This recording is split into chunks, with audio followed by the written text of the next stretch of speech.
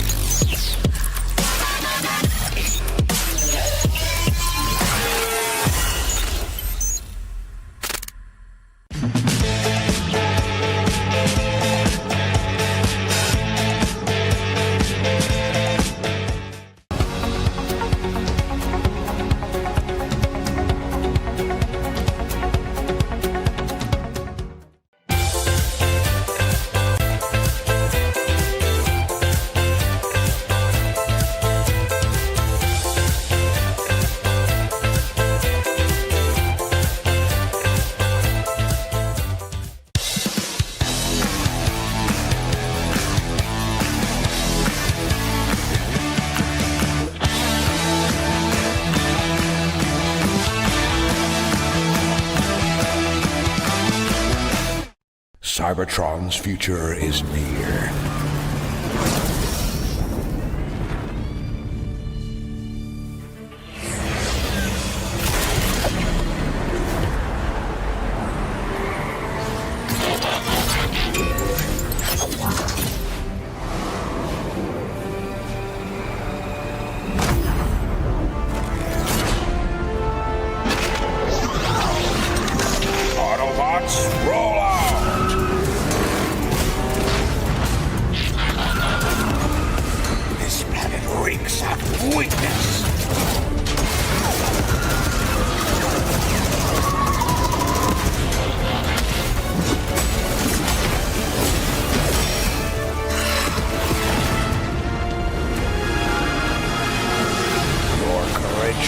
ignites my spark.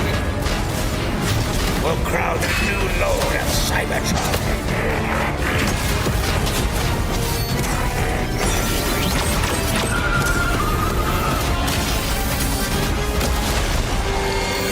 Roll for freedom. A victory for all sentient beings.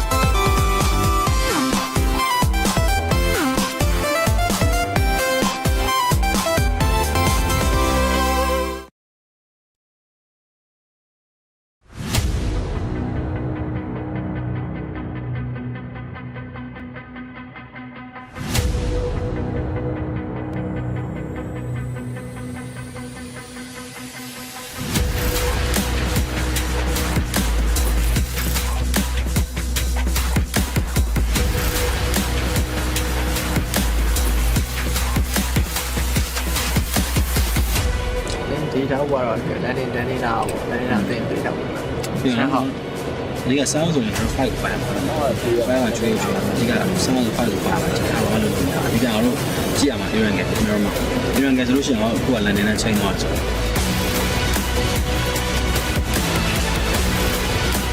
然后我都不讲了，就是不讲我管人家平时讲我自己他们这些啊，把来着了，然后让你发的担心不行，现在就来的现在就记录下来了，有些我专门都看就是那嘛，plan A plan B 那么多嘛。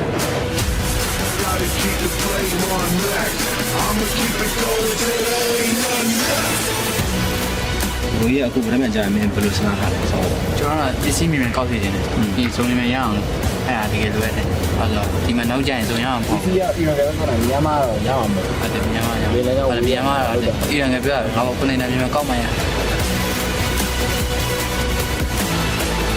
你看俺用的我们用充电宝然后这个 bus play 啊，关键用 bus play 啊。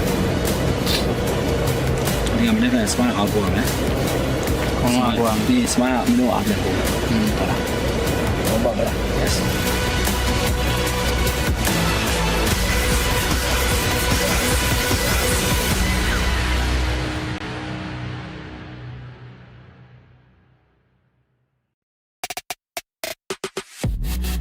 Shh. All right, move out of the way.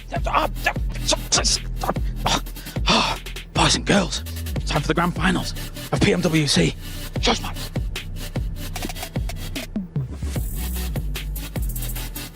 Absolute cinema.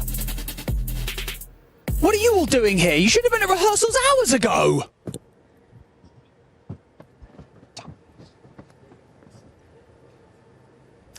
Sorry about that. Anyway, over the last 5 days, we've seen teams rise and fall. We've seen heroes emerge and others get sent back to the lobby. But now, we only have the very best remaining.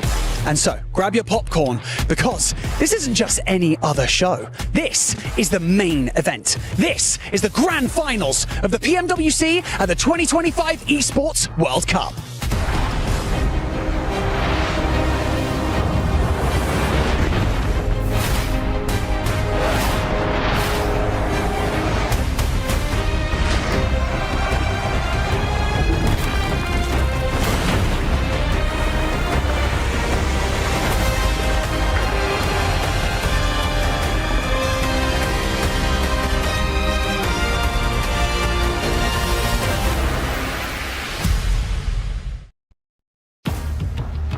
everybody to the Club Championship update here at the STC Arena. I'm Veracity, joined alongside the lovely Maxman himself, and across this weekend we will be crowning 4 more champions. Exactly, it's going to be extremely exciting here at EWC, and this time around we're going to be taking a quick look at the leaderboards, and you can see leading the charge is going to be none other than Team Falcons with 2,700 points, though currently they have yet to win a tournament, meaning they're not eligible to win the main prize, though that could be changing this weekend alongside PMWC. You know what though, closely behind them we currently have Team Vitality sitting in on 2,400 points, and then Genji Esports at 2,100. Both of these clubs though are now eligible to walk away with the title of the overall club championship.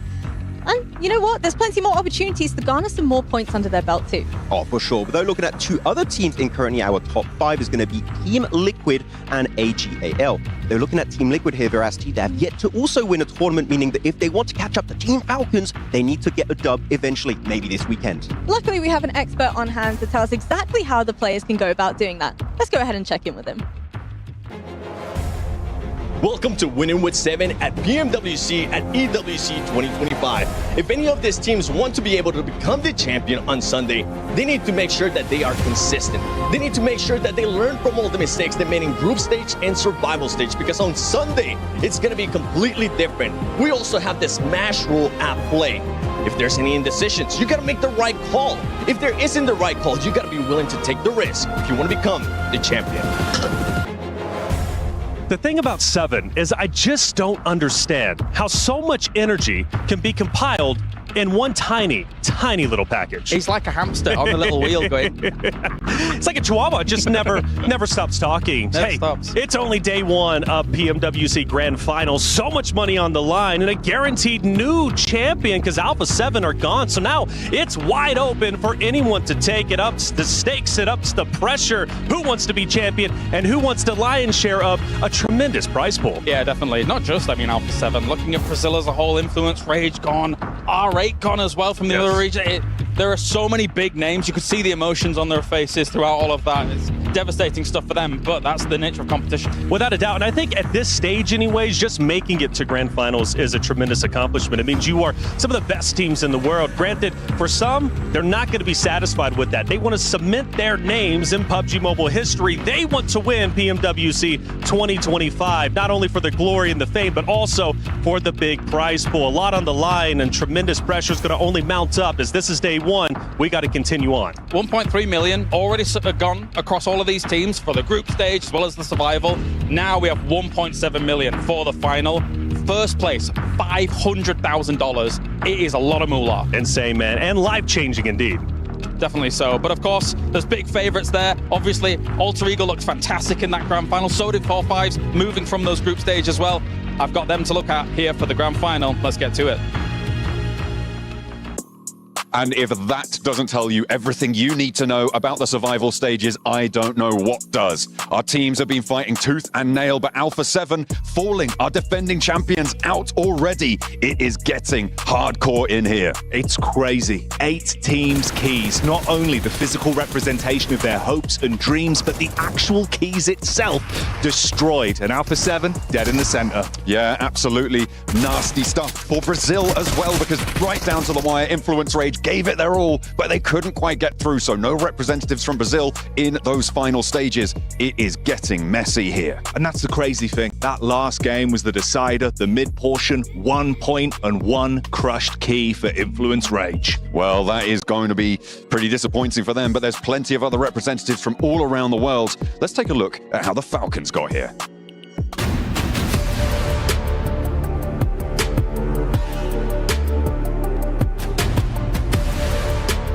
For me, I think the biggest reason why Falcons didn't do so well in the group stage is because they had a couple of big mistakes that were because of some bad info scouting, and that just caused a lot of disintegration in the team. A lot of second guessing came in from them.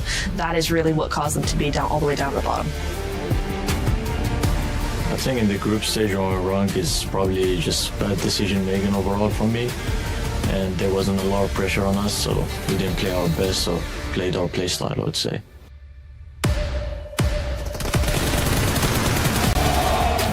team gameplay for the survival stage was what we practiced in the previous tournaments, so we tried to apply it in survival stage, and I'm kind of happy with how we performed, but we could have finished our games better, I would say.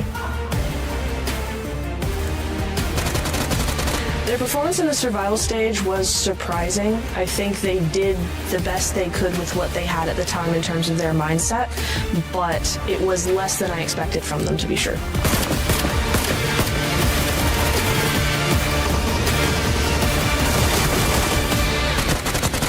Going into the grand finals, I hope that Falcons actually play a little bit more aggressive and a little bit more decisive. They have a really, really good foundation, but we need to see them build on top of that, which we weren't able to see so far.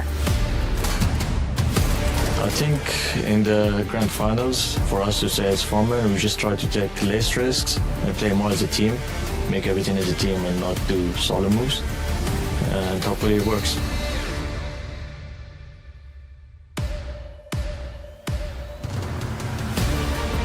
Yes, I believe we can win PMWC, that's for sure, if we play our best. I actually really think that Falcons could go ahead and win the whole thing. They just really need to figure out what is not working for them, tweak that, and adapt very quickly. This is a team that could definitely do that, so yes, I do think they could win.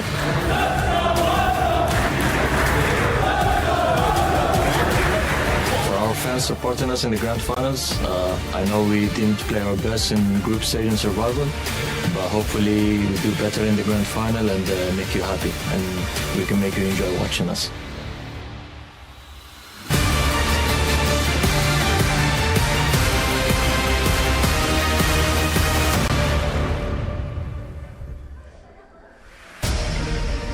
The grand finals is upon us, and at the end of these 3 days, 15 teams will face oblivion, and one will become immortal here, live from Riyadh, Saudi Arabia, for the PUBG Mobile World Cup. Welcome, ladies and gentlemen, as we are ready to get into that grand final. These 16 teams raring to go, as all of them arriving here from the Jamil Motorsports arrival to get things a-rolling. My name is Kalaris, and joining me to my left-hand side to start off everything, it's Seven, it's Max Man. 7, this is hype, this is pumped, because these teams are elite. It is. We're finally going to be able to get a new champion here at PMWC. Alpha 7 got eliminated in survival stage. Now it's going to come down to who wants it the most. And as I was saying in my video, it comes down to consistency, Max. Consistency is going to be so important going into these grand finals. But as you said, Alpha 7, they're not here. We're definitely going to be crowning a brand new champion here at PMWC. Maybe a whole new region too, because you have a few regions that never won a global trophy. That could be happening over the course of this weekend. It's a very exciting time, considering we know we are guaranteed that new world champion here for the World Cup, of course. Let's take a look at the Qadir top plays here from Riyadh and see how everything has gone down throughout the last couple of group stage days, as well as into the survival stage here, 7, because we did not see disappointment from all of these teams. We didn't. We actually ended up seeing a lot of surprises. I'm glad that we're starting off here with Yangon Galacticos. That was such a surprising team. They started off hot in group stages, going to survival stage. I felt like they finally came to their own. And remember, Max, something that we were talking about with that team is that a lot of the players, this was kind of like their first time experience. That's gone out of the way. They've been able to kind of just become comfortable with the situation that we're dealing with, them wanting to become champions. They didn't have experience, now they have the experience going into the first 2 stages of here PMWC. I'm actually going to go on to another team that surprised me. You were talking about Yangon Galacticos going into the group stage. It was Team Secret. Definitely a more silent team, but it was enough to make into the grand finals. Though Team Secret, we know you can weasel your way into the late game. I want to see them try and get high elimination count if they want to have a surprise here in the finals. They're staying true to their name. That was one team that at one point we were surprised. Yeah, we were like, wait, what? Wow, they're actually up there. They're going to be able to make it within the top 8, and they were able to do just that. They're an enigma, and we'll see if they can continue that on. Of course, there are some big heavy hitters that we're going to have to talk about as well throughout this day, throughout the pre-show as well. I think a lot of people's eyes, Max, are on Alter Ego, are on the likes of Forthright. After what they put up in the group stage, yes, they get to rest during that survival, and they're going to be back stronger. It's really hard to pick like one contender, because you have like, I have 5, 6 teams. I'm like, you know, they could all try and win it this time around, but Alter Ego in particular, this is the first time in a long time that I'm seeing like an SEA team dominate global globally, especially in the hands of Krypton, Rosemary, Alvad has been such an amazing setup player. If any team can bring back a global trophy to SEA ever since BTR back in 2019, Ultra Ego could be the one to make it happen. Take the reactions from the Crunchyroll and see how all of these players were kind of figuring things out, because there were emotions riding high, especially in that survival stage. Of course, we did see some teams leave here, Seven, but for sure, those big heavy hitters, obviously, they breezed through when it came to that group stage, and they're looking fierce. And when you talk about heavy hitters, I'm glad that we got a chance to see Power right there in that replay, because that team was just oozing confidence when it came down to survival stage, making sure they just control every single circle. They still have 4 players alive, playing that 1-2-1 split, making sure they third party as well. And when we're talking about confidence, I mean, we saw what Horob's been able to do, and I can't wait to see what 4Thrives is going to be doing. Bro, 4Thrive. I mean, we have to keep in mind, by the way, this is the first time we have a Pakistani team in an international finals ever. And if they could take it home for the first presence in the finals like this could be making history for the entirety of the Pakistani region. We had orgs like IH, strong players like Crypto. It seems like this 4Thrives roster could be the one to make it happen. 4 components here working as one to try and get themselves glory here for PMWC, but oftentimes these teams all coordinated very together. It's not just about their teams, it's about family as well.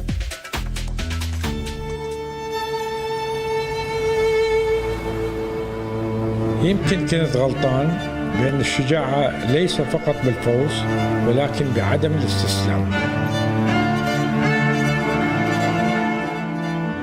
الحقيقة عندما أول مرة قال لي أريد يصير لاعب أنا ما شجعت الحقيقة، وكنت أميل دائما للدراسة.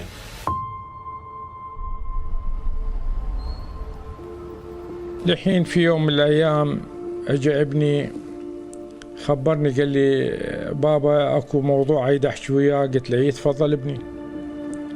قال بابا اكو اتفاق انه يسوون عقد وياي كلاعب ورياضي بالالعاب الالكترونيه ولازم يريدون موافقتك. يعني الحقيقه انا ما كنت مقتنع بالموضوع بالبدايه، ولكن وضح لي الامور وشاف لي شلون صيغه العقد وقريت العقد وتفاصيل دقيقه كانت من جهة قانونية مرتبة. يعني الحجي أنا هنا، أنا الدبابة والمدفع، أنا الرامي، أنا القوي وأنا المحامي. العام الماضي شفت الخيبة الأمل في عينه، ليس بموضوع الخسارة، ولكن كان أمنيتي أن يحقق أمنيتي يعني بالمباراة، وأنه أنا ما أعرف شو أقول له. يعني ما يعني قدمت له الشيء اللي يقدر أن يفيده.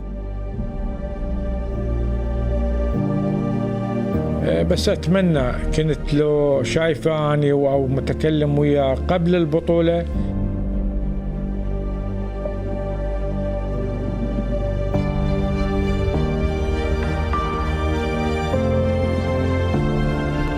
أنا أقول له لابني الحجي إن أنا فخور بيك وبلعبك وإمكانياتك، وأتمنى أن تتطور أكثر وأكثر.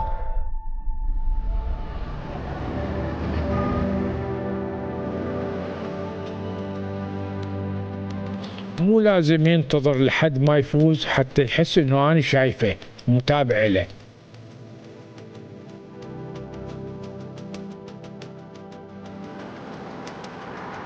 هو اللي خلاني أفتخر بيه من اللحظة اللي عاد نشاطه ووقف من جديد وأدى المباراة الجيدة.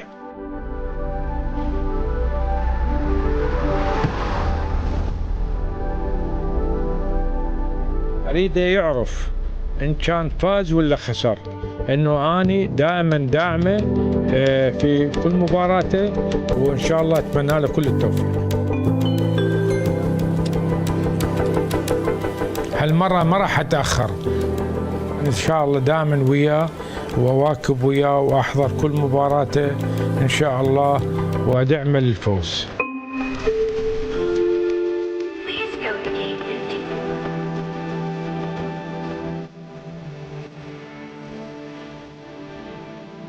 وأنا متحمس أنا أروح وأشجعه وأكون دائما أول الداعمين إليه في كل مباراة يقدمها إن شاء الله.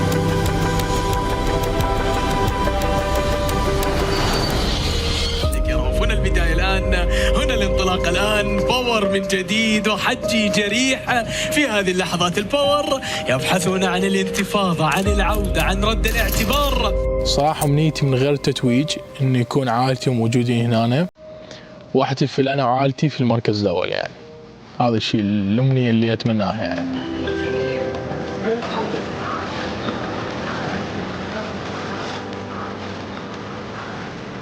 هلا بابا، هلا مصطفى. الحمد لله وصلت والله، هسه خلصت من المطار.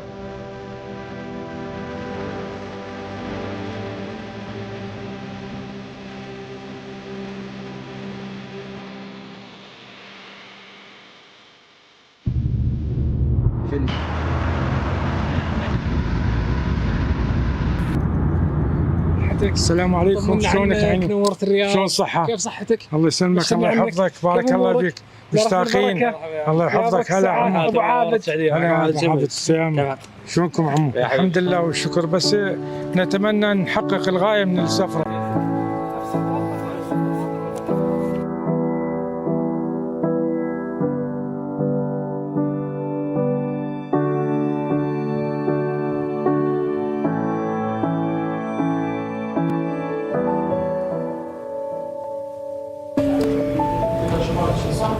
كلمة نقول طيب.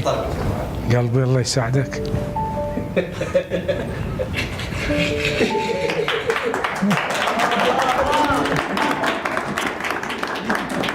حبيبي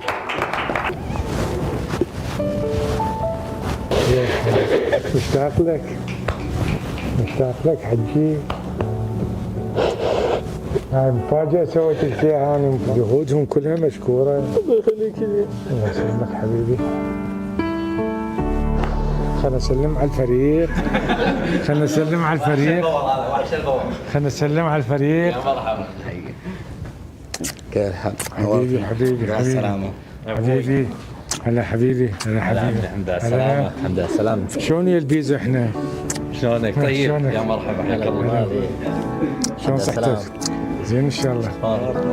الحمد لله السلامة. بس قبل كل شيء انا الحقيقة الانسان بلا صحة ما يسوى كل شيء.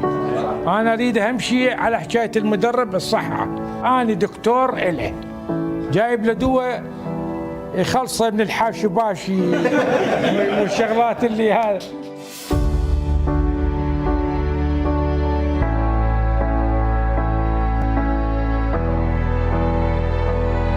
أوجه رسالة إلى الآباء اللي عندهم ولد مثلك الوعيب مال الببجي، أنه يفسحون المجال للهواية. يعني ليس فقط هي الدراسة، مرات الدراسة ما تواكب الهواية. تشوفه يوصل إلى مرحلة طبيب مهندس ولكن تبقى هوايته فلان شيء، فما يتوفق بعمله الاختصاصي. ولكن عندما يكون الاختصاص مع الهواية يكون هو الأفضل وينجح الابن إن شاء الله. أنا أقول لابني الحجي إن أنا فخور بيك وبلعبك وبإمكانياتك، وأتمنى أن تتطور أكثر وأكثر. يمكن كنت غلطان بأن الشجاعة ليس فقط بالفوز ولكن بعدم الاستسلام. A beautiful bond that transcends everything here in PUBG Mobile, and there's many like it throughout PUBG Mobile as well. You know, at home, all of these families watching their combatants, watching their sons try and find themselves a spot and become the PMWC champion here. A touching piece, gentlemen. It really is, and I'm hoping that with all of this that we have put behind that amazing piece, that Power will actually be able to convert and show what they were able to do in survival stage. Because that team, I mean, they ended up surprising me how much they could just change from one stage to the other, from just a one-day break. Yeah, I mean, looking at Al-Haji in particular, this guy has been playing PUBG Mobile Esports for years now. He's been on top of his region in MENA. It would mean the world to him if he can finally claim an MVP award here at PMWC. And if anyone can do it from this region, Al-Haji is the man that can make it possible. He's definitely got a lot to think about when it comes to, you know, his father supporting him at home alongside the huge prize pool that is available here for PMWC as well. As we mentioned prior, $1.7 million with 500,000 for that first place. All of these teams competing for that. And this, again, we've mentioned the big heavy hitters coming out of the group stage. Obviously, I mean, our Chinese teams here as well coming on in to try and get themselves towards the front. Weibo as well as Thunder Talk looking hit and miss in some scenarios. I think they really need to solidify their place to become the champion here. The biggest surprise for me, I expected Weibo to be here. When it came down to Thunder Talk, I think I was expecting Thunder Talk to end up going to survival stage. Just based on what we've seen out of this team in the past global events, they always come in with a lot of hype. They always come in with just everybody thinking that they're going to smash through the lobby, but that's not the case. But for this event, it seems like they might actually be bringing it. Right. That could be happening. I mean, ever since Nova Esports, years ago, where they got the back-to-back PMGC championship, we've never really seen a Chinese team dominate in these globals. And now, looking at Weibo specifically, you have Suk, you have Order. They could be the ones to take it back over to China. Yeah, they've got to step back up from former glory for sure here. Well, we do have Neptura and Blank on stage ready to go, so let's hear from them before we get to the grand finals. We're here in the beautiful Kadia Esports Arena where the survival stages and group stages just took place. Yeah, at the end of the survival stage, we had 8 teams' keys crushed in this beautiful machine we got in front of us right here. And at the end of the finals, we have 15 more to be done. An absolutely terrifying contraption, which I'm sure you'll see more of in the future. Yeah, but thinking about those finals, we do have a brand new format coming to PMWC Blank. We do. It will be the smash ruling. It will be the day 2 scoreline of our top team plus 10, and once you hit that will be match point. So let's say you end day 2 on 100 points, day 3 you hit 110. You're ready to go. You're going to hit that smash ruling if you get that chicken dinner online. But not to worry. Not to worry indeed, Blank. If that doesn't happen, the top team at the end of those 6 matches on day 3 will be crowned our PMWC champions. We're going to head over and check out some of those storylines because the competition was absolutely fierce. But let's take a look in with Ida. I think them coming in and actually booting out Regnum Karya down to the survival stage for Ida, I feel like that really is just based on the consistency they were able to achieve over the group stage. We saw Regnum Karya not be able to hold up to the standard that Ida was putting forward, especially in the last day when they were able to just come in with a lot of eliminations, a lot of consistency through there. So again, Ida just able to come out on top. Merhaba, ben Eren. Oyun nikim Eren 7. İda Espor'da oynuyorum. 17 yaşındayım.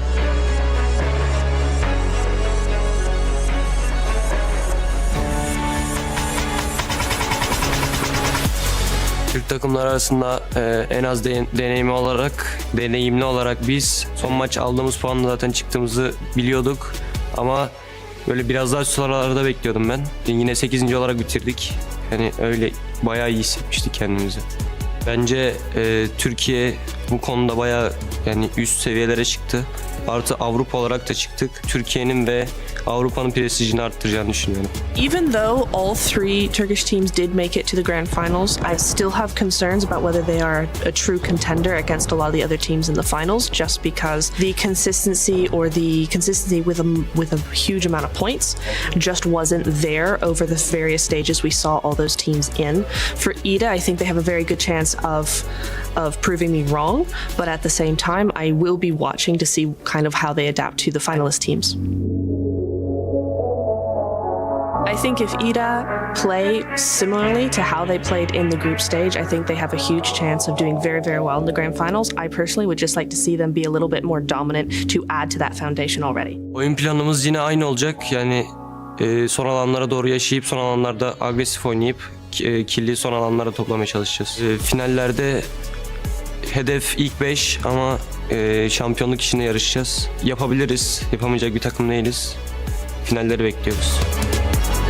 That's gonna get me in trouble now. Based on how they played in the group stage, as much as I enjoyed their performance, I feel like in the finals with all the other teams competing now, I feel like they're going to have maybe a 10% chance of winning.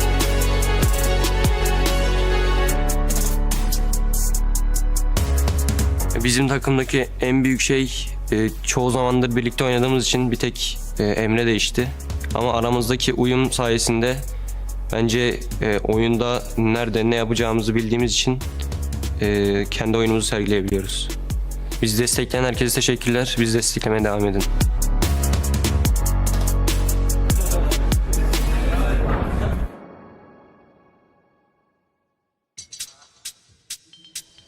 The question is, will Ida be able one lifting the trophy at the very end, or will it be one of these teams? Everyone has an opportunity. Everyone has a chance. We have ourselves 18 matches potentially to cross over before we do get to that thing, of course, to find out who's going to be our PMWC champions. That said, though, let's take a look and figure out look at some of these teams that are towards the top as we take a look at our Aramco power rankings as well between all of these teams, because we have some favorites, we have some contenders, we have some dark horses that might be challenging for number one here. So, Max, start us off. What are you thinking? I mean, my champion team that I predicted here is going to be Horror Esports from Nepal. And when it comes to CSA teams, all the CSA teams could take it. For Thrives, Horror Esports, Alpha Gaming, possibly. But Horror Esports, the reason why I did pick them this time around is looking back at PMSL CSA, they adapted their game style really well around the smash rulings. Yeah. In particular. Sure, it didn't work out, unfortunately, because they got overtaken by Alpha Gaming. But teams that show willingness to change their entire game plan on the last day when you are in that smash zone to try and wrap up the tournament. Yes. It hypes up a lot what Horror Esports could do here in these finals. So because of that alone, and also how good they are as a macro team, they're going to be my pick to win it all. How many replies did you get to your prediction? Actually, like genuinely in like the hundreds. I did not. In the hundreds? I did not open my DMs. I will show you later if you want. Well, it's a massive don't open list. it. Don't open it. I'm leaving it. How about yourself, Seven? What are you thinking? By the way, I saw those replies because I didn't post about his prediction and everyone is just roasting him. With my prediction, I mean, I actually ended up picking 4 Thrives. I have enjoyed the just good choice. The growth progress of these players, not just now being in 4 Thrives, even in PMGC 24, whenever I was there with the group stages, you could just see the progression for these players. But so far here at PMWC, they have just shown me so much. The aggression that they have been able to showcase. If I do have to nitpick with this team, is something that we've been able to talk over and over again, and it comes down to just their indecision. It's only happened twice, but it was very obvious, and I'm hoping that that's not going to be the case coming into the grand finals, that they're able to just go for a decision, make it, and just send it. And the fact that now Noki has stepped up as the way he has done it in the initial stage of this tournament. Every single player is on the ball, and we saw them just a few days ago, actually. And the first question they had for me is like, did you pick us, Max, man? Well, I did not pick you. I wonder why. I wonder why. Yeah, even they're on it. Well, of course, some of those players have an opportunity to break some records. Some of these might be difficult to break, though, as we look historically at what's been happening here in Riyadh, Saudi Arabia. People like Tony K, 53 elims in these scenarios. I mean, those kinds of things are very, very difficult to try and catch up, especially, Seven, with the lobby getting more impressive and more impressive as years go by. It's hard to get those kind of positions. I'm looking especially at the wins in a day. We have had so many teams, especially throughout this tournament, get 2 wins in a single day. I'm hoping that a team's going to be able to break that. I don't know which team is going to be because this lobby is just so stacked. Yeah, at least Vampire can't defend their position up there anymore. They're not even not here. 7. Correct. So that's going to be quite tough to defend. But I feel like we're going to have a few broken, but the records are so high that a few are going to remain there for maybe a few years. Yeah. All right. Well, final thoughts before we really get into things here. We're just waiting for the opening ceremony. Max, aside from your pick, who else do you think is going to be able to ascend? I want to look at Alter Ego, especially because we're going in Sanok, Northwestern Ireland. You know, you had that Clash versus Thunder talk. Is that going to be happening? I've heard apparently they might be going to boot camp. So if they make that change, I'm hyped to see Alter Ego play that position. Oh my days. Seven, your thoughts? It's going to be APG. Are they going to continue to make that mistake with the docketing, separating or not? Because if they don't, oh man, that is going to be a very dangerous team. They are the only Alpha in our grand finals. Unfortunately for Alpha 7, they will not be a repeat world champion here for the World Cup. And now we figure out of our 16 teams, who is going to be able to take it. It is time for day number 1 of the grand finals here for PMWC, where one team will ascend to number 1.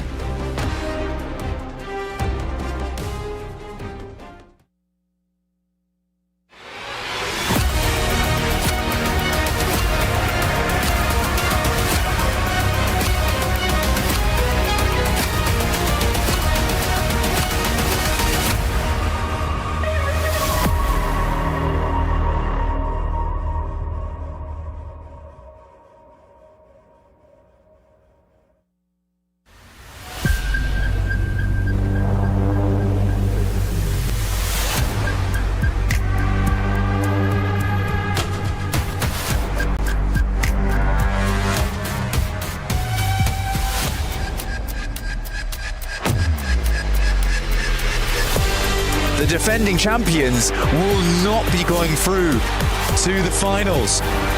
absolutely insanity. This is a sad sight for Alpha 7.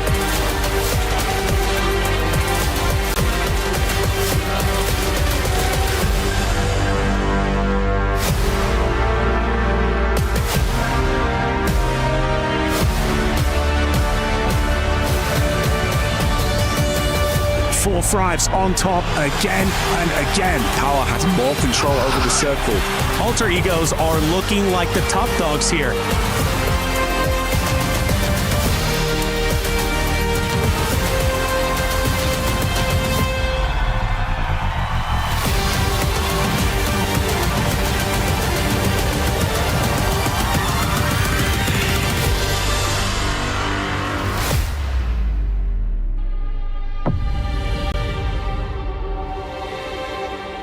Twenty-four teams embarked on this journey, live from the Qiddiya Esports Arena in the heart of Riyadh, fueled by ambition from all corners of the world. But now, they are here.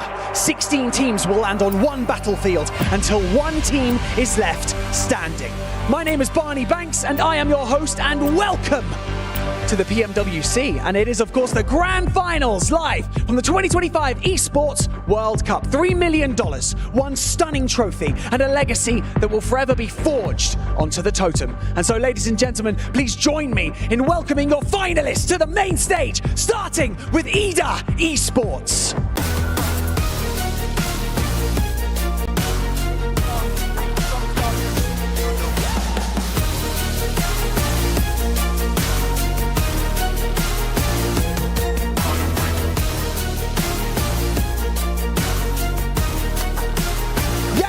Galacticos!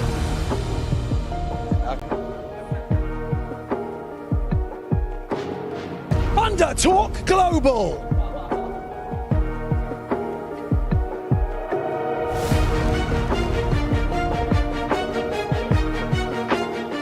Team Falcons!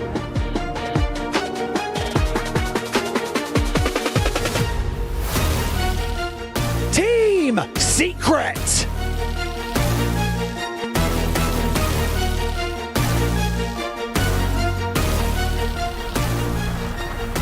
Nongshim Red Force!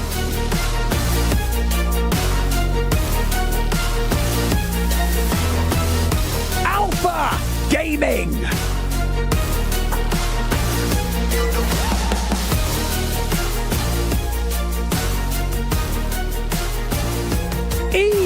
Arena!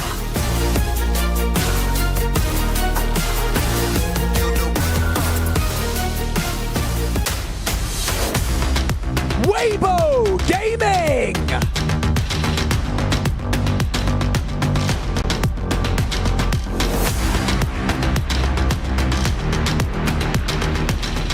Regnum Carrier Esports!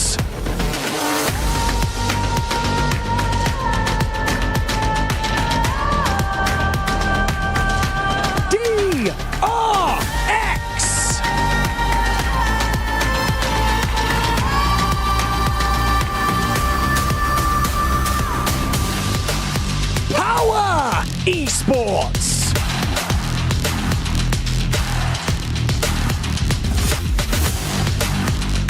Four Thrives Esports!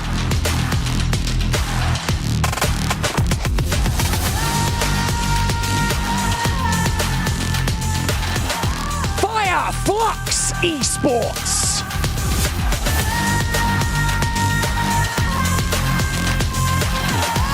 Alter Ego Ares!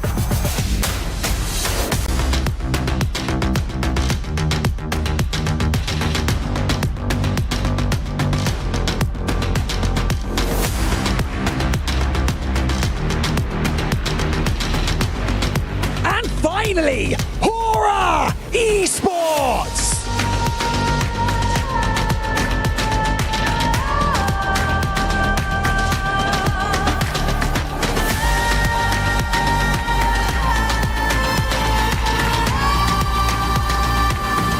Gentlemen, this is more than just a finals stage. This is a legacy in the making, so buckle up, because history is about to be written. It is time for the grand finals of the PMWC.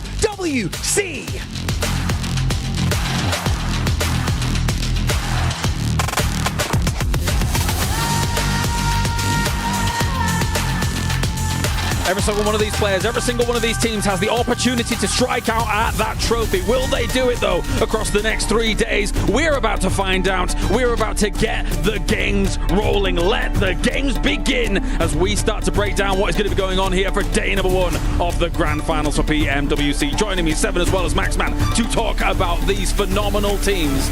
And we have got ourselves an opportunity to see how it's all going to go down. Let's start with one of the names that really does come to the forefront when it comes to international excellence. Regnum Carrier. They didn't have the easiest of times moving forwards, Max, but they are here in that grand final. Oh, finally, we've seen Regnum Carrier make it back into the finals. Of course, our reigning PMGO champions able to claim victory over there, and they're back once again. And let's keep in mind, Silas, one of the biggest storylines in PUBG Mobile Esports history. He won a PMGC. He's won PMGO at the start of this year. Could he take another trophy here in Riyadh at PMWC? If he can make it happen, he would be the only player in the world to have ever achieved that. And for Regnum Carrier, it comes down to not getting complacent, especially they have a great day 1. From a conversation that I got a chance to have with Silas, he said the reason why they didn't make it to grand final straight from group stage was because on that second day they did get complacent. They got that win, they felt like they had already qualified, and they slowly just trickled down that leaderboard. On top of that, going into this lobby, when we get to Miramar, there might be clashing with 4 Thrives. It's going to be something that we got to keep a close eye on. In the grand final, I don't think you can be taking these kinds of clashes. You've got to be so careful when it's this kind of money on the line, when it's this kind of prestige on the line. And speaking of prestige, on the opposite side of things as well, a roster like Alpha Gaming, they're here in the final, Max. We know they mean business. We know they can win it all. The only team to ever have 3 global tournament MVPs on the roster. Doc, PMGO MVP of this year. You have, of course, the side of Top. You have the side, of course, of Ziol that won over in Turkey the MVP award. This is a starred roster that can make anything possible. They still have some minute mistakes that happen, especially with Doc playing split. We're going to keep repeating it. But generally, if they can fix that one glaring issue, this team could be the best team in the world. And it's not even Doc just being too split from the team. Something that they were running into group stage, it came down to them not being able to regroup in time. At times, Doc was being able to play it perfect, but then the rest of the squad was actually even further away from him, and he was able to scout. Well, gentlemen, it's time. Let's get to it. Game number 1. Are you ready? Hold on to your seats, ladies and gentlemen, out there around the world. PMWC Grand Finals begins now. And Kolaris has hit the nail on the head. If you are live in the arena, it's time to click those seatbelts in, strap yourself down and be ready, because these games are about to be intense. For the viewers at home, you need to be prepared. 16 teams enter the arena blank, but only one at the end of these 3 days will walk away our new champion. And you better strap in, because it's going to be a bit of a bumpy ride going through these next 3 days of games. Smash Rule will be engaged on that final day, but by no means is it out of reach right now in day 1, day 2. You want to be setting the pace, you're setting that scoreline over towards day 2 in first place to give you that big chance to end the whole tournament early for everyone else and crown yourself the victor. But let's reset, let's calm things down, let's pull it back. Remove that telescope from the situation, because we want to see the wider picture here in these games. Yeah, that's right. Attach the wide-angle lens and get your focus on the squads, what this event means, and of course, on a game-by-game nature, the shift in the standings. We could sit here and talk all day about what we saw in the group stage and survival stage, but the difference is, Blank, it's what you do now in the present moment. It's time to go mobile. Sandhawk to start things off. Ruins closest to the plane path. We'll see what happens over in Ruins, because it has been a contentious area of the map for Sandhawk for quite some time so far. Teams start to drop in, very much a northwestern plane path too, so Thunder Talks over towards Camp Alpha. We know teams would like to pick up that position. Alter Ego drops similarly in position, but looks like this time around they're heading out to the east. Can't wait to see what the form's going to be looking like as well for obviously the teams that didn't have to play the survival stage. Skipping that, you mentioned two huge names there, right? 4 Thrives, they looked amazing. Great teamwork, setting themselves up for chicken dinners, topping the charts when it came to the points. But that's a lot of similar storylines that you could paint over to Alter Ego. Rosemary, but it's not just him, is it? That entire squad playing off each other incredibly. 4 Thrives, though, a team that came out of group stages looking like roses, fall into contest with Power Esports. Both teams taking heavy casualties either side. Power 3 players at 1 knock, 2 left remaining for 4 Thrives, who had been living it large in Hearts In on Sandhawk for a long while in those group stages. This time around, Power able to get back up to 3 and laying claim here on the map for Sandhawk. 4 Thrives, by no means an easy journey to the top for them. Let's dial into this fight. See how it's going down on the ground floor here. We get their POVs. As you said already, it's a rough start for the 4 Thrives. Only a duo remains. Falak in position here. Al-Haji. We saw that lovely content piece setting up the day. Let's see if he's able to give us some of that energy. The excitement, the emotion that he brings to the lobby here in PUBG Mobile. Meanwhile, Rosemary as well, causing issues already there. Rosemary was a name that we were looking to massively point out here in these finals. Al-Haji with the long range shots here from the DBS, not quite connecting. Noki's got to run off the position as the Molotov comes through, backs them off the alley here, forced them into this building. It's good shepherding coming through from Power. Vahidon up close, lots of damage onto Noki, leaves him relatively low. It's a DBS in hand, so even if he's low on health, he could still make a play, but easy setup in the back line. Didn't opt to throw out the nade, instead dashes in the molly, burns the stairway out, it's right on target, he's taken out a commission, and now this gets even harder for Falak. Already, this is a brutal start for them in the opening game. And Falak's got to stand tall here, try and go for something a little bit large. At least show them that Hearts In is not free and open right now for 4 Thrives. I think that they're just going to keep dropping this from day to day. I don't think either team wants to give up Hearts In here. To find that final play. Now, Falak had a big amount of influence in that group stage for 4 Thrives.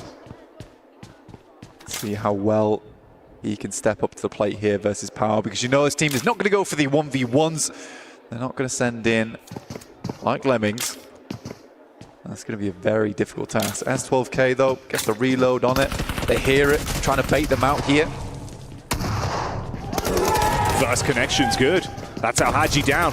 Baited in, looking to see if he get the follow-up tap off so he could literally remove him from the equation. The second as well. Ooh. Wow, that could have been real bad for Power. Chills there, damn.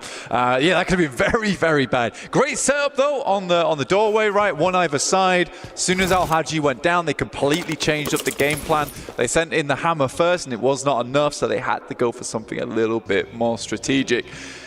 But that was good. From Falak, at least that puts a little bit of fear in Power. Now that 4 Thrives understand that this is likely going to happen every game, they can be prepared for this next one. But Sandhawk is a great map for putting up big points early on and getting that initial lead, especially at the start of any grand finals. Oh yeah. Dream scenario for Power as well. You know, it looked like it wasn't really the true test of themselves in the group stage. But what we saw unleashed throughout survival stage, that's where they thrive. It's what we saw last year as well. It feels like they sort of dial it up a little bit. You know, they assess the lobby and realize, look guys, we just need to play to our strengths. So much of that carries on over here. It's a nice hard drop. Good result in the end, only losing 1 player in Ragnar.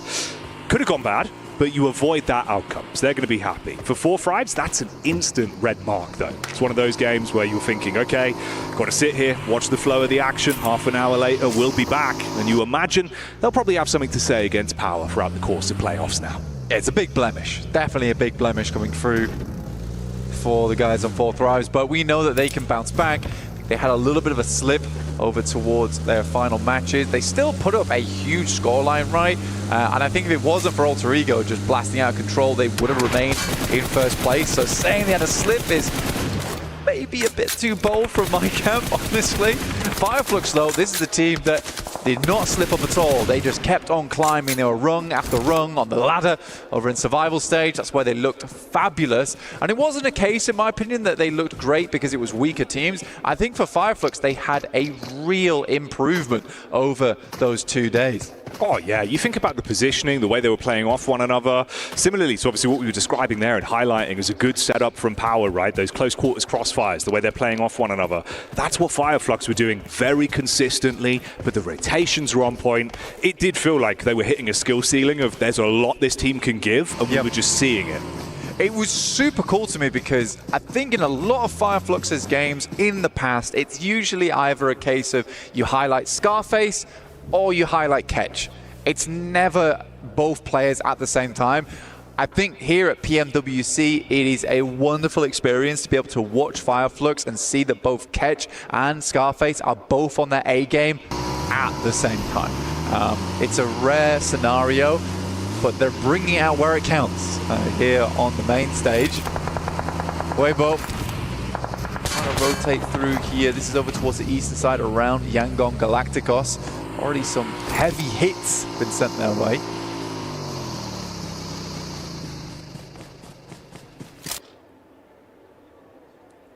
And if you're unfamiliar, of course, as well, opportunities for some, let's say, interesting gameplay from them when it comes to the weapon choices. But we'll see if they decide to pull that out in what is going to be a very important set of games here. Yeah, I'm trying to see for Sook, the bow, the explosive bow. Oh, yeah.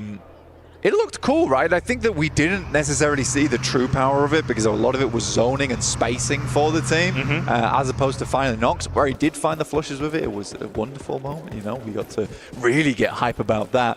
But here in these matches, you wonder if he'll favor the DBS, which is much more meta here in PUBG Mobile.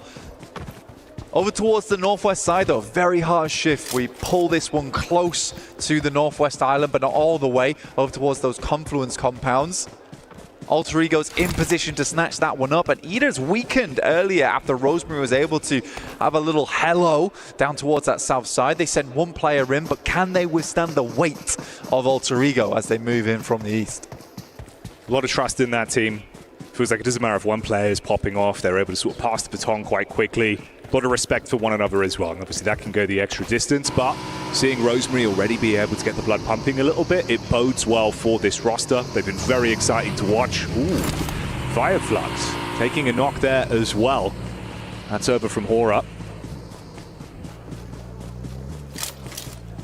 Eda finding Moana, though, which is a really, really good start for them. It depends whether Moana actually goes down or not, because they need to reset on this one, but it is Weibo bringing up the rear here as Yangon Galacticos opted for a wild rotate over towards that northwest side, trying to gamble on this one, understanding that it's going to be extremely packed down towards the south. They'd rather not play with that, gamble on a northwest shift.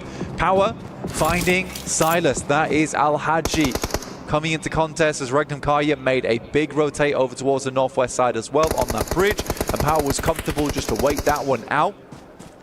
And Regnum Karya starting to get dismantled as Power puts more points on the tables. Easy got visual contact though, up towards the top of the hill there. The third party arriving, Yangon Galacticos, that catch whiff of this and want to see if they can steal away any points from the head-to-head from Power and Regnum Karya. They immediately try and reposition, play off the cover they've got provided. Easy's looking for the confirmation as well. Behind the tree, just tucked in for now. Hora from the sidelines, seems like Joker's showing up once again for E-Arena. This is a horrible push for a lot of teams on the southeast side. Your E-Arena, Fireflux, Hora, APG, and Team Seeker are all banding around Painan at the moment. And there's only so long until that starts to pop off and the tension snaps in that region of the map. Already we're losing more and more players, and that's Hora out, getting sandwiched between 3 teams. They desperately tried to fend off against Fireflux, and if they're able to do that, they could have maybe moved out west, but they were penned in. A horror story with Easy walking away with another pickup on that one. 6 elims already for Power. These are the sort of games they thrive on as well. It feels like this team very easily goes once they get momentum. You know, they feed that hot hand, keep it building. It's nice to see for the Power fans out there. It's funny coming out of survival stage, right? It's where they shine a lot of times. And he wouldn't really be a PMWC without Power making it through survival stage, so I'm glad they do make that happen. King finding a shot over towards Rita. Is that from Weibo? Oh, Thunder Talks here on the western side, yeah. So they do have good control. This is coming down from Camp Alpha earlier on. Ida, like we said before, did drop a player earlier on to Alter Ego, who have moved across, as you see here on the map. We'll check out where this next circle goes. Yangon Galacticos hopes it goes to the northwest side. It's not meant to be, though, as we start to come back down onto the South Island. Some fantastic compounds to play around here. Pretty difficult to get out from where Falcons is playing as you wrap around. If they can be quick, though, they might be able to get some of these compounds down towards the south side, potentially play some of the ridges, but you can see DRX has clear sight lines over to them. And this is a similar early path as well from Falcons. Obviously, the Sanor games we saw in survival stage from then, they were opting to play far slower, avoid altercations early if they could, and that was working for them for placements. Again, here, though, you're going to have a lot of teams with targets on you. DRX losing a man very early into this one with their rotation, I believe, against Fireflugs. Going to be in position to see if they can snatch away any points, dealing some damage, chipping down the Falcons. Would be a nice way to get started for them. See the roam up from Power again as well. Always on our screens at the minute. Thunder Talks here playing inside the compound. You get one clean knock from King, coming alive already. Vahiden dropped. Thunder Talks do have nades to play around with, so we can send them this way. And there's only so many places you can play around this coastal area. DRX is finding a huge amount of success from that high ground they're playing towards the center of the circle at the moment. It's so hard to pass by them, especially for Nongshim Red Force, who are currently trapped over towards Ruins. Hoping, praying that it moves over towards Ruins side on those central circles. King will pick up Vahiden. Al-Haji is down, and Power's run looks to start to come crashing down. Easy. We'll just try and de-escalate the scenario inside that shack.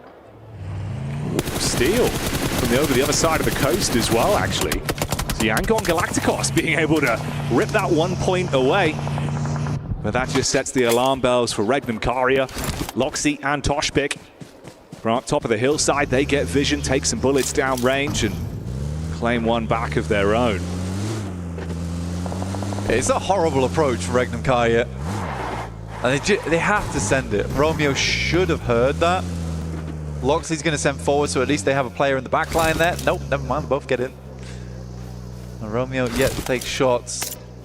Plenty of bullets to make it happen as well, and Regnum Karia is almost inviting those shots their way with the way they're lazily rotating over that hillside.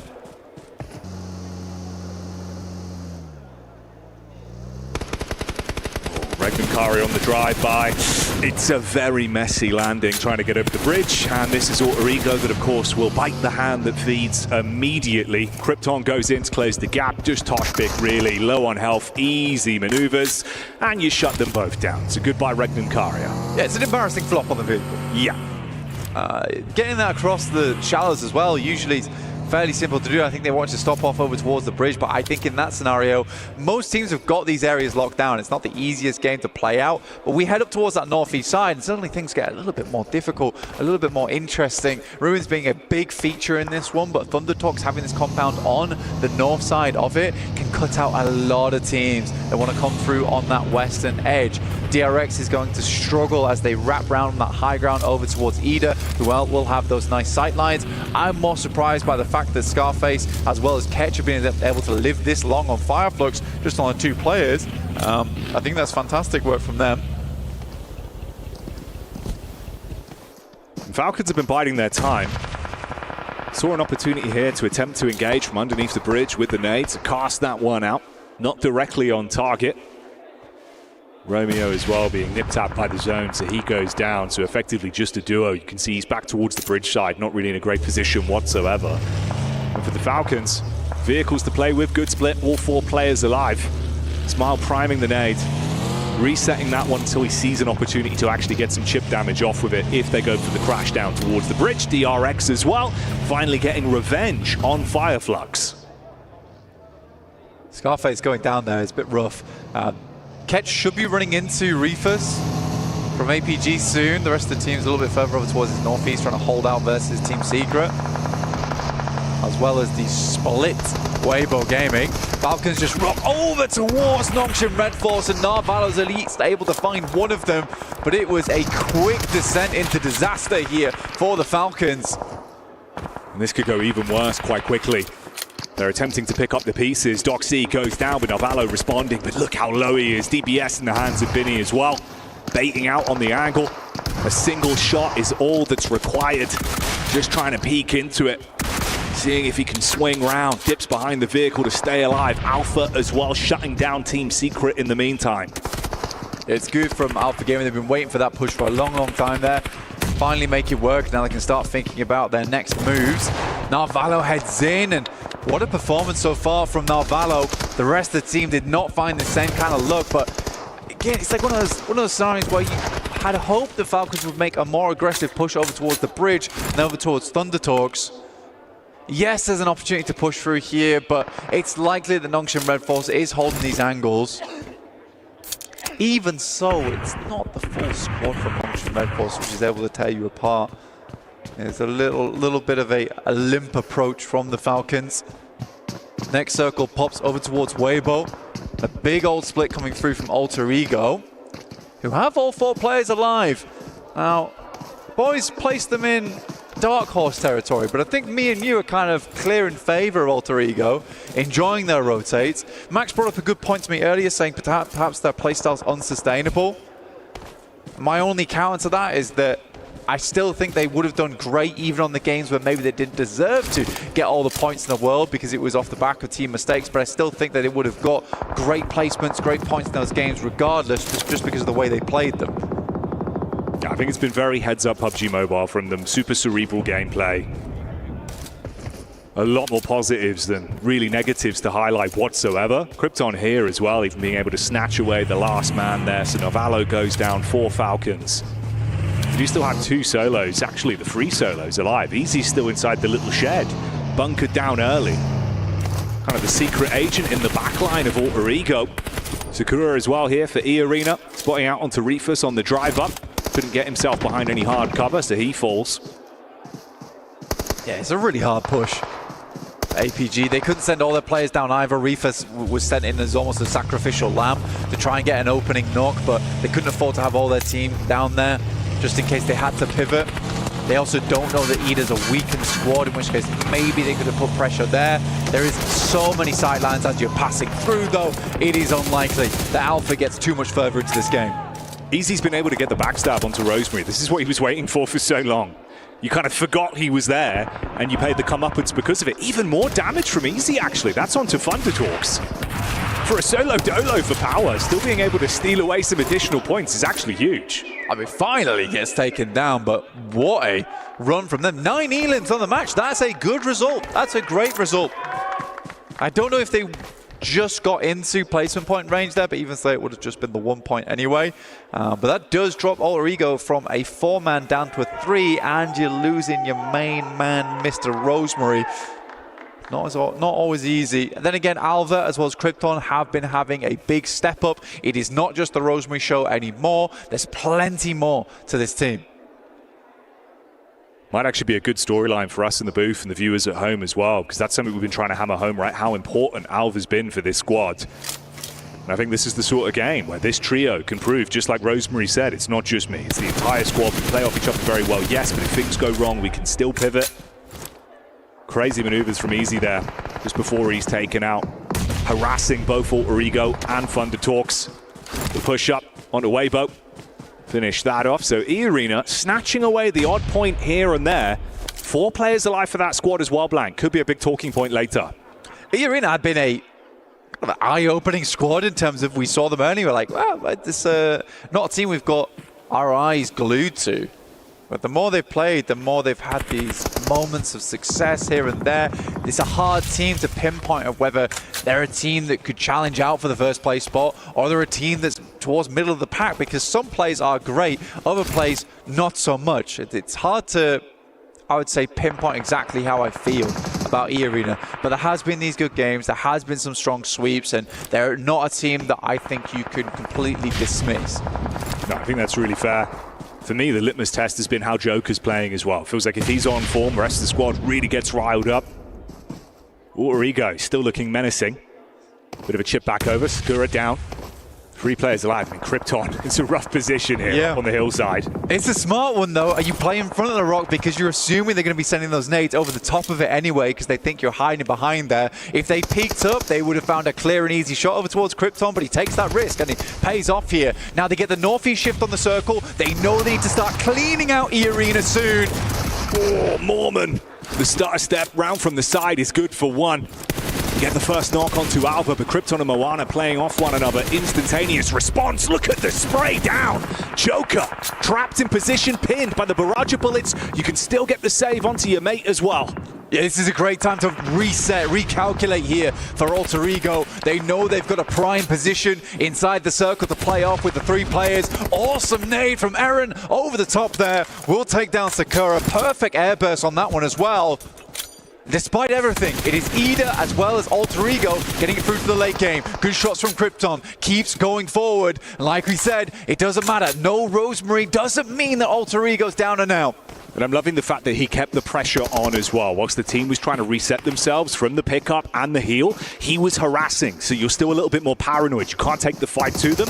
Ida have to stay tucked in for now. Rita's incredibly low as well. For Ida, their big opportunity here is the shack right in front of them, the hard cover in the rock. They can get over towards it. It's big news, and Krypton had to hit that shot over towards Darkin. Now Eren moves up into position, and they find a decent nade over the back. Not quite, a little bit short here. They have a very strong position now, and that reset you were talking about does hamper them. Yes, Krypton was in position. The rest of Alter Ego weren't quite there to take shots as Ida crossed, and that was the prime time to do it. Trying to force out the last man. Nice. Who find Doc? Okay, you remove him. Focus up on what's ahead of you then. This is a good wrap now as well. It means they can play off the back of this hard cover. Again, approaching this position over towards Ida is not going to be easy, especially with the fact that resources, utility, extremely low on the side of Alter Ego. But what a banger of a first game. 10 eliminations, as well as a chance at a chicken dinner here.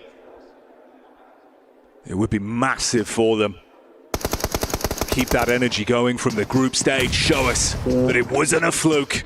Chip damage there is going to be monumental as well. Oh, I got no beds at all. Moana goes down. There is one shot out. Eren very low, and Krypton has to step back into cover. Rita playing on the back foot. You're being pushed upon now. The last man. Timing is absolutely everything on this. And Alba, we said to highlight him. He's got the DBS in hand, wants to close the gap, looking to harass. And that's how Alter Ego do it. Straight back, showing us that they've got the talent, they've got the communication, and they've also got themselves the opening chicken dinner. It's a great game from Alter Ego, and a promising one at that as well. We have it at home there saying that just because Rosemary down does not mean that this squad is not as fearsome as they come. That was an incredible match. Yes, they missed the rotate over towards Ida as they were coming across the road, but it was smartly played. And 3v4 versus E Arena as well there, where it counted. Really good plays from Alter Ego all around. But there were other things happening around the map. Easy get himself into a late game position there, getting 9 elims off the back of that one is a big result for them. And 4 thrives going down extremely early. It's a bit shaky. Oh yeah, the power head-to-head on the hot drop. Scary stuff, and already you can see the intensity. Join us for more PUBG Mobile action in a couple minutes' time.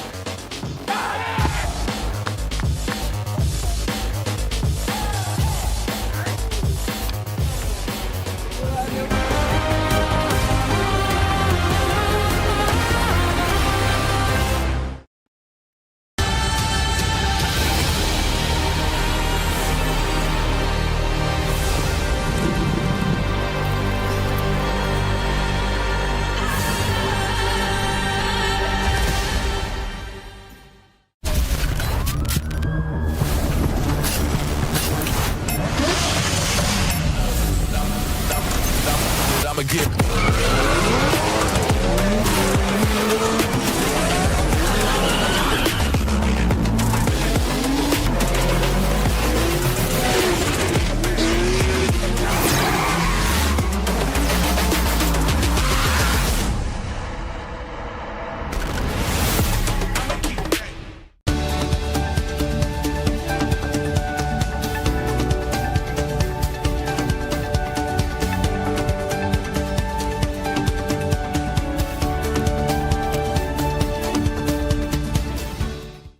Cybertron's future is near.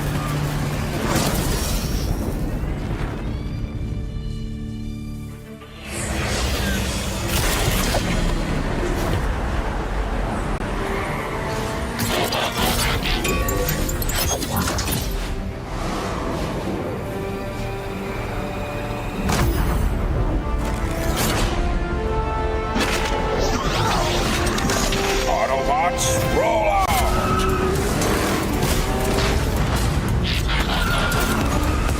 This planet reeks of weakness.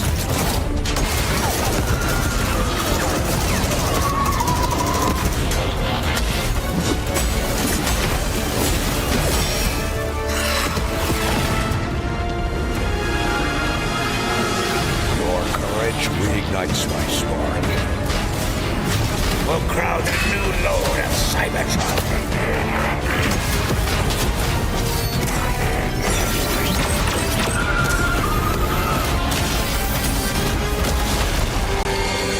Roll for freedom. A victory for all sentient beings.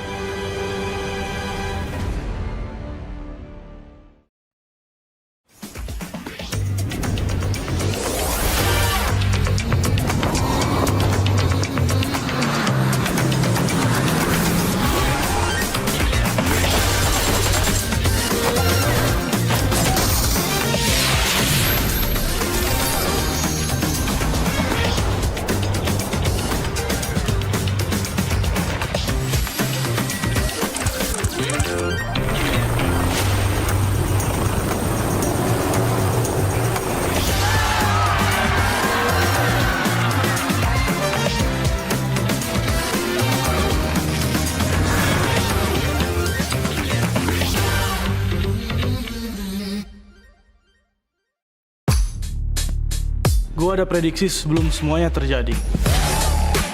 Tekanan. Apa itu? Final, saatnya kita bersinar. Lu nggak bisa ngalahin apa yang lu nggak bisa prediksi. Kalian bakal ingat tim kita.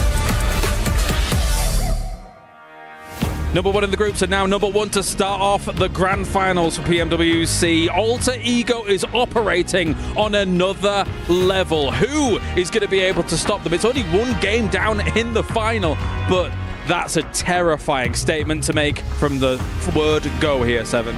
It is, and I mean, continuing on the performance that we saw out of them in group stages, being able to control a lot of the circle. Once they felt comfortable, they started doing a 1-1-1-1 split, and that ultimately gave them the lead when it came down to Regnum Karya trying to push in. They had every angle, and it was an easy fight for this squad. I mean, when you look at Sanok in particular, Trifecta is just such a key transition point. They controlled it from like the early stages of the game until the very end, and it started with a hot drop against Thundertalk. They fixed it, they go boot camp, and because of that, they have an easy chance to go for the win. 23 points right out of the gate. SEA here to win it all. Impressive high ground control, impressive fight against the arena as well to be able to salvage everything after that and then get the 23 points. It's brilliant stuff from them. Following things up as well, Alpha Gaming with 12 points, being able to position themselves after a lot of eliminations, Max, getting themselves in a decent spot to start off the tournament. Yeah, I mean, big fight happening in Painan versus, I believe it was Team Secret, able to get the squad wipe onto that one. And actually, we were critical about Doc. He kind of saved this game for his team. They got them right into the top 3, eliminated most of DRX as they were trying to exit out of Ruins. Are we going to see them be at the bottom of the rankings and Doc MVP like in PMGO? I hope not, but it's so far it is going that way. If it's this kind of performance, I mean, I don't hate it from APG. As you mentioned, it came down to Doc being able to clutch up a top 3 situation for this squad. If they continue like that, one thing that I do have to kind of nitpick a little bit, even though it is Sandhawk, is them losing top early. If they would have had a little bit more of those players left alive there towards the end, it would have been a lot better. Do you know, there were so many favorite moments from this game. Do you know what why are you already saying? Don't. Do you know what one of my favorite moments was from this game? Stop him. It was both of your guys' picks going out straight away in the game. Max, what do you have to say about yourself? So, Horror were alive. So, yeah. I blinked. Yeah. They weren't alive anymore. That's weird. That's all I have to say. How about yourself, 7 with 4 thrives? It happens when a team decides to hot drop in the grand finals on day 1 on the first match. 4 thrives. Come on, what are we doing? To be fair, though, they said that after this, they don't really have to worry about anything else. But I don't care. 4 thrives. Please stop hot dropping, even if we're only going to be playing Sandhawk twice. And who was my pick coming into the grand finals? What's wrong, Max? Alter Ego? I'm annoyed. Was it actually your pick? Yeah, of course. It was his pick. Barney too. They look crazy good in the group stage, and now they're controlling crazy amounts of space. Anyway, that's by the by. Let's take a look at the highlights from this game as well. One thing I really liked, actually, we're talking about it a little bit, Seb, during this game, is the rhythm at which Alter Ego play. Not talking about the control on Trifecta, which we already highlighted was phenomenal.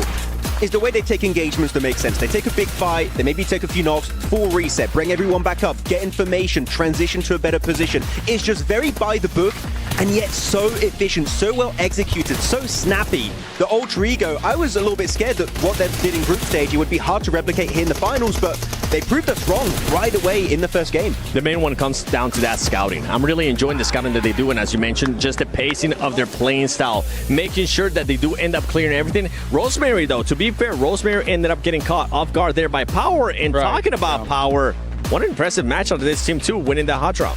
Yeah, very important, all things considered. It might make 4 thrives now. Think twice about that. They've still got 2 more Sandhawks to play here, Max. So maybe not coming back in those next 2 Sandhawks. Look, you maybe don't want to ruin your Sandhawks when Alter Ego already created a big lead. Yeah, that's because it's not about you need to be top 8 to be in a good position. You need to win it all, and you're not going to do so by hot dropping on one map. Yeah, the thing is if one member of Power isn't there, I think Alter Ego wins this even harder. They've got Rosemary and Moana just waiting for that Thunder Talk kind of rotate around on the left. What am I doing? I'm supposed to be the desk host. Go on, talk, 7. Good. I think, what was it? It was like 13 eliminations. I'm with you. If they would have kept Rosemary, they would have been so much more aggressive, because what we have seen this team do, which is just gain all of that control. They would have been willing to take those fights, and even at the end, when we saw them having to just slow down and get a reset, it would have been a lot faster. Yeah, I kind of want to steal a point that you were talking about earlier, Kalaris, during the game. It's actually, they're very good at knowing the weaknesses of their position. Thunder Talk up northwest, they were trying to wrap around. They instantly understood, okay, this is our weak point. We are going to get wrapped around. They set up a little bit of a defense. Power, as we said, that one solo player that's kind of ruined it for them. They do lose Rosemary. Yeah. But Thunder Talk, if they don't take care of that main threat at that point, chances are they don't win that match. So they're very, very good at just understanding what is going to be the issue in matches when it comes to taking wins. That said, I do have a lot of hope for our Korean overlords, as I normally do in these tournaments, boys. And take a look at Nongshim Red Force going up against DRX as well. 2 teams that could do a lot here. But DRX in the distance, dodging bullets left, right, and center, then being able to shut down Nongshim Red Force. There was some there's cool moments all over the place from this game 7. There was. I mean, you have Narvalo being able to clutch up for Team Falcons, too. That was a pleasant surprise. Yeah. Remember, last time I was talking about him, it was just getting eliminated too early on for his team. So it's good to see it now, being able to see the evolution of Narvalo. Yeah. But I got to call out 3 teams, actually 2 teams. It has to be Nongshim Red Force and Fireflux. Nongshim Red Force, I'm going to give you a bit of a slight one, because you did have a lot of the area. You had a circle that was kind of blessing you. But these 2 teams just play a little bit too passive for what the lobby is currently showing us. Let's check in with our teams coming into Erangel. Erangel is an unbelievably important battleground here, and 4 thrives alongside Alter Ego have been able to truly thrive on this battleground, Max, but who's going to be able to do it? If you're able to get these point averages we've seen in the survival and the league stage, right, coming in from 4 thrives, Alter Ego, if you're getting around like 6 elims, 7 elims average on every Erangel, that again, you're playing this battleground 3 times per day,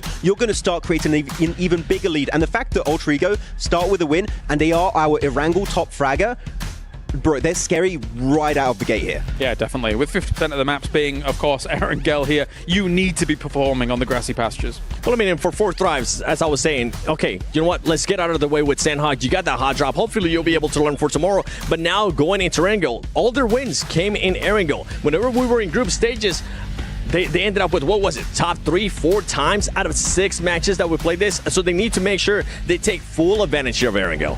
Yeah, I mean, hopefully they'll be able to make it happen. Again, as you said, Kalaris, 50% of your matches are on this battleground, on the grassy pastures. You want to try and have some good time over there, and if any teams can be making it, all the top fraggers we just saw on that graphic could be the ones to make it happen. Definitely. I expect we'll see a bounce back from 4 Thrives. They're not going to go lying down. But of course, over in-game right now, you guys can get your hands on the PUBG Mobile Airdrop Carnival, and it's now live. Don't miss the final 3 days this weekend. Log in to summon your airdrop surprise and collect 2025 airdrop vouchers from your chance to win official merch, smartphones, BD partner rewards, permanent in-game items, and more. Every participant is guaranteed to win rewards. Come and join the Airdrop Carnival and unbox your surprise. Any surprises you may think of here, Seven, coming into Erangel? That I can think of right away? No, none. I just want to see some of those teams that I ended up calling out being a little bit more aggressive. Yeah. Especially even if they do end up in a position where they maybe are blessed by the circle, I want to see them being a little bit more proactive. Try to get those points. Try to get those eliminations.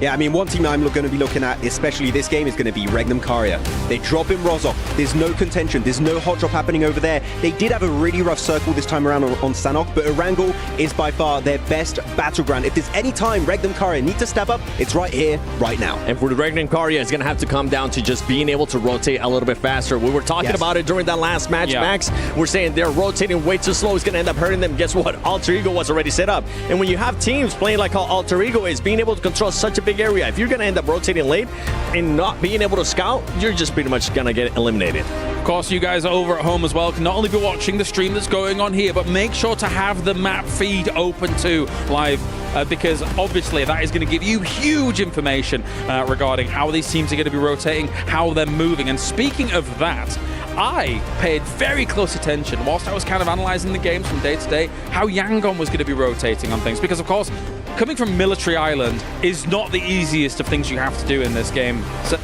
Maxpan. And sometimes it was by hovercraft, sometimes it's by cars across roads and things like that. So for them, there is always that potential challenge that you've got to deal with when coming from military. I mean, especially because, let's keep in mind, unlike in the survival stage, 4 Thrives are here. Western Bridge, occupied. Alpha Gaming, back in the lobby. Drop in the military. Novo, also going to be possibly occupied. I think there was even a potential hot drop happening over there. So Yangon Galacticos, this is going to be turned up to 11 into hard mode. And we know that this is a team that surprised us. Can they surprise us when they are going to have a real tough time simply surviving on Military Island? If there was a team that I would expect them to be able to get out of Military Island, will be Yangon Galacticos. But I agree. They've been able to show it over and over again. They've been able to adjust. Yeah, even now that 4 Thrives is here and they're more than likely going to just be controlling that Western Bridge, we have seen Yangon Galacticos realize that and be willing to just take some damage from the blue zone, go all the way around into the Eastern Bridge, and even if they end up rotating late, it works out for them. It does work out, but I'm just scared not only of 4 Thrives, because we've seen that normally their hold on Western Bridge is quite passive. They allow teams to move in if it doesn't give them a big advantage in the circle early on. My main issue is going to be when APG and 4 Thrive, APG and Yangon Galacticos try to rotate at the same time, and you're going to have this big bottleneck situation. That is really what causes team to lose a lot of players in the early game. All I'm hearing here is a third-party opportunity for Yangon Galacticos. Ooh. That's kind of scary. This is really good. Anyway, let's by the by. It's time. The Grassy Pastures, Erangel, game number 2 of the day here for the Grand Finals. Impeccable timing from the audience there, and overall, Blank, you can see it's starting to fill out right. You've got fans, you've got family, you've got support staff, everyone in the arena ready for the anticipation that's going to continue to build as we make our way through these playoff games. And I tell you what, Blank, I'm going to throw it into the mix right now. Alter Ego take back-to-back chicken dinners. You think so? 100%. Straight on Erangel with another Alter Ego win, huh? I mean, to be fair, yep, all the support staff are here, the fans are out in force. Al-Haji's father is here cheering him on as well. A little extra pressure, you know? Oh yeah, the legend himself in the crowd. my dad was here, I'd be worried. I'd do a better cast. But yeah, we're heading over towards Erangel for the first time here over at Playoffs. Starting over towards Quarry, heading up over towards Stauber.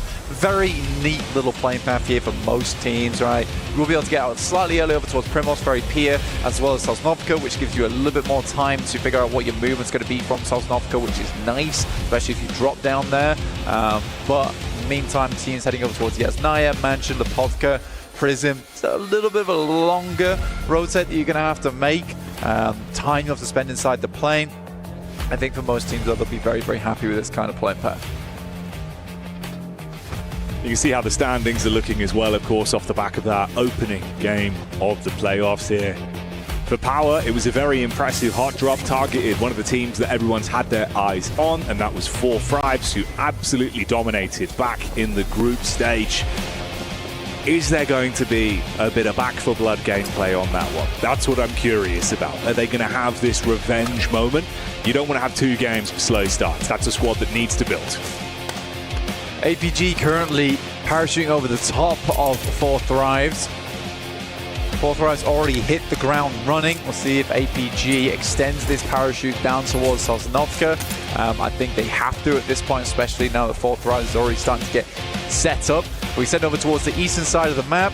Falcons in their beloved Pachinki, as well as Rozhok being held by Regnum Kaya, as Maxman was talking about earlier on. Now, was a lot of indecision coming through from Regnum Kaya when it comes to Rozhok. Teams often finding a better position in Rozhok when the circle heads that way. Not sure whether to hold inside or send out. I think that they got hit with a little bit of an unlucky stick a few times on that one. There certainly can be improvements. We'll wait and see. Keep your eyes on the wheel and the windscreen, please, instead of just on the map. So if you're driving, get direction from your teammates, possibly. Yeah, don't dent the Dacia. Keep it clean, Black. Paintwork on that. It's a nice cool blue. Matches the logo. Yeah, she works out very well. But everyone in this one all rotating together here for Thunder Talks, sending down towards Milta, which is free right now, so Thunder Talks can play that one out. Alter Ego sending far over towards the Povka right now, which is very much out of the way, but on this kind of circle, it's completely fair. You don't want to send your entire team over towards the Povka, though. You would like some scouts on the outside. Right now, it looks like the entirety of the team is just going up towards the Povka, though. I think they expect that they're going to have time, especially on the plane path being so long over towards the eastern side of the map.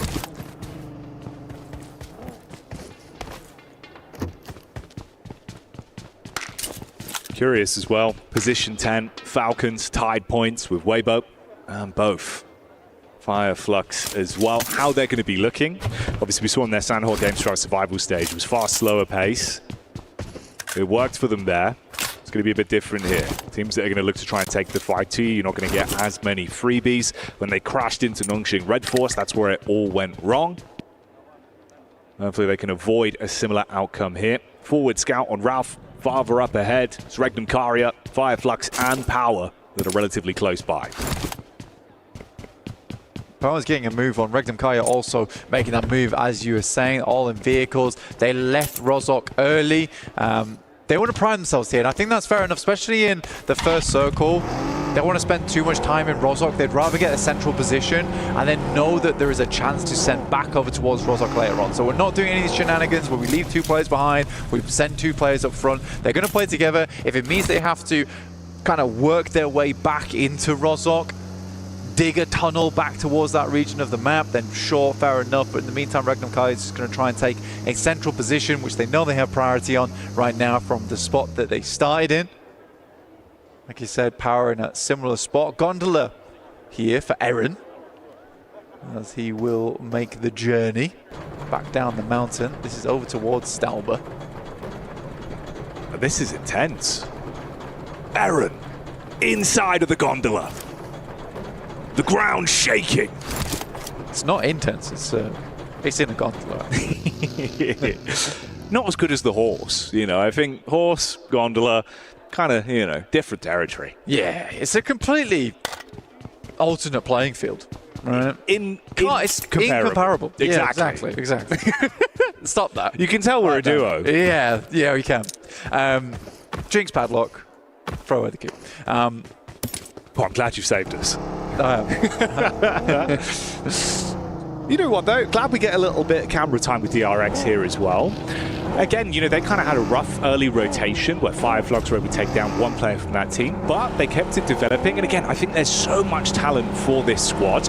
I'm curious to see how they're going to be looking once we kind of have this day to look back on. Going into day 2, where they are in the standings, what the squads look like. I feel like there is so much talent on this roster for Hyunbin as well. Someone that kind of, you know, has been there, worn the t-shirt, and it's just a short space of time. Yeah.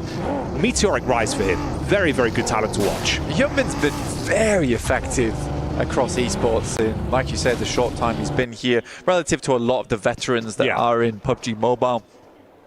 I will say the one thing that is annoying between Nongshim Red Force as well as DRX for our South Korean teams is Tizzy, Sizzy, Zizzy. It's like, come on, guys. Let's get a slightly different naming convention going. Just for my sanity, at least. Well, at least we've only got one alpha now. That's true, yeah. Fantastic result. For one of them. For one of them. Yeah. Yeah, it's a weird one. I think, honestly, for Alpha 7, they claimed the name earlier, right? For Alpha Gaming, that felt more like BM, in my opinion. What, they have the chance to do the funniest thing. Oh, it's Alpha Gaming. They've won the second. Wait a minute. Oh. The back-to-back. Oh, no, hang on. It's a different team. A different one. Yeah. That would confuse the social media managers. Oh, yeah. I'll tell you that now. That'd throw you off guard. Yeah. Roll the alpha set. Just joking. Pull the fast one on you. Let's not twist the knife too much. No more BM. Okay. They've just come off a pretty saddening defeat. But yeah, we are here live from Riyadh. We have a thumping, roaring crowd, which is great to see from all instances over the world, which is really, really sweet as well. Everyone coming out to support their team of choice. But it's been a slow game so far. With just a lot of rotating happening. I think we've lost 0 players. All teams still up and kicking as we head over towards Farmway. Most teams just looking for a more central position on the map. We are moving more and more away from edge gameplay. A lot of teams putting a lot more stock here towards the center, which will change as time goes on. As more and more spots open up around the edge of the map, you'll see teams getting a lot of success off the back of that. And it's crazy they're coming into playoffs, and that is sort of the change we're going to see probably day 2, day 3 if this thing continues. And it really depends which team's going to be able to take advantage of that, because a lot of times, in my opinion, it's teams that have very good sweeping capability. One team in particular that does that very well, Alter Ego. Oh yeah, and we've seen that as well in their gameplay already. I think again, you know, it just sort of hammers home that point of the fact that this team can do it all. They can pass the baton amongst one another. It was very nicely played. Krypton with the setup, even when Rosebery goes down, the way they're building back into the game, walking away with a chicken dinner. And there's a reason, you know, you throw it out there saying, obviously, I think they could take a back-to-back chicken dinner here today. But with the talent they've shown, I think they genuinely could. We'll keep our eye on it. See how it goes over the flow of this one. Nice as well when you brought it up, obviously. Everyone in the crowd, we saw the highlight there and Al Haji's father. That segment of the crowd representing power. If they keep playing like they did, try and build into that, well, there they are in the Elim feed, taking fights to Thunder Talks. You know they're going to be getting loud. Yeah, Sighting actually does go down straight away to Ragnar, which is a good opener. He does take a fair lick of damage, but should be able to get back into cover here. Just compound-based gameplay between both teams as the circle did push out towards the western side. And I think it's the first time this tournament we've really seen this area of the map in full over towards Potato Hill and the southern reaches of it. There's a lot of water. It's not as much as you might think, but you've got to consider that edge down towards Sosnovka that's still in is also a playable space. You'd be a bit mad to try and confirm down there at this point in the game. So we are cutting around about 30%, I'd say, out of this map. So it's becoming a little bit more cramped, a little bit more crowded. Scary as well, watching this rotate in from Team Secret. Another squad that I think, could be described as preferring to have those passive setups rather than being the one to instigate firefights. You run into the crosshairs of Alter Ego, they are going to take that fight to you. They won't let you get away cleanly. You had a spot in the backline there with Rosemary very quickly jumping out of the driving seat to attempt to set up in cover.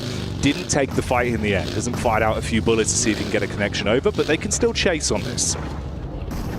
For Alter Ego, they're sort of giving ground here to Team Secret as they get ahead, but it is Krypton who's been able to swipe around, get in front of them. Ida as well as Fireflux are in front. It's an awkward rotate, I'd say, because Horror does control a lot of the space over towards the northern side, and Alter Ego likely not wanting to pick up that position. Neither are Team Secret. There is potential, though, to just completely back off this angle. Make a very wide wrap over towards school side and play there. It is out of bounds in terms of where a lot of the high prio locations are, but it gives you a safe approach into the circle. Alva right now, the hound on the team of Alter Ego, looking to take a sniff over towards Shelter. You can get a good read on this as well with the placement of the squads round towards that side. You've also got another scout from Emre who's actually bypassed one another. Inside of the blue is Alva. Jumps out of the vehicle for a second, quick bit of looting. Rosemary in close position there as well. You see it established here on the map screen as we get that next zone coming in. Direx, E-Arena, both in good spots. I like where Mormon's playing. This is a really nice split coming through from E-Arena. They had the compound that sat on the eastern side of those fields, which means you can comfortably hold out Falcons, but they make this immediate rotate over towards Mormon, who held that spot, but Regnum Kaya will be coming through quickly as well. They understand this spot is extremely important to them. 2 down already. Sakura is out, and Regnum Kaya is cleaning house. Oh yeah, mop and bucket gameplay. Looking to close down on E-Arena and leave them nothing to fight back with. It's a nice start. Silas on the hunt. Player up on the roof, trying to keep his head down. Clean this out, make sure there's no opportunities for a bit of a stab back. Walk away with all 4 players still alive once they get the man picked back up there. Ooh, that's not what you want. Butcher maneuvers, but this could be a little bit cheeky. Fireflux going in. Hovercraft gameplay from the side though. Macap instantly falls. He able to hit that one on the crash in. Fireflux not being able to win this fight is going to be pretty rough for them, because this was their game plan for a long time, is to hit up towards this compound. And they've been sent back off this. Good hold coming through from Weibo. Only losing 1 player in order, but it's not even a flush there. It's just the knock. That's easily resable. So Fireflux is going to have to go play down by the coastal side, which is an uncomfortable position to be in, because not only is it not in this compound, which is much safer, but it also denies you a lot of information into the future there. Alter Ego have been taking their time. Alva was able to spot out 1 player. They will find the pickoff onto him. Sky goes down, and now more space can be gained from Alter Ego playing on that edge and sweeping. Alpha charges further forward. Line of sight blocked from the smoke wall that's been deployed from the remaining members of Aura. Alpha's going to be looking for this one on target with the nade. Meanwhile, Rosemary confirming being able to get that final shot off back towards Sleepy. An exchange of shrapnel. No fear, at least with a little bit of cover to play with. Slightly harder to get those nades in with the smoke shrouding it as well, but he bails now with his teammate falling further back to provide cover. Yeah, you got to keep backing this one off now. It's a nice bit of high ground that you can use to scout into the future of the game. I'm curious to see how Alter Ego want to play this one out, because it is a bit of a wall in front of them. Ida's playing a nice angle and a nice setup here, where they are darted across the road, allowing them to get a lot of information going in towards the future, take a couple of pot shots here and there. So yeah, definitely curious how Alter Ego want to play this out. I mean, they have just been taking names slowly but surely. Team Secret weren't able to step to them. They made an instant decision to rotate back off, and just trusting in Alva's calls as well, which is very nice to see. I do want to quickly go back to Regnum Kaya though, because despite that being an immediate rotate, Mormon having control over towards the building, that was a very nice take coming through from Regnum Kaya, and that might have just bumped their point scoring up by a fair bit. There is a slight issue with that compound where some of the angles are cut off to you. You don't have all the information in the world, but this is the sort of position that's going to keep you safe for a long time. I think from a few of the games we've seen from Regnum Kaya as well early on in the day, it feels like sometimes they pull those punches and won't fully commit to play. So it's nice to see, you've committed to an idea that they've been able to make it work. Yeah. Just need to keep that consistency going. Confidence good though. Even that survival stage, when Regnum Kaya went for some strong central positions, they are very, very proactive. Even those spots where it felt like they didn't really have position to play, these are drive-by nades as well. A huge amount of damage going through over towards Alpha Gaming. I'm surprised not even a single knock there. I think if they even found one more nade towards that position, it would have been an easy cleanup for them and an easier decision to roll out, cutting out a big threat on the north side. Yeah, they are very lucky they've been able to survive through that. On target nade, like you said, it's impressive. Not a single one of them went down. You could have crashed into it, very easily cleaned up with such a sliver of HP between the four of them. They can reset with the supplies they have. We saw a little bit of power showing up in the Elim feed once again as well, so still looking to find opportunities to build, but the nade back over. Easy knockdown because of it. This is Thunder Talks. It's the last man in Zing. Still sweeping over the top side, gets a little bit of information, but Fahida wants to take more shots and will finish it off there. Power eliminating Thunder Talks. It's pointing to me as well, though, where for Shinga is just a case of, it's close. For Easy, probably didn't even know he's in the shack, but just assumed that Easy's in one of these shacks in this game. I have to nade every single shack available because this guy's a backstabber and a half. Oh, hang on a minute. You might have just said the word that's operative here, Blank. The roll in from Alter Ego from the top side, finding that shot down range onto Alpha Gaming. They've been in that same position. It's a full confirmation from Rosemary. Quick pick-me-up play as well from Krypton. Oh! There it is again! I mean, I'd like to see more DVS, but to be fair, he's one of the most skillful players is Sook with that explosive arrow, and it's something new, it's something different.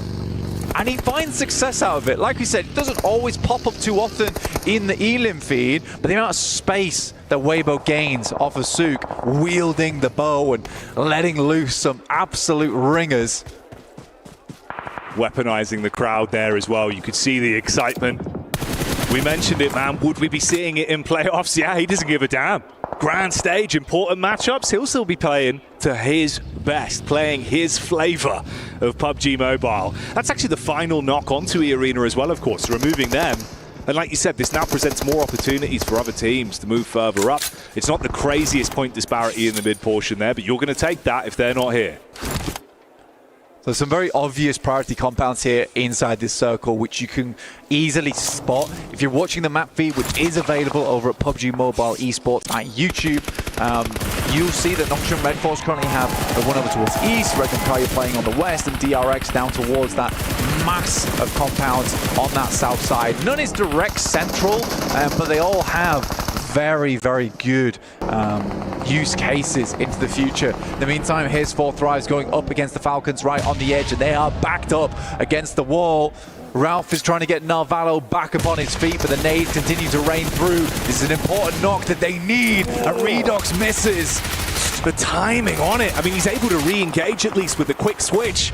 Pulls out the secondary on the Bizone and unloads from the damage from the side. Nade over the top, and it's a clean connection. T24 hitting Narvalo even once more. He's going to try and beast up on this, but the Lanimal put back in his place, and Redox stays alive. Off the knock onto IQ, can push further forward, but it is a rough start for Falcons. Yeah, slashing swipe coming through here. In the meantime, Alter Ego have had one player knocked, but they are currently taking Yangon to task over towards Potato Hill as the circle move far towards that north side and becomes even more of a prime position. Noki sending nades out. Redox certainly proved himself there, getting the single nade across. Koa will send one of his own. It needs to be on target, but it's not meant to be as 4 Thrives are able to find the Elims, find the knocks, and Falcons will be brought low from the western edge.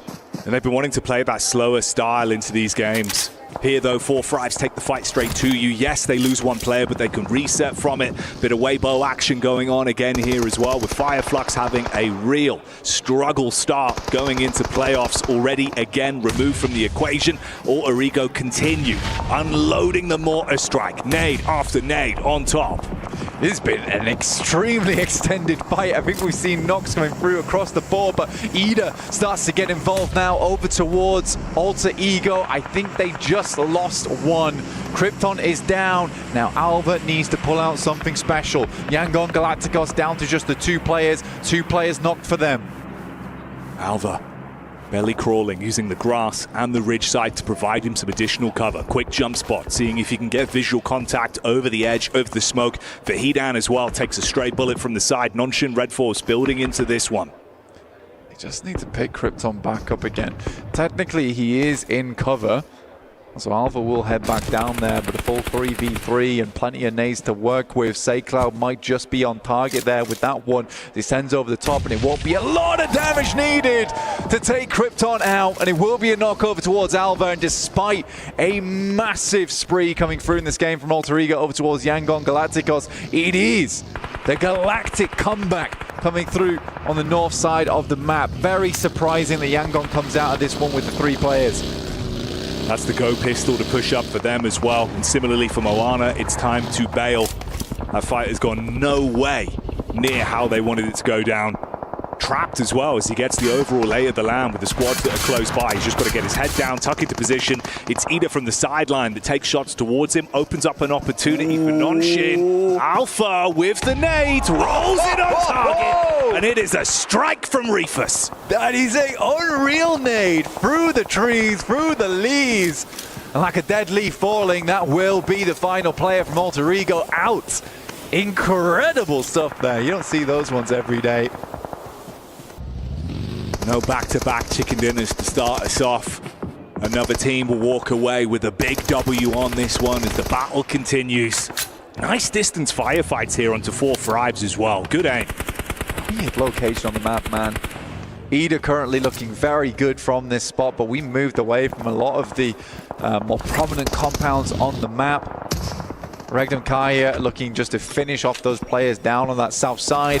And Power still running through with 3 players as well, so they're not down and out yet. Nongshim Red Force should be able to hold out strong on the south side though, having very, very good buildings to work with going forward. Nades over the top, they do. A little bit of damage coming through from Regnum Kaya over towards DRX, who are now opting to see if they can just swipe right on this one.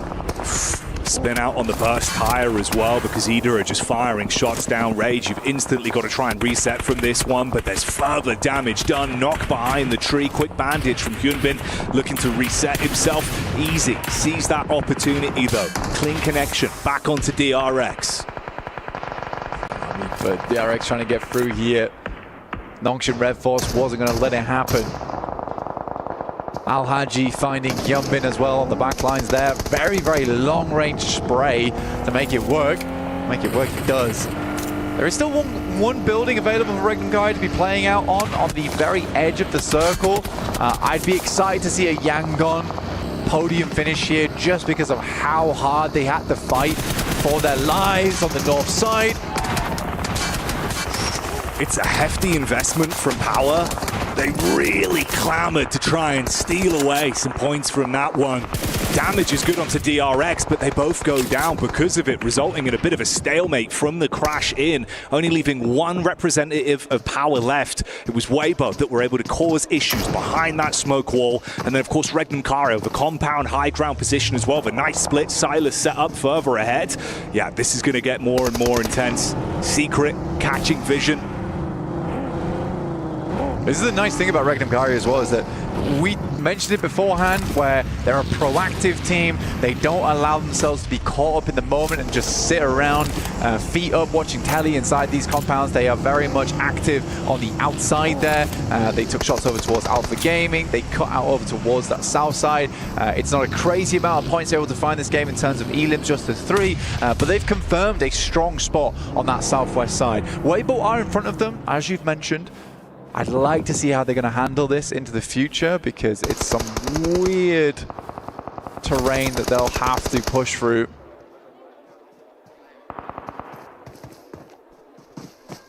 For Yangon, it could be uncomfortable if Secret can actually get the angle to arc those nades over, roll it down the hillside.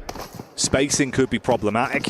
That's what you were talking about, of course. Obviously for Weibo, just a few steps ahead, just tucked in. A little bit of cover to work with. At least you've got the detonated vehicles, and it's actually Faheedon that was the last man left for Powder. So he's just over by the tree line there. It's very, this is why I'm saying, ooh, wow, what a shot coming through from Faheedon.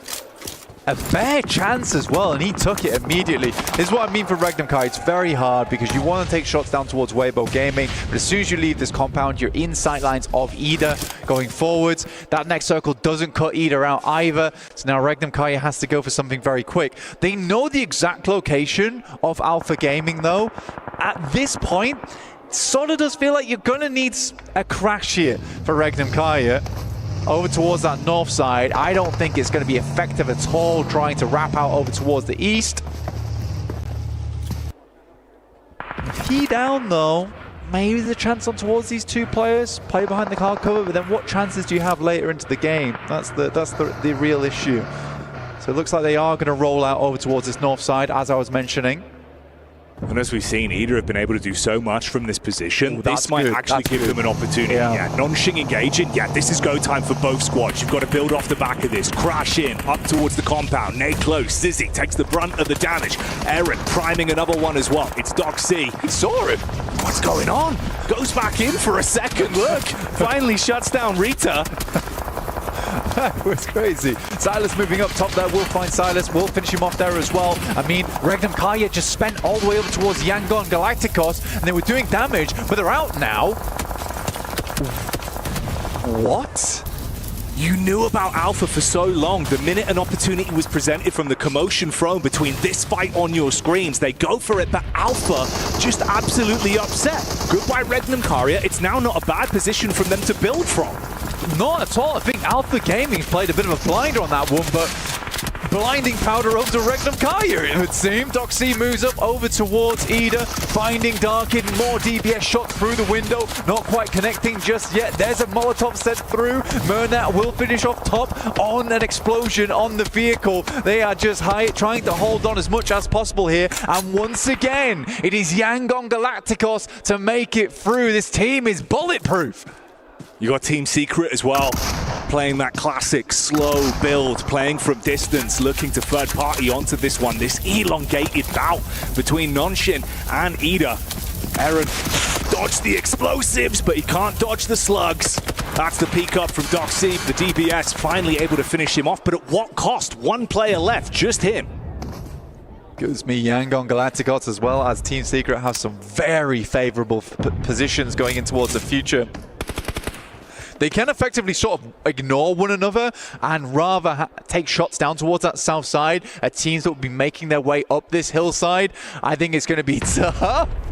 Here's Suk with the bow in hand, just sending shots in, making life extremely difficult for Doc C. He is on the low ground though, and Suk may be just sending in ammo for no reason.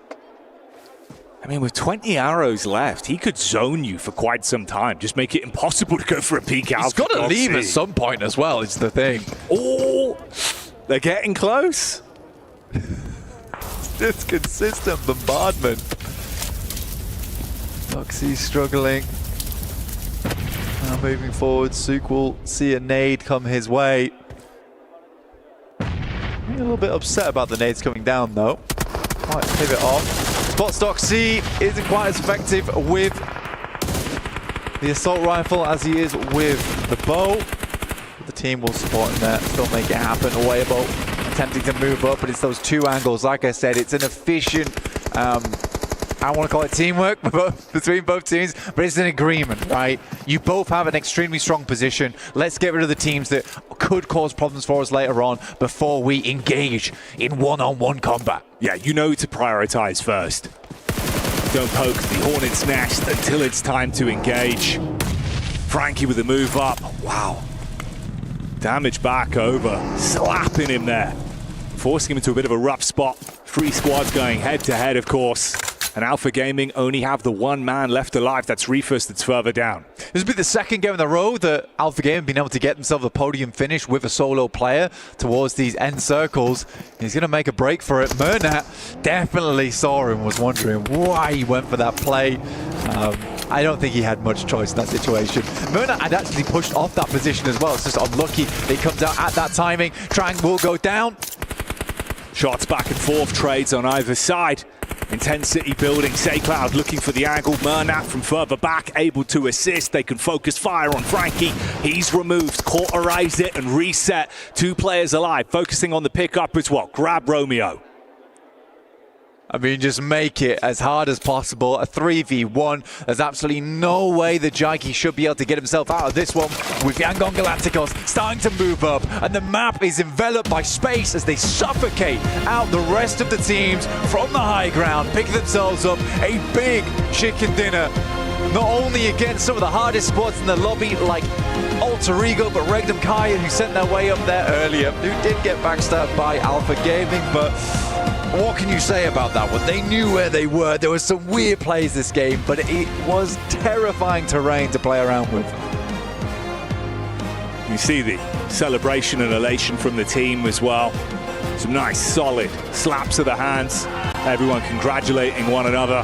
The arena starting to get excited as well with the way these games have been going. And yeah, they should be celebrating. They played some great games. Heads-up maneuvers again as well. Some crazy stuff. It's a good point as well you bring up, man. Alpha Gaming being able to drag that one out, even that fight onto Regdom Karia. Crazy scenes here, Blank, but the action keeps on going. Join us for more in a couple minutes' time.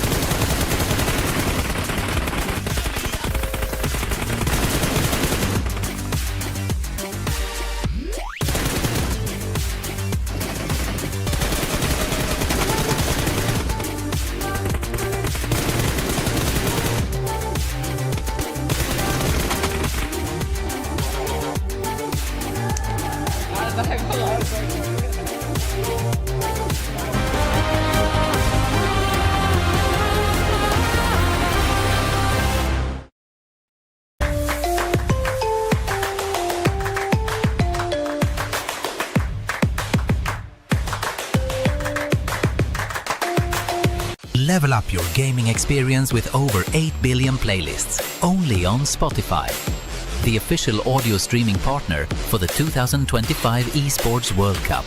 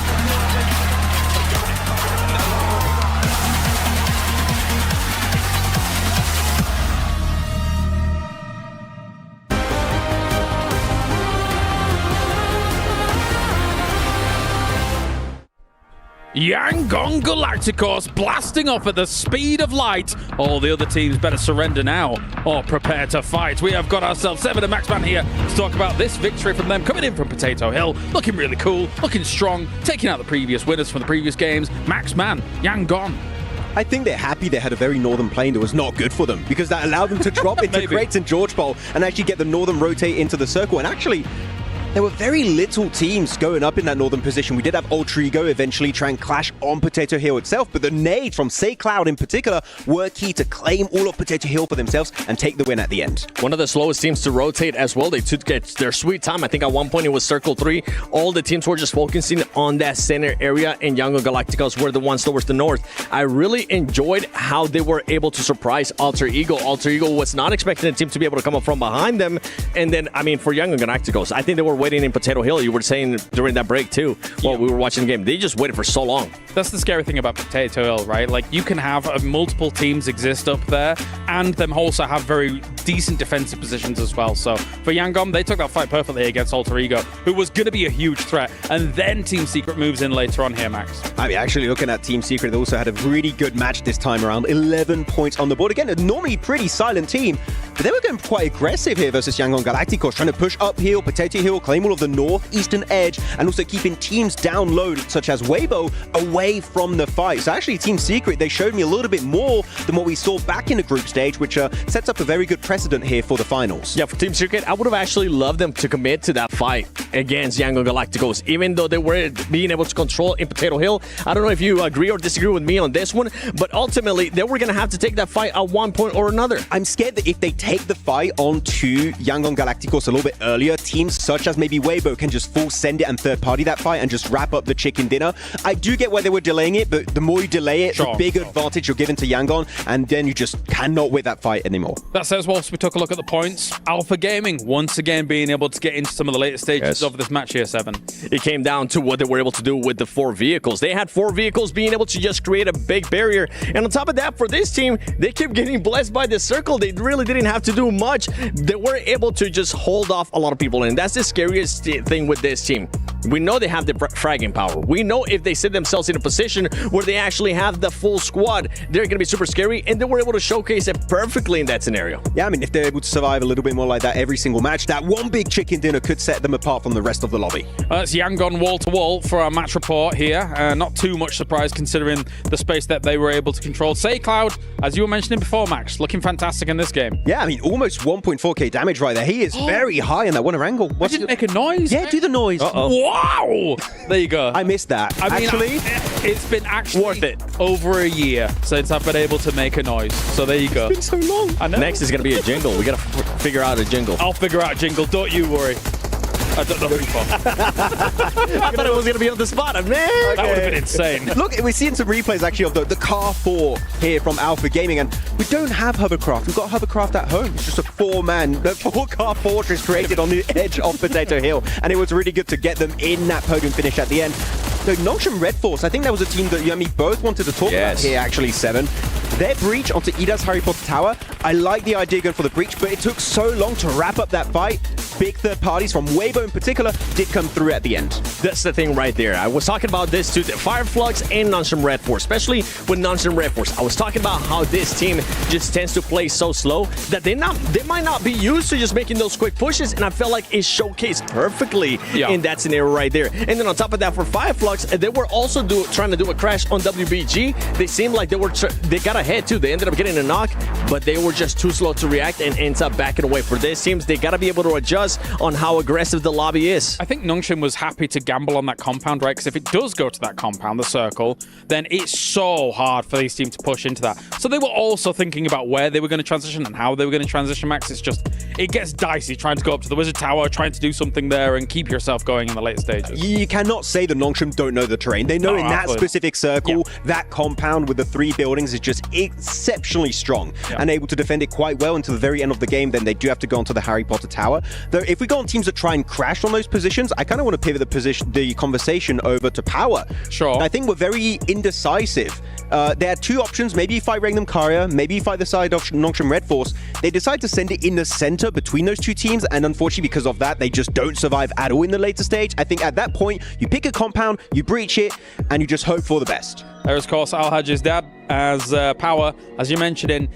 It was kind of a damned if you do, damned if you don't kind of situation, Seven, right? Like, even if they choose another option that isn't that kind of road through the middle of those compounds, it's still going to be very difficult to make those crashes happen, but maybe it could have yielded more points. It is. I feel like they would have just gone for the crash. At least you're not going to have so many teams looking at you. You're not going to be letting yourself open for so many third parties for this team. And the only thing is, like, we're able to kind of say this in hindsight, right? We're seeing everything that's going on. But for them, if they would have been able to make that crash with the firepower that they've been able to showcase in the previous stage, in survival stage, I feel like they might have been able to edge them out. Look, it's all you go for a compound crash, or you're in between Regnum Karya, Nongshim Redfalls, and Sook, where the explosive bow is going to keep you at bay.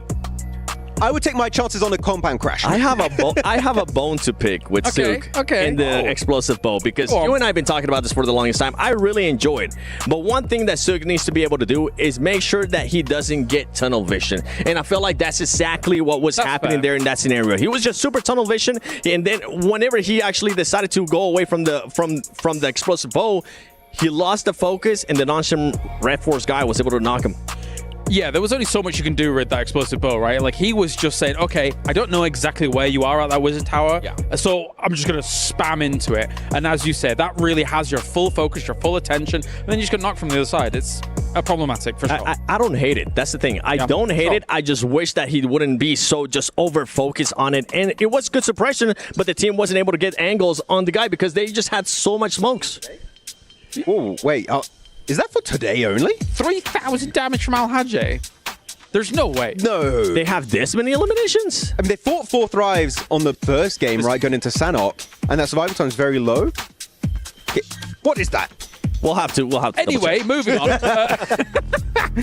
Yeah, for sure. I mean, they could have tried to do something down towards the bottom. A little bit different. Not going to be the way for Power here, though. Beyond all of that, though, Max, I have a team. Please. We want to talk about here. Yes. We're going to talk about 4 thrives. Okay, Yes. 4 thrives. right. We had the hot drop in the first game. This time around, we talked about how indecisive they were.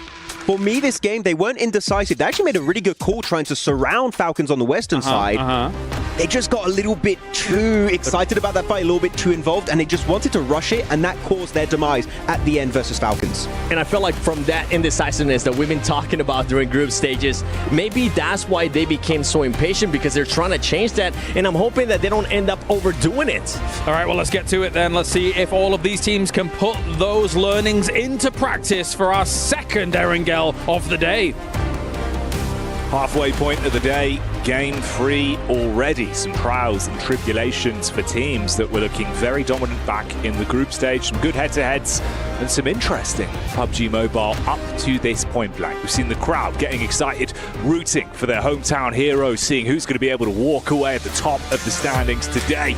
Intense action, and you'd imagine a lot more of that to continue right here, right now. A lot very amazing usage of the map and the terrain in general. Overall, I think it's a great point to pick up on there as well, where it is just a case of, even in those tough scenarios, a lot of teams know the best areas to play, how they want to move out. I think the big mistake from that last game was definitely Regnum Karya's push over towards that north side. I think that realistically they had to remove Alpha Gaming. And it was also quite frustrating to me because you know that when they made that pass in the vehicle and sent that nade through, they would have seen 70, 80 damage numbers coming up on their screen, but over 3 players. And at that point, I think I would have liked for them to go for a bit more of a Hail Mary on it, really. Something very aggressive. If they'd removed Alpha Gaming, I think that their late game would have been very, very different. Yeah, I felt like they were setting themselves up for a ton of success there. It was good timing on the call to actually commit to it as well, but that 5 versus Alpha completely turned the script. The difference, if you even cast your mind further back, the drive-by nade on the scout, all of them left on what, sub sort of 12 HP, really. You could have converted on that. 1 knock probably would have been the go pistol for them, but ifs and or buts won't win you championships. It's like I'm saying, they saw 370 hit markers. It's like, yeah, you should have probably went on that one. And I think you're right in the sense of maybe they would have done if they'd seen a knock. Yeah. There were only 2, but I think that scenario is you just have to take a chance. And I think for Regnum Kaya, that's what is difficult for them, is that it is very obvious to me right now, it's very obvious to me right now that they're trying for a little bit more aggressive plays, more aggressive maneuvers, but there they were falling back into old habits. No, they definitely were. They definitely were. Man, let's see. Maybe you can reset from it blank. They'll be able to get themselves into a better position to show us what they're made of and what they're capable of. For Yangon, they were certainly capable of greatness into that previous game, casting a shadow over the lobby. Out here up against Thunder Talks early on the drop. Bit of room to work with those. They could avoid the fight if they want to. We're going to head down towards Sosnovka as well to start things off. So a lot of teams will need to get a move on. Power already heading out over that bridge, crossing it over towards Yangon and Thunder Talks, who are currently in close contention at the moment.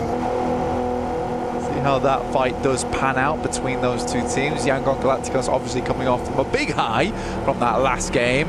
We'll see if that momentum does bleed through. Power Esports going to send even higher to the heights from last game.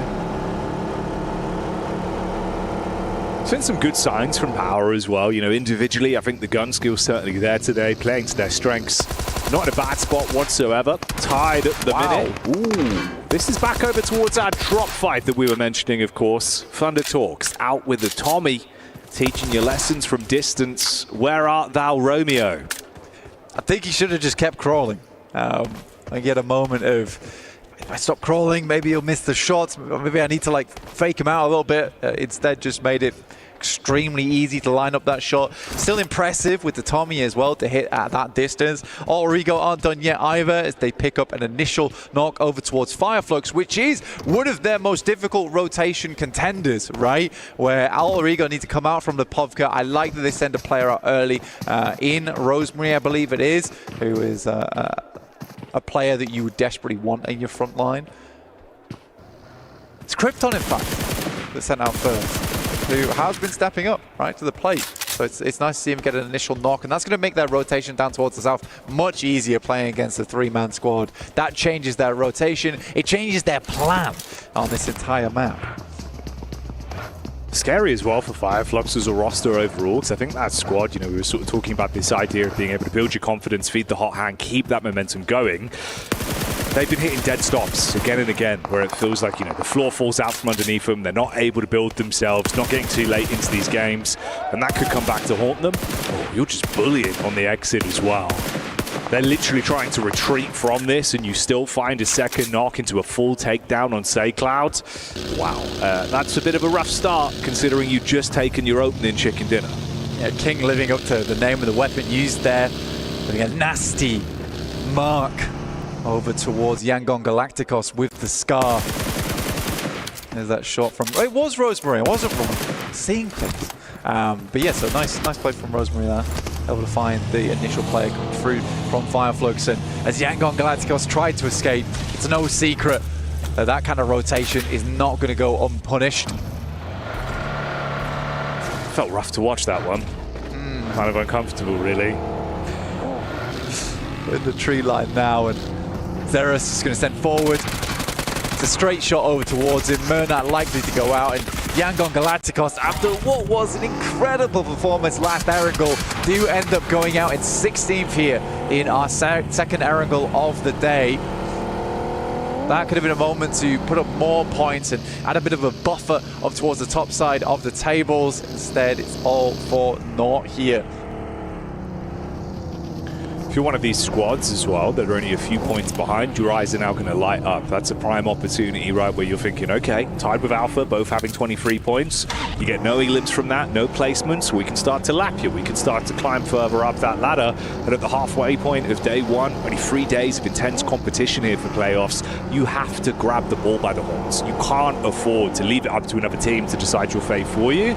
So this is what we're going to see some of these squads start to reinvigorate themselves. Potentially even the team that's on your screens now, right? 4 Thrives. A lot of debate, a lot of talk about this squad, how they're going to be looking. Amazing in the group stage. What plays can they make right here, right now? Yeah, there has to be a big refresh coming through from 4 Thrives, because these last 2 games have felt hectic. And even now it feels like you could sense the pressure that is on 4 Thrives. They send away from this position.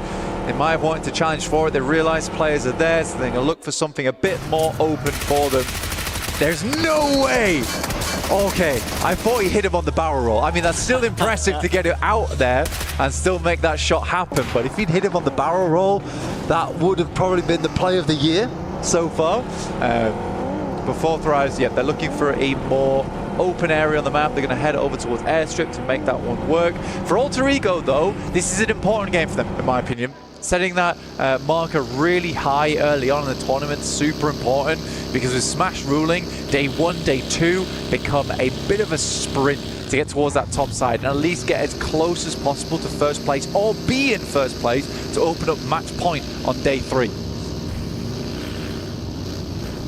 It would be the dream scenario for them, and I think potentially even change the flow of the lobby with the paranoia that will set in when Smash comes to play. But right now it's Koa that's on screen. Barrage of bullets goes out on the drive-by. DRX trapped in position here, bit of chip damage onto 2 players, trying to take some shots back, make it uneasy for them to just hold, locked in position on these angles. I'm surprised QZZ actually got through there. Yeah.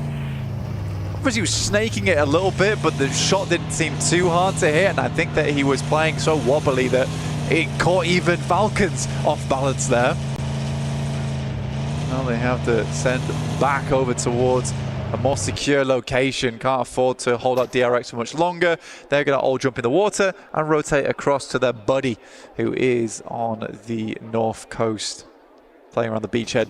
Only a couple of teams still yet to make their way in. It's Ida as well as Regnum Kaya.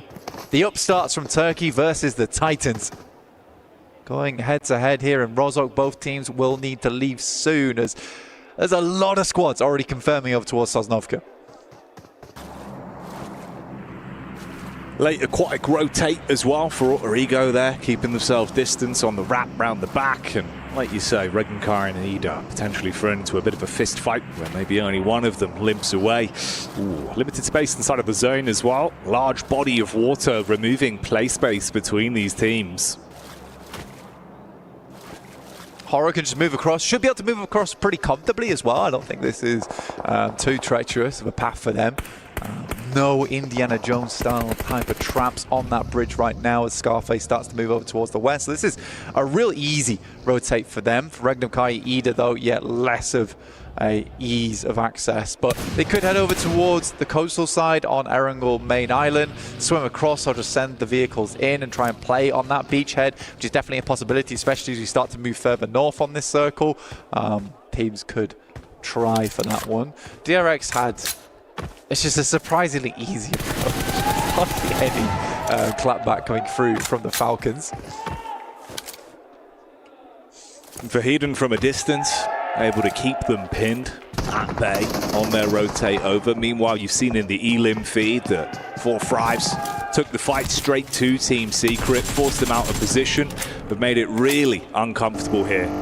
Down to just a solo player, handling them with ease, confirming onto those knocks as well, 1 by 1. So stealing away a couple of elimination points, which for them could be a good start to get them dialed into the actual action. Over from the sideline, that's the final steal onto Team Secret coming out from Thunder Talks. Yeah, Secret are struggling. Yeah, they really couldn't figure out anywhere to go there.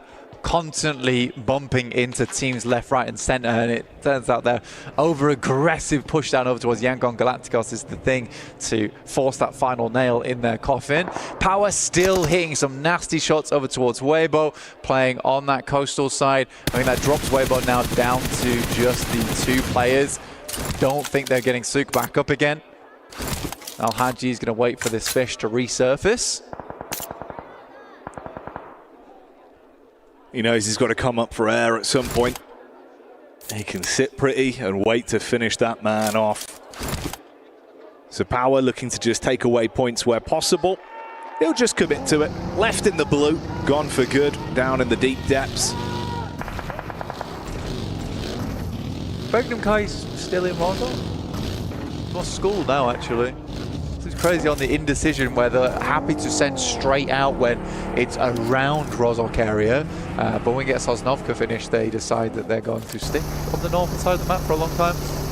We'll see how they play this one, because the play area is getting very limited now. Especially even over towards this north side of the map. Grandma's pretty much taken for Fireflux.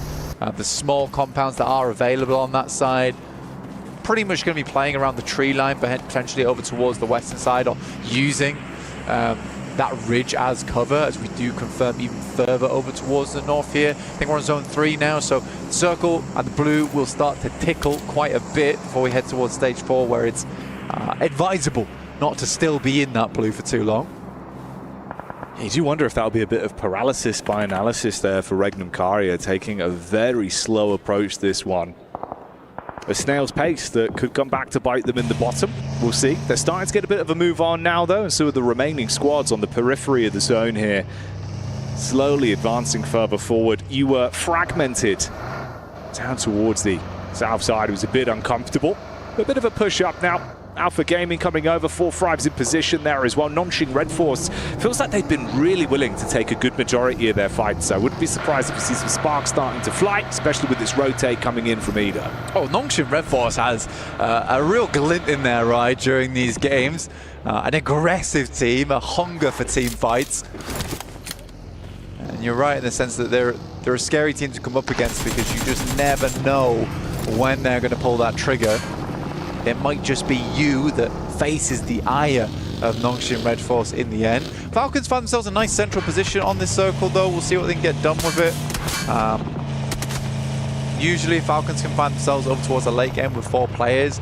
Tend to do quite well. It's that interim period of getting to around about zone 7, which is very shaky on the side of Falcons. There's some big nerves before they lock in.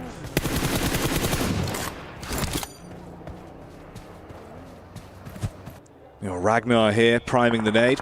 Alley-oop, over the top. Oh, the bounce on it. Oh, he's been eating nitro for breakfast, blows them away. That is crazy. Crazy of a nade. The arc on that one as well. Dear me.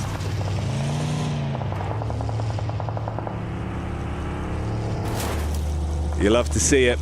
The Power fans are going to have their eyes light up at that one. Already 4 eliminations for the squad, topping the charts at the minute in the lobby. In a good position to keep building, especially with Yangon going out early as well. There's room for Power to ebb and flow their way through the standings. Hora turning their attention back round. That's Moana from Alter Ego that takes a knock. Alter Ego was always going to struggle. They had to play all the way to the eastern side. A lot of other areas were taken.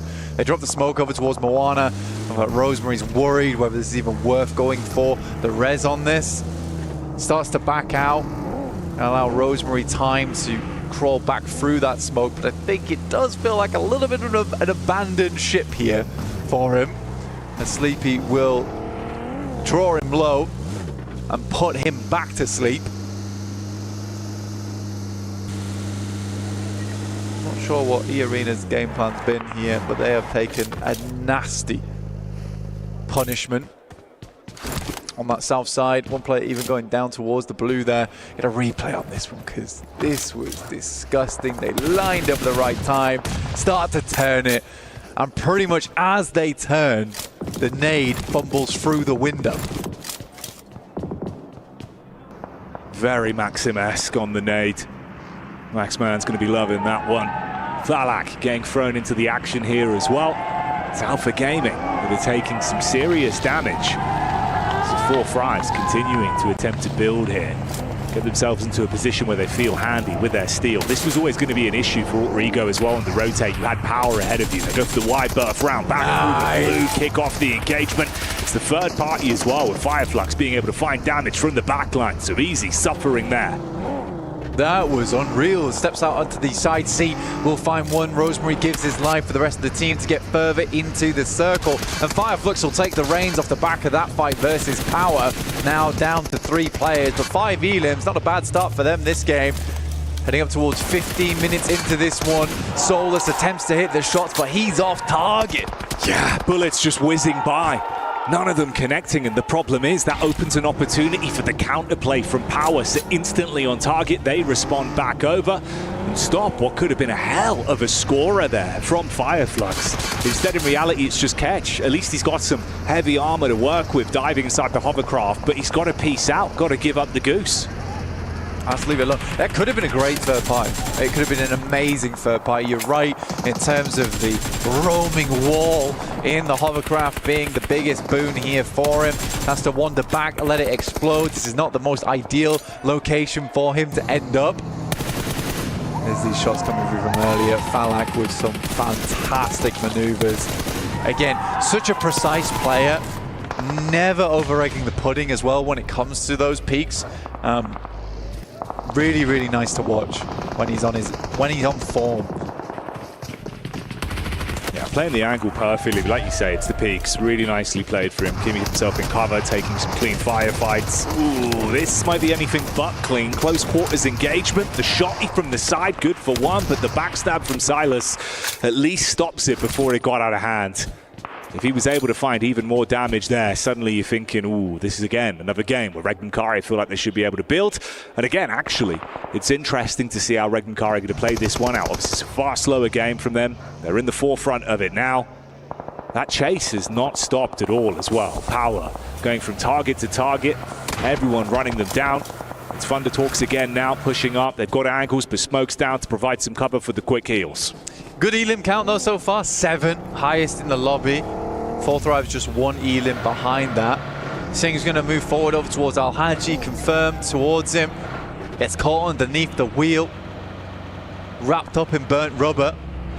And Thunder Talks sent back over towards the rest of the team. Another shift on the circle here. Regnum Kai do need to move out, and you're right, they were laying the brickwork on the south side for a better match here, but it is Nongshim Red Force, Alter Ego, Weibo all controlling this high ground. It is a very fun circle to end up on.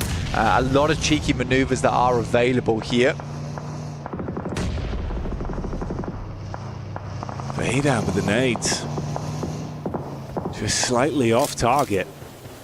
But the problem is you've got a few establishing shots that have been fired in from the back as well, with Falcons taking a bit of a scout onto it, trying to spread themselves thinner to keep the pressure on. Ragnar with the spot in the vehicle, quick scout, makes his move back so they can play as a duo still and work off one another. Actually gets the drive-by. The bonnet is enough. That's Thunder Talks losing so much from this. Goodness me, I mean, Power doing that on their own as well versus Thunder Talks is very, very impressive. They had that number for such a long time, but we switched mobiles there and left in the dust. Regnum Kaya look to send up. They're heading over towards Ida once again. It feels like these two Turkish teams consistently take tumbles against one another.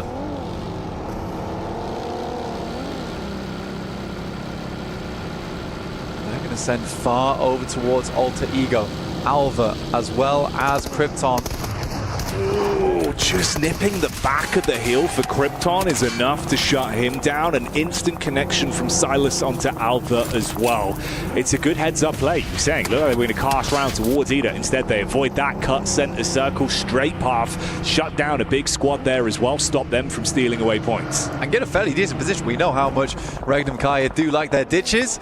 So, like you say, they do avoid the Turkish tussle over towards the western side and instead confirm on a very, very central position. Regnum Kaya down in 12th place right now. 4 points total with just the 3 elims on this game. They desperately need a big one here if they want to stay in the conversation over towards the top side of the lobby.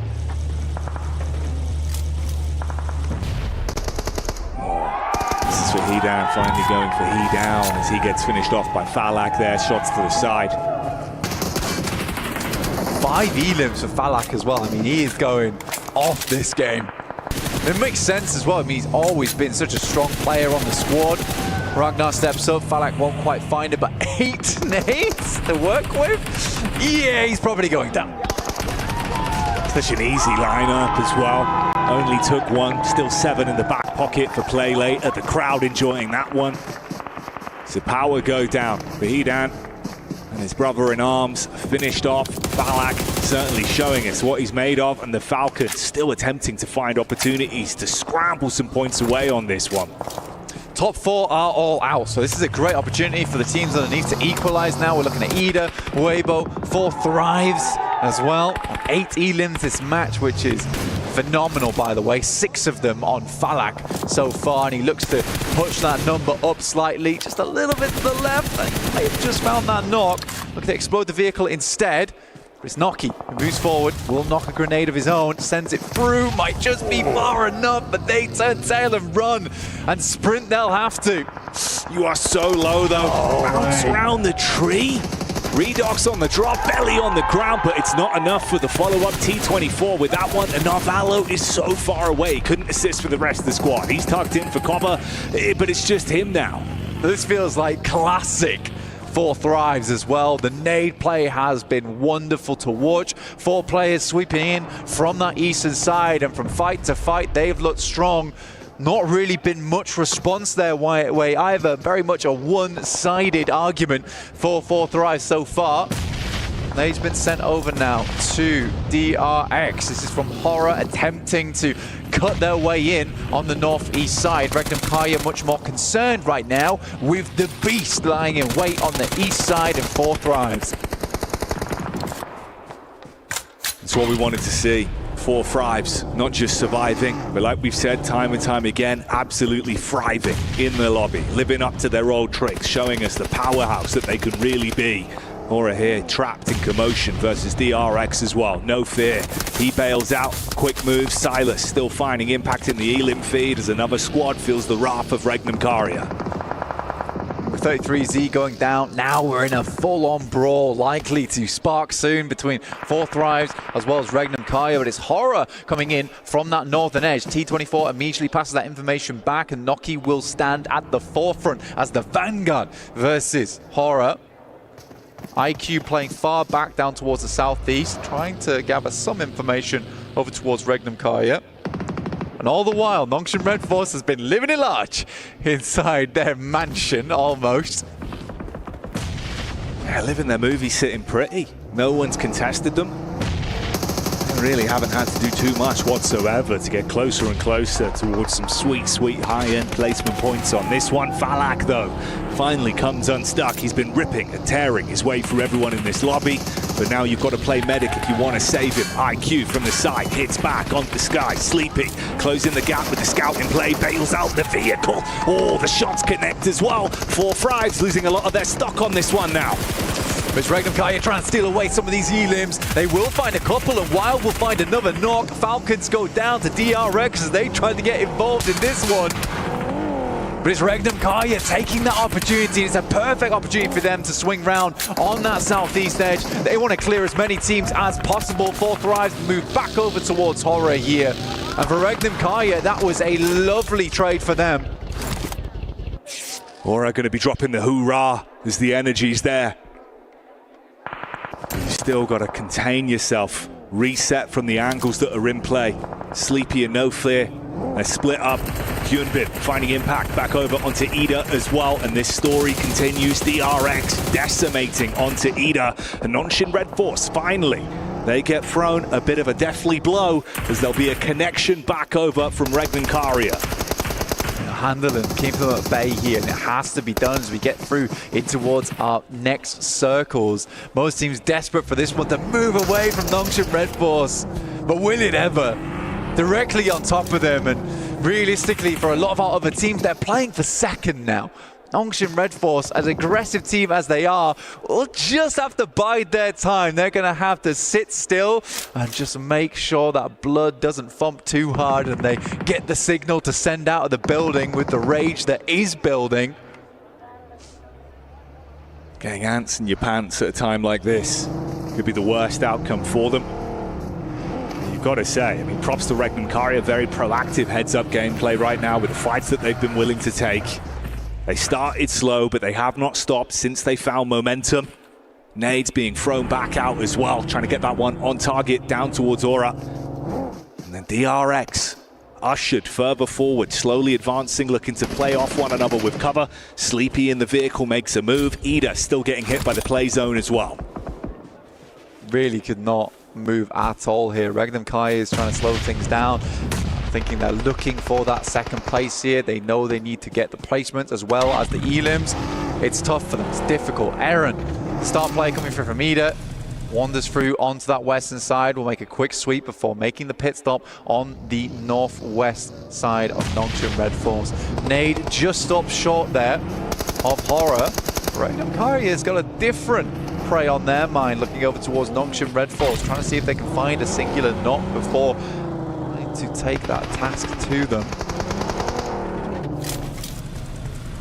Aaron can just keep his nose clean as well. He's got some hard cover to work with the airdrops that are close by, so just tucks himself in position. Straight down the middle. Here's the push up though from Regnum Karya. Instant engagement from Bloxy, who locks on, and Sleepy is down and out. No fear, barely standing tall as well. So much damage done from the engagement. It's going to be a long nade, by the way, he's sending here. I don't think it's going to go far enough. I think you're best off holding these nades for the initial push that's going to happen over towards Nongshim Red Force, and that is good resource control there from Regnum Karya. You can see Wild's got 3 nades, I think Silas had 6, but they don't want to expend too many here versus No Fear. They definitely have some that are expendable, but they need them if they want to push over. But it's good to know that there is at least a plan in the mind of Regnum Karya of how they're going to assault this building. Got Aaron as well, throwing out nades on the push-up from Hyunbin. That's what I was saying. He tucked himself into an angle to actually make it kind of uncomfortable. Ooh, Nongshim Red Force baited into this one potentially, though.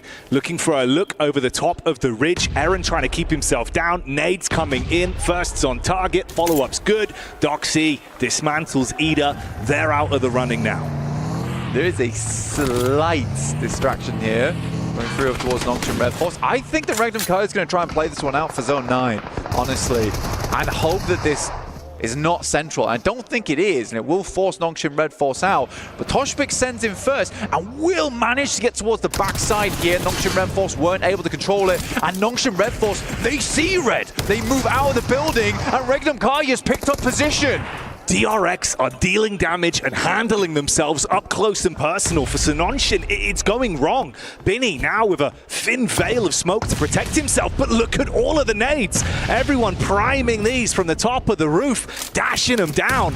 They had such a power play position for so damn long, but the minute they advance, DRX makes it uncomfortable. And Binny, you're living on borrowed time. Regnum Karya, if they find this one, they're setting themselves up for a huge chicken dinner. 10 points on the game and plenty more eliminations to be found here for Regnum Karya. Like we said before, they've been holding on to these resources. They knew the angle they'd need to take. Silas goes down, but not before a nade sent through. Sissy goes out, and it will be Regnum Karya looking for the big finish here versus DRX, Jackie. They just need that final knock. Convert this one, close it down. The slow build-up. Oh, and that's enough. All it takes, the push-up from the zone, being the 5th man in the lobby for Regnum Karya as they're able to convert that one. A great game, good decision-making. The third parties were on point, and they walk away with a chicken dinner here in the playoffs. It's a big game for them, a much-needed match. The top 4 went out early as well, as we talked about, so this will bump Regnum Karya back up towards that top side of the tables. But for Nongshim Red Force, like we said, that force from them builds quite a bit. The rage needs to be contained. They can't always be looking for these massively aggressive plays. They could have sit still for a little bit longer, but that leg was jiggling and they wanted to get it moving.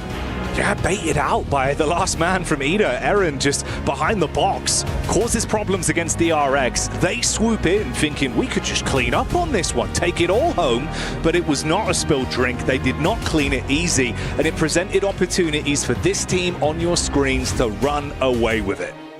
Regnum Karya make it messy towards the end zone. But we're going to clean up right now, and we'll take you to a break, in which case we'll come back with the desk.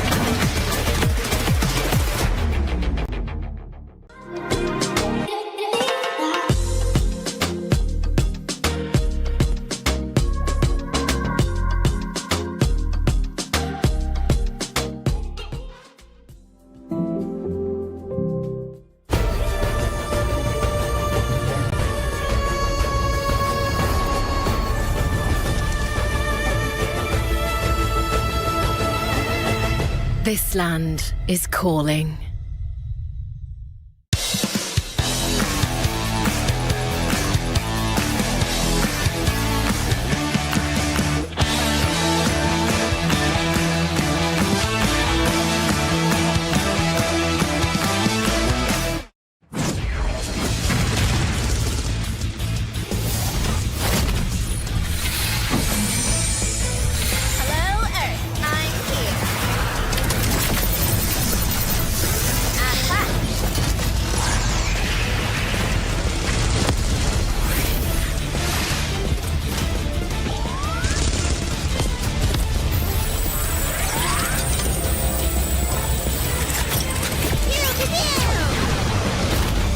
New Pulsar Legionnaire available now. First outfit with special head animations and voice lines. The Pulsar Legionnaire set comes with its own super cute voice lines that can be toggled on or off. What happened? Bye, friend. Hello, Earth. I'm here. It also features the upgradable Hyperion ship DSR.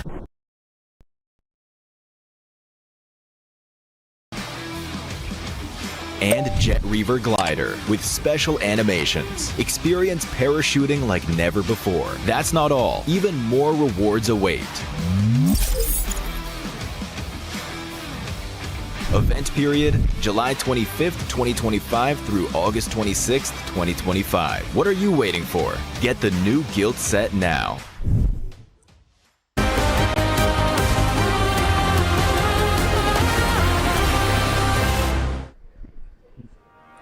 Regnum Carrier capitalizes on the entire nation of South Korea and is able to wrestle away, or barely wrestle away, that compound there from Nongshim Red Force to get themselves the victory. Joining me, Neptura, as well as Seven, to talk about this one. Neptura, this raised some questions, but Regnum Carrier looking strong.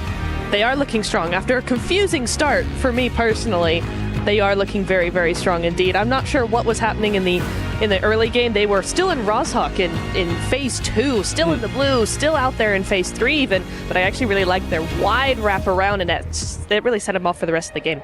I mean, you got to give credit to Regnum Carrier. Even though they did end up rotating late, I really enjoyed the crashes that they were able to do. This team was just really confident. They were able to crash on 2 players from APG. After that, they made sure that they made Fourth Thrive's actually back off, and that's what's ultimately a bit of Fourth Thrive's demise there, because they don't want to take over Regnum Carrier. But looking at the overall the match ranking here, DRX still being able to put up some points. Yeah, very impressive by them on the north side. They were fighting, I think it's fair to say. Okay, let's just instantly address it. Yes. Nongshim Red Force. Great team. It's 7 points from that here, Seven. It's a bit of a disaster considering what you should have been able to get from this game.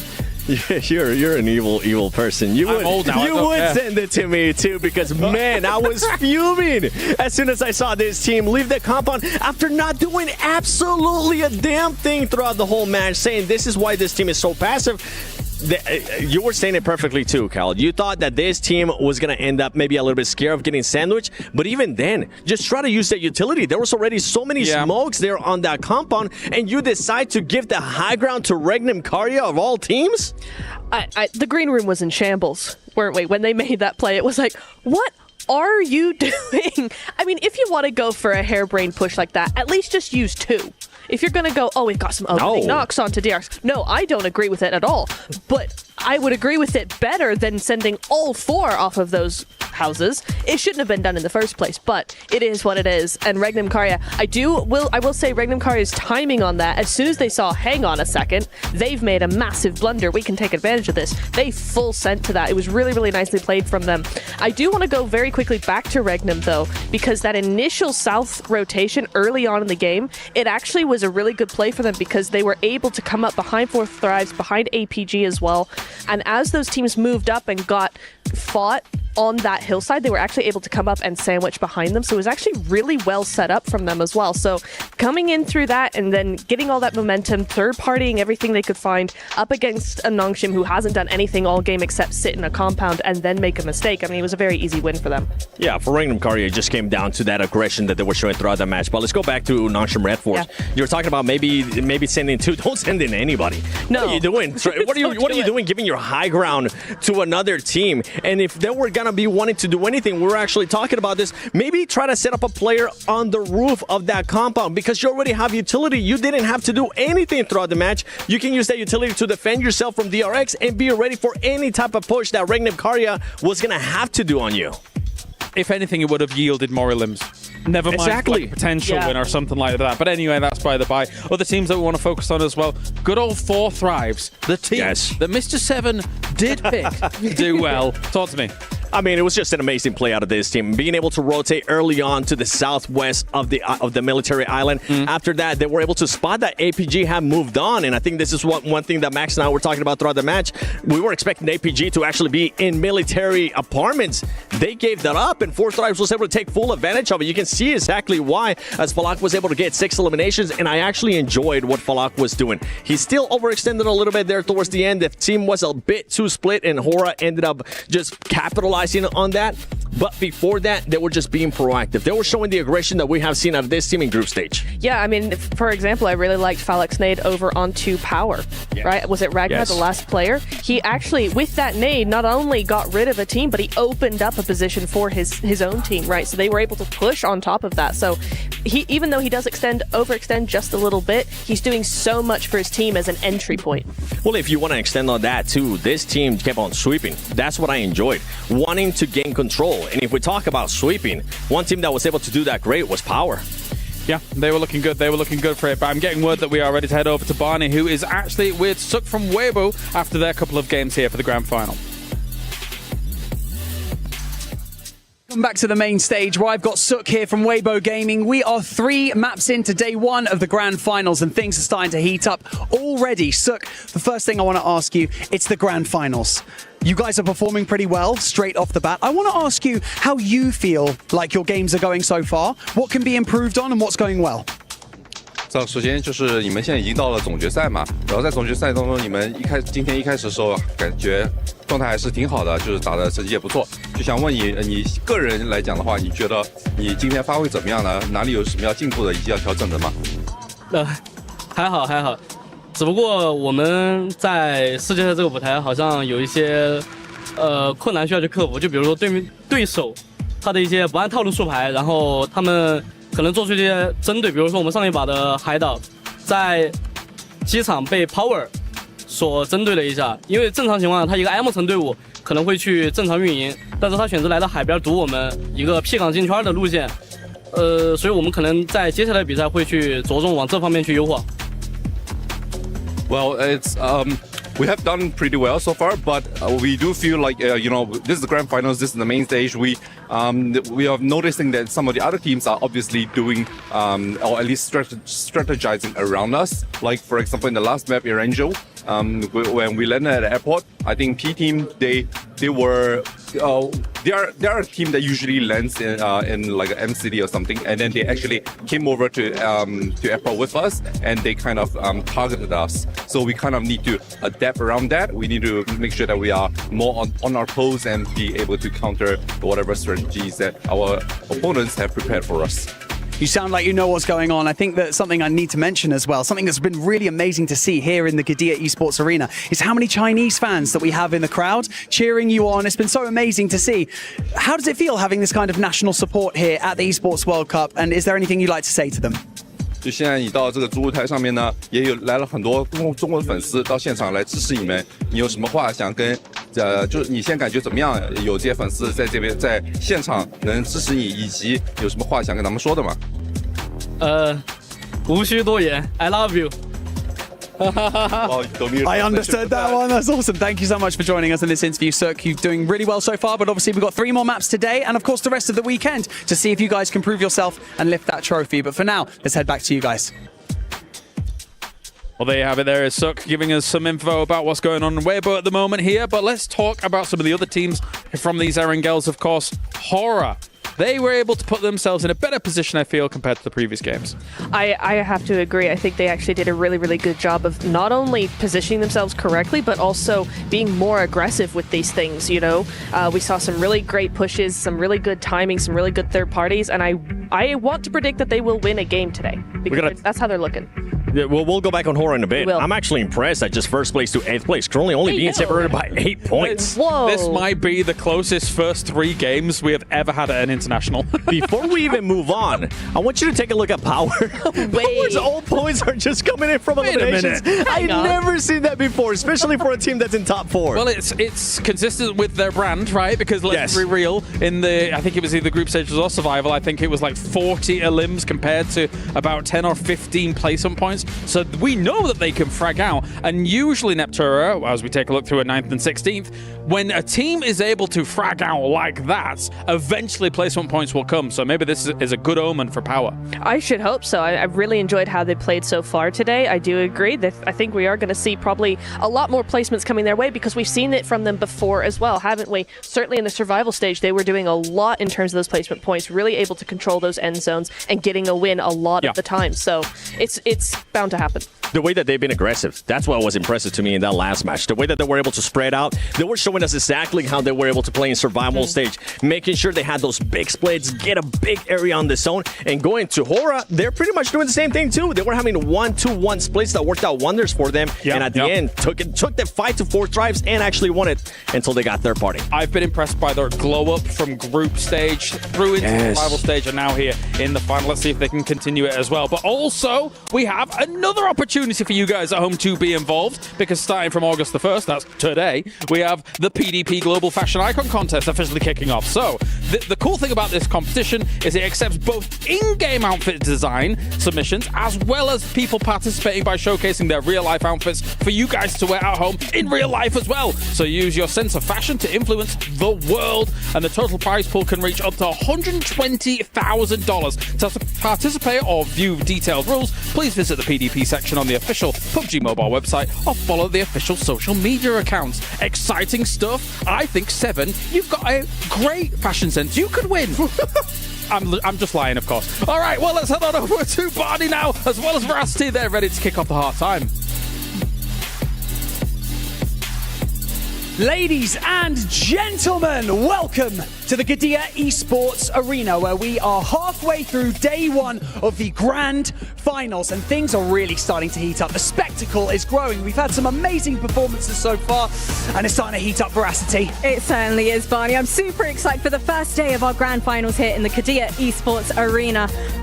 We've had some fantastic games so far. We have, haven't we? I'm buzzing. So, map number 1, Power started extremely strong. 6 eliminations on the board, but only 1 player remained, and it was easy, securing a further 3 eliminations, bringing their total to 9. But the final face-off was between Alter Ego Esports and Alter Ego Ares, in fact, let's get it right, and EDA Esports. Alter Ego managing to secure the winner-winner chicken dinner and 23 points on the board. You know what, though, Barney? In match 2, we saw an incredibly defensive team, Falcons, coming on through, which was a far cry from the performance of top 3 placements we saw coming out from them during the survival stage. However, our final fight saw Yangon Galacticos and Team Secret going head-to-head, with Yangon Galacticos walking away victorious in that one with 12 eliminations under their belt. You get up there, Barney? Yeah, you know what? I'm actually starting to like it. Not bothered. All right, in which case we'll go ahead and leave you up there. Match 3, however, with Yangon Galacticos having a giant target on their back, they were understandably the very first team to get eliminated during that one. It was grenades galore all throughout the match. However, for Four Thrives and Power Esports, each of those teams had 10 eliminations each. But unfortunately, neither of them were able to make it to the final stages of the match. Instead, however, we saw Regnum Caria walking away with a winner-winner chicken dinner. How about that one? You know that this isn't over. But for now, ladies and gentlemen, it is time to get ready for map number 4 of day 1 of the Grand Finals. There it is, map number 4 coming your way, our final Erangel of the day before we head into back-to-back Miramars. It's been a lot of fun watching the front ends of the matches, and now it's time to watch the back end and see if some of our teams towards the bottom, who might be on the struggle bus very early going, however, start to rise up. I'm Taylor Reflections, and we're joined by John. And John, I'm excited to get this one started, brother, because last game was nutty. We had, of course, that military end zone. Super sad I wasn't a part of it. I'd love military zones. Hoping we get one here, but did see a bit of some fumbles. I don't know, maybe some grand final nerves starting to come out. Yeah, I think it's safe to say that Nongshim Red Force's decisions were at best questionable in those final moments. They were having a bit of a nightmare in that final scenario. Very quiet all game. They were timid and hiding behind the curtains of their buildings, but in the end, they made that wrong call. They pushed out and Ragnar Kai able to sweep them under the rug.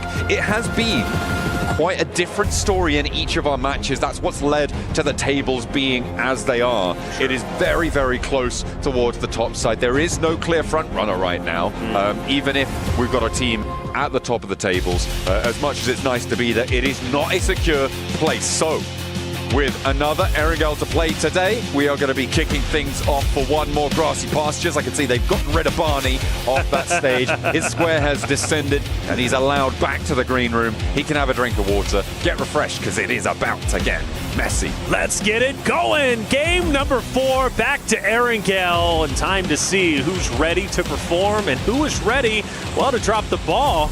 It's going to be a fun one without question. 4th Rise, been looking for them to step it up. They're not doing too bad necessarily. 18 points, 9th place, but first place after all with Alter Ego is just at 28. Very doable. It's only day 1, 3 games in. No alarm bells ringing just yet.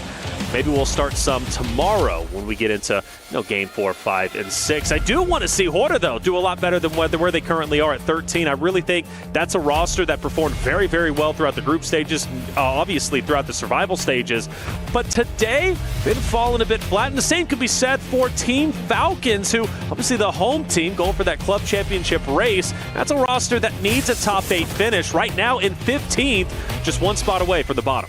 It's not friendly to be down there. Of course, you've got 18 matches left to play. It's a longer set than the 12 we've been used to seeing for each of our teams over the survival stage, over those group stages as well. So a little bit more leeway on these slightly lower than expectations performances. But hopefully they can pick up the pace here in match number 4 on the day, as our top players do slide on past our eyeballs. You can see Al Haji, with the support from his father, of course, having a good time. Circle pops, and we're heading out to the east side of Erangel. Love this zone. I think it's going to be a bit spicy for the military zone players. Well, they get a little bit of a profit, I think, at least for 2 teams, if I'm not mistaken, who consistently land down over at military. Maybe we throw in a third, but you do have to kind of start thinking ahead of the game, man. At that that eastern bridge might be a bit spicy, but here in what do we see? Fireflux and Horror both will come into contact with one another on their, maybe not a hot drop, but on those vehicles. They are going to get contested. At the moment, there is a knock sent over towards Horror, but Fireflux playing on as 3 as they have had a player confirmed down and out. That is not good news to kick things off, especially given where the circle has fallen on this east side. Yeah, without a doubt. And for Fireflux especially, being all the way at the bottom, I feel they have had some shining moments throughout our tournament, but today they've fallen very flat, and already losing a player is going to put their backs even further against the wall. What looks to be getting their teammate back up into the fight, so that's going to be good news for them. A team, again, that performed very well throughout the previous days, looking to step it up here. Sleepy is going to be split off in the distance. Luckily for him, he's going to be just fine. Nobody looking to contest. We do have Power and Ragnum Karya relatively close. Now, we did notice one of the interesting things about Power is no placement points, but they're still up there in the top 4 because of the eliminations. Ooh, maybe another elim for Ida, but no, not quite able to connect. Yeah, absolutely correct. The desk was highlighting it as well, of course, with Power not able to get into the placements on any of their 3 matches, but still being in the top 5 is insane, right? And they are right on the doorstep of potentially doing a little bit more. So if they're able to do this in these early game scraps, a much more heavy elimination focus, taking inspiration from the likes of IHC a couple of years back and making sure that they are primarily focused in these scenarios. If they can get into these late games, if they can get a chicken dinner or 2 on board, bolster up those placements, it is a fearsome roster to be worried about. As we hop on board with the Falcons, though, up towards Pachinki. They don't have any contest here, but it has not been a nice sight to see if you're a Falcons fan, and I know there's plenty out there in the arena. That's right. And they aren't going to be too happy with them for the time being. 2 points average on the games they've played, that's not good. But we got to appreciate having Pachinki to yourselves for Falcons. That's plenty of loot they're going to have, especially going into the next zone, which is getting tightly contested. For Falcons, they should have an easy transition in, depending on where DRX chooses to land. And, well, for DRX, they're going to leave one player out and maybe be the scout for the roster. See how that ends up unfolding. For Power's sake, though, they continue to move central zone, where Regnum Kari are currently at. Fireflux and Nogsham Red Force not far behind. Could get a little bit spicy as a lot of vehicles are moving, teams are traveling, and they're starting to lock in those hardcover POIs. Power Esports drawing up in the garage there. They will be playing all three of them stopping off on the building. They are sending another further on out. So we get a replay. This is that hot drop. Matcap, okay. It was 2 players with knives. And in the end, Sky was able to tag him for 1, and then Sleepy chefed him up something awful over in the garage there. Only the pistol to defend, and that's not good news. Could have been scary. Rosemary opposite of AJ from Thunder Talk. All top out. That was a great placement, and in fact, it's going to end up in a drop. AJ putting in work early on. Full health, mind you. He can truly do a lot of damage to this Alter Egos roster up ahead. Thunder Talk bolstering their position as well, with King sidling on forwards. Alter Ego trying to pull Rosemary back to his feet there.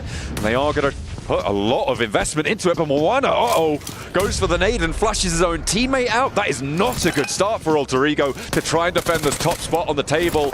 And now it's Thunder Talk looking to keep this pace going. All 4 of them now in situ, and they can play on a numbers advantage. A little bit split for Alter Ego. Alva under a lot of pressure there. The reload needs to come through. Can he connect with the auto shotty? He stays in the corner. Dodging those jump shots, goes for the retreat, and is successful in getting some distance between them, which means he can reposition and fight the duo of Thunder Talk. That fight still going to be well underway, and he's going to continue to distance himself, maybe get an off angle onto AJ. It pays off. The down is in, but the 2 members from Thunder Talk are hot on his heels. They're still on the outside of the wall, though, and with King falling, this means that nobody is forward for Thunder Talk. They're now trapped on the outside, out in the cold, and Thunder Talk are getting rinsed right now. Rinsed indeed, but I love that angle from King. Alva play this very, very carefully. Even if Thunder Talk wins this fight, like you said, they are in dire straits, and I really do think that's a huge oversight. This duo should have pushed up on him and taken him down. Having Alva on that off angle was detrimental to Thunder Talk. Obviously, your duo ends up falling, and now you're leaving. You gain 0 value. The timid fights do not work out if you want to be a champion. I mean, much like the Omnidroid from The Incredibles, right? The only thing tough enough to take down an Alter Ego player in this match is themselves. The only thing that has taken one of them down fully is that team nade. And that's not the sort of coordination that you want to see coming on through, especially in Mill to Power on a circle like this. You know, it's so important to have everybody alive in a central location in these early circles, right? You want to transition in towards the late game. They've pushed up towards 30 points, though. And they will be okay for the time being and playing on a 3. Not the end of the world. Not the end of the world, but see how that game ends up unfolding. Smile barely, just a nick of health, and manages to get away. Team Secret applying the pressure. Yingon Galacticus, Team Secret rotating maybe up north, then dropping down south through Naya. Team Secret could get a drop on them if they continue to progress forward, which could be great for playing a gatekeeper role. For now, just trying to heal up and just really recover. For Team Secret, though, unfortunately, I think they're going to lose at least 1 into blue, if I'm not mistaken. For Barnett, though, he's moving up. So are the rest of the team. At least several of them are trying to go in pursuit here, hopping out, going for the spray. Xerus has to divert, send back behind the headland. Is there an off-angle hop out? No. But the blue zone will do a little bit more damage here. We're only at stage 1, so this is very, very survivable on these rotates. It's not really going to do much more to them, and those sims already on the bar there for Xerus mean that he's going to stay very, very healthy here unless a couple more shots connect, which it doesn't look like they're going to. Sending over the north side of the Yaz Lake. I imagine that Yangon Galacticos are going to divert. Not too keen to go in behind them, but we'll have to wait and see. The plane path, sorry, the next circle just about to come on through. Yeah, Yangon Galacticos, I thought we're going to take the roadway and then cut through, but Say Cloud has stayed up top. He wants presence behind Team Secret. Meanwhile, the other 3 are in fact going to go in succession down low, and Say Cloud does deviate away, maybe wanting to stay in Team Secret's mindsets, but getting tightly contested in the southern portion of the arena versus Falcons, a team that's been on the struggle bus, or E-Arena. I love the way that they've been playing. Granted, today they've been falling flat, so this fight critical for both rosters. Irida disengaged from that one. They had the numbers advantage. Perhaps they were reading too much into the circle. They thought if we can't conclude this fight immediately, there's a third party potential. But they had a massive advantage in that fight. Only 2 of the Falcons were on the inside. I'm not too sure about the decision to disengage it, but we'll see how they can play on from here. Meantime, Power looking to rack up even more elims. They're now up to 1 on the tables, and that's going to put them up on 26 with no placement points. Taking down Noxium Red Force would be huge for them, mind you. I really feel, based off of that last play in the last map where Noxium Red Force had center zone, had the hardcover POI and pushed out, I feel that was a massive oversight, potentially starting to get into their own head. So for Power, pushing this fight could be big. For Weibo, well, we can't even stay upright. We got 4 wills. Well, they decide to use 2. They're going to maintain course though, self-righting, going all the way out west for a wide wrap from Weibo to go out on that west side bridge. APG, they're ahead. Alpha Gaming will send over that east side bridge, fairly uncontested now, and they are sending up north. Yeah, this is just the continuing long rotate from Weibo to go out to all the way on that west side. They're getting across the bridge. They'll be pushing in from around Potato Hill, but don't expect to see them for another 2 minutes. That's right. We won't see them for a long time. For APG, well, you saw what the game plan was. They were setting up to gatekeep Weibo. So this long rotate, in my opinion, was critical for Weibo. They only had one choice, and that was to take the western side bridge. For APG, they don't see any Weibo members. Okay, we move on out and start to progress towards Milta, maybe towards Power. Meanwhile, though, we do have Regnum Karya potentially setting up a trap on Hora, who's going to be up just ahead. A team that played so well through the early stages, now struggling today. I mean, they're sequestered right up into the cliffs over Prison. It does severely limit their sightlines here for Regnum Karya. They're going to have to try just gather that info from the sound. They have got that outpost Silas a little bit disparate from them. We'll be rotating around, feeding back a little bit more info. But for the time being, they are a little bit crunched in here. Hora a little bit less so. They've got a little bit more leeway on the side of that Prison cliff face. Teams trying to get central. Nobody really getting too aggy with it just now. It's only Thunder Talk who have lost 2 players and a couple of those earlier elims coming on through as well. See DRX off in the distance. They've got a couple of teams in their line of sights. Like you said, nobody getting aggro just yet. We see a zone shift up towards the north. For the majority of teams, they're already pretty much sequestered where they currently are. For the rosters like Power, APG, Thunder Talk, the Duo, Alter Egos. Weibo finally starting to get their first member out of the blue zone as they head up towards north through school. Maybe even towards Yangon Galacticus. But everybody rotating in. I'm hearing a lot more shots this time around. No surprise for Falcons. Oh, I'm hoping Regnum Karya does not crash into him, and it looks like they're not going to. Even Silas taking too much damage for his own good. Yeah, crashing in on that position with the number of third parties available, maybe a death sentence, but instead they turn over towards the dip, and it's 4 Thrives who are eating lead left and right. That is nasty. The team from Pakistan is going to be eliminated very, very quickly.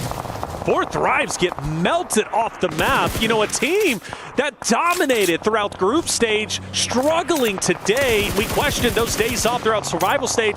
Would it be helpful? Would it not? Well, for 4 Thrives, they need to get their legs back underneath them. But Power's also rotating in. Ragnar taking a ton of damage. We got Wild also falling. Ragnar now down. Haji getting active. Ida's going to fall. It's just a mass amount of teams and bodies on the ground in this area. Haji getting the cleanup. Starkin up ahead, cooking a nade. And this nade, if placed right, could be devastating to Power. Darkin unleashes it over towards Fadan. The bounce is good, and it will connect for the knock. Haji now, the last player alive for Power. They have 4 elims. They'll want a little bit more, and he's now got a nade cooking. They know where Ida is playing, and nobody's getting out of this dip unscathed. The nade goes long, and Darkin pushes forwards. Haji around the smoke, goes for the spray, and of course he connects it. But there's the shutdown from the off angle. Fireflux shut everything down, and there is no one alive. We just lost 3 teams just like that in one engagement. Fireflux playing spoiler, and we'll talk on that in just a second. Team Secret now against Alter Egos. You called it. Caster Curse, nobody getting aggro. Well, now we got everyone getting aggro all at the same time. Krypton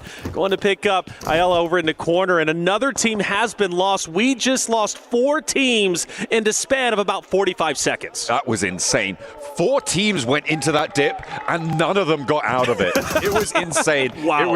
It was being held, I believe, originally by 4 Thrives. Yes. Then both Regnum Kaya and Ida crashed in at the same time, and then Power lapped in over the top. Wow. Fireflux were just like, this is ridiculous, guys. You need to chill out. They put them in the cooler, and it's going to maintain Power's record of getting no placement points, but they still got 5 elims on this match. It's such a bummer, though, for Power, because Al-Haji is the last one standing. He's the champion of the team fights, 4 teams in one area, and then Fireflux says, hey, good job, buddy. I got you. Takes him right down. Either way, like you said, 5 elims. You got to be happy with that. For Alter Egos at 5 themselves, and of course, another zone shift going to be taking place. But yeah, that was probably one of the craziest fights we've seen today. Absolutely insane stuff. A hard south shift, and this is going to help out teams like DRX, like Falcons, if they can hold their nerve out in the open. A lot of open ground, right? We saw how difficult it is to approach this Falcons position. When it gets closer and closer on the circle, it gets slightly easier, right? Because there's fewer and fewer positions that sit around them that can take those third-party shots. There's fewer teams that are potentially going to third-party on towards you. So Falcons, their strength is really good right now in terms of position, but that will start to falter when the teams around them start to get involved, start to get dropped. But I'm expecting to see them into this one deep, potentially up to stage 6. I was looking at this Thunder talk. We see a replay coming in. This is the Team Secret fight versus Alter Egos, and Xerus is putting in work, but it was Krypton who was able to even up the odds, silence Team Secret, and send them packing to the next game. Weibo, Thunder Talk, finally back on your screen, and, well, not for long, as one is taken down immediately. PEL derby right now between Weibo and Thunder Talk, but it seems pretty clean, done and dusted. 3 players alive for Weibo and 1 for Thunder Talk. Together they make a full team, but there's no cooperation here. It's Xing sending off into the horizon. Xing is gone. Thunder Talk's been in survival mode since the early goings of this game. 2 eliminations. You're not too happy with that. Maybe some placement points will help you out. Doc with a great angle. Maybe surprise some members from DRX up ahead if you can get a line of sight on him. Nobody can be seen just yet, but Doc is a guy that's sneaky, and if he sees you, he's taking you down. Nongshim Red Force, they've got 2 players alive, 1 further back. Let's hope that they can do a little bit better, although with only 2 players right on the edge here, it's going to be difficult. That shelter position can keep them alive for quite a while. Xing takes a couple of shots over towards Seoul. He's actually going to reposition away from this one, but Xing has to push a little bit further in. He's going to go into the wake of APG, so Alpha Gaming going to actually allow this rotate to happen. He fired a couple of shots, nearly getting it down. The fact that he's still alive is incredible. This is where Doc was, I believe, and actually, Doc's going to be on the opposite side. And so this Doc will stay where he's currently at to overlook everybody who's going to be up. You got DRX still off in the distance. So DRX in a pretty precarious spot, if I had to say so, because Nongshim Red Force is over there. They have a presence. And then you also have another one from a distance. Xing narrowly avoiding getting squashed. 33Z hops out. And finally, Thunder Talk will fall. Again, surviving for the longest time. But one by one, they were picked apart until they were finally eliminated. And in their wake, this rotate will be pursued down by Hora, who are going to move out now to this southeast side. All 4 of their players are alive, and they're looking for a good game here. Having underperformed so far in the first 3 matches, they're going to try and take on some PEL representatives as they are going to try and find that wrap back around. The smoke's keeping them safe, but both of these 2 teams are actually right up and against the blue zone. Hora overextending now, and they are going to fold back in towards themselves, play that east side. They actually lose a player to Krypton over on that north edge, so they can't really afford to place too much pressure on this south side. The question is, do they? Hora continues to get closer and closer. Krypton maybe tempting that he wants to get away. Alva has dipped himself. But Krypton will continue to fight, and you know, he's a scary player. 4 eliminations already, John, and a guy that can very well take down the entirety of the Hora roster if they're not careful. For Sky, he needs to keep his head on a swivel. He's going to be the one to truly shut down Krypton if he makes an attempt to maybe challenge No Fear and Sleepy up ahead. Chance there. With 4 elims, Krypton is pumping today. Doing a lot of work for the roster, but with only 2 players against the 3, they do have the disadvantage. They're on the outskirts as well. Their options fairly limited. I wouldn't be too surprised to see them try and sweep up north. With Hora pushing into the tower, they're going to be a little bit less mobile, not going to be as easily able to go in pursuit, but they could equally try and find Sky, and that looks like maybe what they're going to try and do here. Wrap back around, play on the backside here. and open up a window of opportunity for themselves. But Weibo Gaming are just over that ridgeline, and Krypton in danger now. Sky has to go for the reload, and it's actually fairly low on ammo here. Oh, but yeah, it was Alva, so the car was a distraction. Alva was pushing up, but now he's getting pressured by Hora as they push in. Alva, a sliver of hell, taken down by No Fear. Krypton now damage control. He's got Weibo to his flanks, so now you've got one alter ego member of Krypton right smack dab in between Weibo and the Hora roster. So Hora got to make a decision. Who do we challenge first? Krypton to solo, Weibo up ahead. Do we disengage and maybe go a little bit further into zone? I would not want to be them making that decision. If I'm Weibo, I'm letting the blue zone handle Krypton, and I think it's a similar call for Hora right now. You just need to negotiate. Do they know he's wait there? for him to leave. They should know, right? He's taken shots back over towards Hora earlier on in that engagement. So they should know that there's a player down this hill. You don't need to put this much pressure on. This is overexposing potentially to the Hora position. And Order's getting a little bit froggy. Yeah, he definitely is. He definitely is. No Fear's right there. Ready to apex this hill. Krypton to the right. This is going to get spicy indeed. Nade cooking.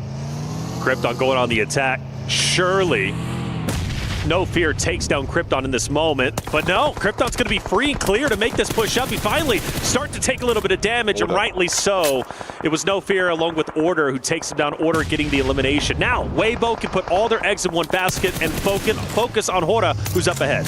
They can try and now turn and get ahead of this one. They do still have a couple of players in tow. They've got that outpost down to the southwest side in 33Z, who's been scouting, who's been gathering that information. Hora, they've been locked into this fight for a while. Looking at the rest of the circle, meanwhile, Falcons, they've been chilling in their building for a long, long time now. They have managed to rack up 3 Elim points and actually make that maybe a couple more as the nades land over towards Fireflux. They're going to have to think about getting out of this business, though, for the time being. They are right on the edge of the circle. They'll be safe for now. DRX have been holding out on the southwest for a nice while as well, but Yangon Galacticos going to be putting pressure on. I feel like that's the next crash coming on through, and SayCloud's going to send it. Yeah, absolutely going to be the next fight. Falcons, mind you, also focused on Fireflux over here in the shed. They took a little bit of damage from DRX. In fact, Redox is going to fall once again. Scarface getting some shots. SayCloud onto Quiz. You mentioned it, Yangon Galactica starting to push up, but they've also taken some damage, a downed player, so they're going to have to go at it 3 strong. So we have an immense amount of fights. Falcons versus Fireflux, Yangon Galacticus going against DRX, and the winners potentially controlling the entirety of the western portion of zone.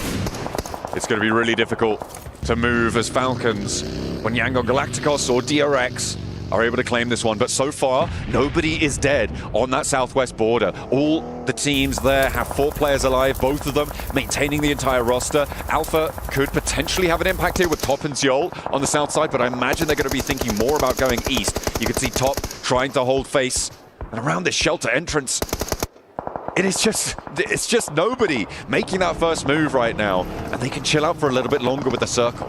APG can be truly punishing to DRX. The only thing stopping them from shooting, I believe, are the smokes. They just can't get the line of sight. But Top should have infinite vision. In fact, he's going to get active. So there's going to be Top on one full finish on one DRX member who's now starts to push up. This gives an opportunity for Yangon Galacticus to start firing at DRX as well. Weibo says enough is enough. Takes down an APG member. 33Z also taking a tremendous amount of damage. It comes to show you literally nobody is safe. And Weibo on the outskirts of zone, fully eliminated. It's in circles like this that you've got to think potentially Fireflux could have a chance if this fight on the southwest side doesn't conclude, but it looks like Yangon have isolated their entrance and will be playing on fairly convincingly. SayCloud very likely to get this knock on the Horman. That should be an easy pickup for them behind the rock, sure, but you have to dash out to try and find that res, and with only Joker left standing, they don't have a lot of time to get this one. Currently, Yangon Galacticus have a beautiful spot where they are at. If the zone favors them on the next shift, they are going to be set up very nicely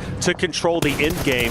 Of course, depending on what DRX and APG decide to do from their current position. For Falcons, they refuse to move, but now they have to start going a little bit more forward, which means E-Arena are very much ready for them. But the good news is Mormon was taken down just a little bit ago. He's down but not out, and E-Arena have to make a decision. Do we want the pickup? Well, now they don't have a choice. Sakura also gone. Romeo taking him out, so YG getting active, and now Ralph says, I'm pushing up. I'm taking the advantage in the mid zone. Here comes the Falcons. The north side divide now could conclude, and the Falcons may have all the leverage they need to try and leapfrog south. But you can see how flat and open it is, which gives Yangon Galacticos so much power, so many sightlines over towards E Arena especially. Romeo is laying down the law from the high ground there. DRX wants the challenge. They've gone out of the other entrance, and now they're trying to maintain that high ground with their 3 players moving on in. But no, it's Hora doing a lot of work, but Hyunbin still has a little bit more gas left in the tank. Unfortunately, he will draw short, and QZ across the way gonna have to try and hide now behind the rocks, but will be pushed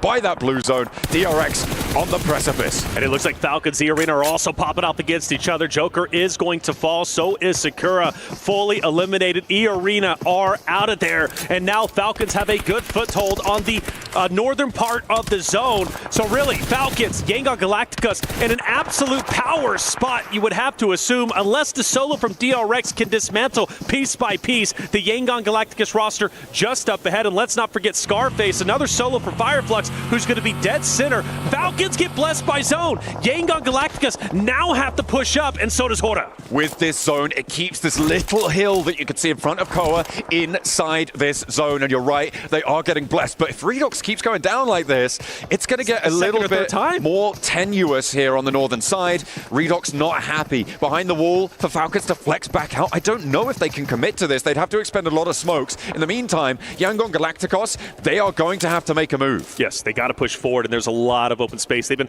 hanging out next to this K for the longest time. I don't blame them, but now the time to get active is in, and you got No Fear, who's been doing such a great job from a distance, being detrimental to each and every roster he's come across. So he's going to be the X factor for me for the Hora roster, at least when Yangon Galactica starts to rotate over. For the solo from DRX, I don't know if he's going to be able to survive this. I really don't. But for him, all eyes on YG, who now start to move forward. This is going to answer our question of who takes this game. If Yangon Galacticos get mowed down now by Falcons, it is going to be all Falcons for the victory. With Ralph moving out to the west side to go for the res onto Redox, they're actually west side bolstered right now on the Falcons roster. So Yangon Galacticos potentially picking the wrong time to go for this one. And with Hora on that sideswipe, this road crossing is nigh on untraversable. As Hora actually going to try and backfill on this rotate and play on the south side. This could be a great play coming through from Hora. They'll finally get rid of Scarface, who was on a sliver of HP, and now it seems to be a 2-horse race. If I'm Falcons, I'm paying close attention to Hora starting to move up. Fireflux are now gone. We're getting deep into it. Only 4 more teams remain, and really one of them is inconsequential. It's only a solo from DRX. A mini red zone starting to form. Say Cloud trying to get back onto his feet. Smile desperately needs this. Yangon Galacticos with the desperation push forward gets picked apart. Romeo down, and it's Falcons from Koa taking him out. A little ridgeline to play around, a couple of vehicles keeping them safe from Hora for the time being. Yangon Galacticos may be able to stay up as 2, but Smile down behind that vehicle, and that crate has been beautiful for No Fear. He's going to try and get a little bit more though. They're putting pressure onto the Falcons because of the rotate out to the west side to deal with that res, to get Yangon Galacticos out of the mix. Hora taking the timing of this very, very well, and they get that flex out to the side, but Falcons are piecing themselves back together and out over towards Narvalo. Koa finds that retreat, and things simmer down.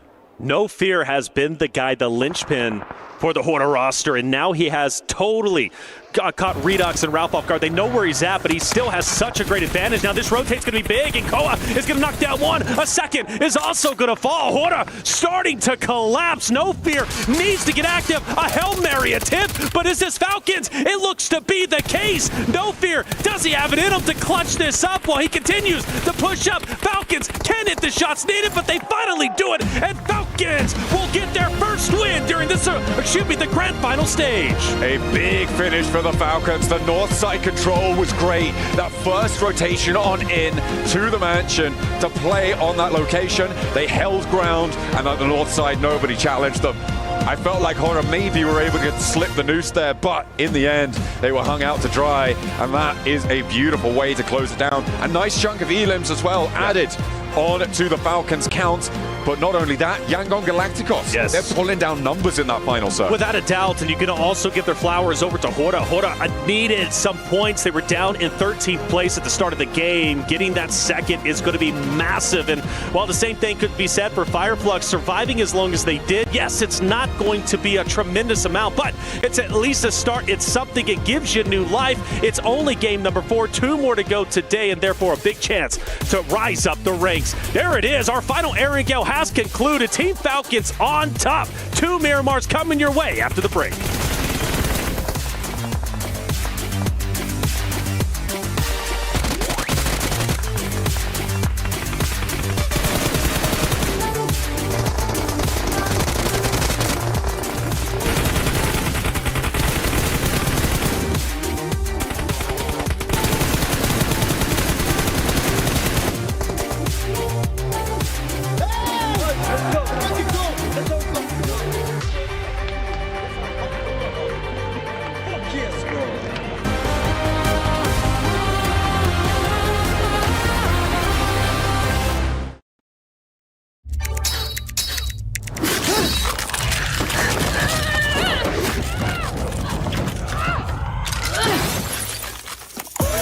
Reach your impossible. Lenovo Legion.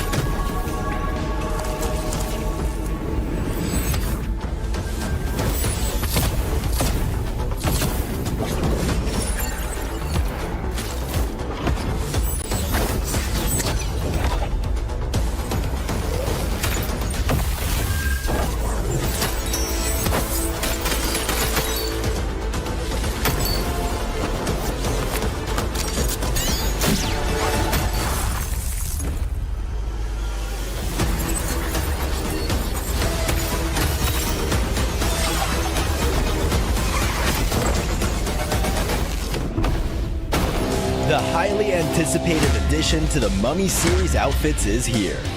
Paired with the new Ice Tube Glider, the Polar Spectrophage set is just what you need to freeze your enemies. Or send them ablaze with the Inferno Fiend set's new upgradable Chain Inferno Uzi. All the Mummy outfits are back. Get them all. Join now and collect the whole series to turn all eyes on the battleground. Event period, July 10th, 2025 through September 2nd, 2025.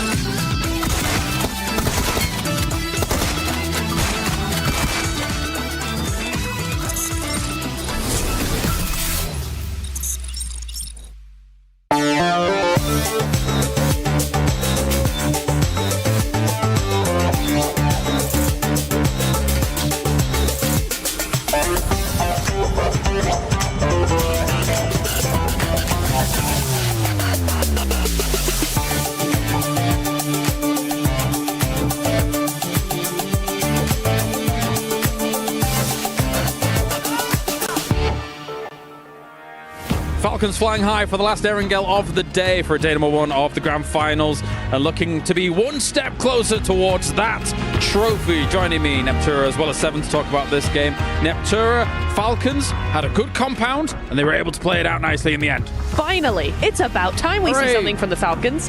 Dare I say I want to see a little bit more. I wasn't entirely pleased with how that game went, but they got the win. That's what they needed to do. Fair enough, right? I did like how they played some of those things. I want to start off by saying that initial push onto Fireflux was the wrong play, and I thought that. I was like, no, you need to be looking at E-Arena. They did in the end on the circle shift. They were able to take them out completely. That frees up the north side of the zone, really able to then do what they want. I will say, Seven, Hora really tried their best. Some really nice controlling angles that they got there, but I think Narvalo in particular, able to have that off angle, really helped. For me, the Falcons, I think that they should have done a little bit more. Still played a little bit too defensively, but in the end, they started to split off a little bit. It was much better. Well, here's the head-to-head brought to you by the Saudi National Bank team. Falcons versus Hora from this previous game. Hora doing quite a bit of work, doing quite a lot of damage here, 7 overall, but not quite able to keep up with Team Falcons, mainly thanks to that circle shift towards the end. Yeah, Team Falcons having that circle shift that definitely helped them big time. And I think one of the main worries that I had looking at Team Falcons was that they just weren't spreading enough. They weren't gaining enough control of that circle. And meanwhile, Hora was being able to do that. But due to the fact that Hora has just been fighting so many teams that whole match, and they had already lost a player, it became almost near impossible. As soon as Sky went down trying to get that off angle, it was set and done for Falcons to be able to get the win, but I got to give compliments to Hora. I have been enjoying those splits that this team has been doing. They have gone from 1-2-1 splits, 3-1, and then they end up mixing it up to everybody just going solo. They're making sure that they just get a lot of the zone, and they were able to do that perfectly at one point. They had full control of the southeast. But Falcons will walk away with 22 points there with the 12 eliminations, thanks to Narvalo, the Frenchman. We love the French being able to hold on to that position towards the top there. Neptura is able to overlook exactly what was going on and hold their opponents at bay.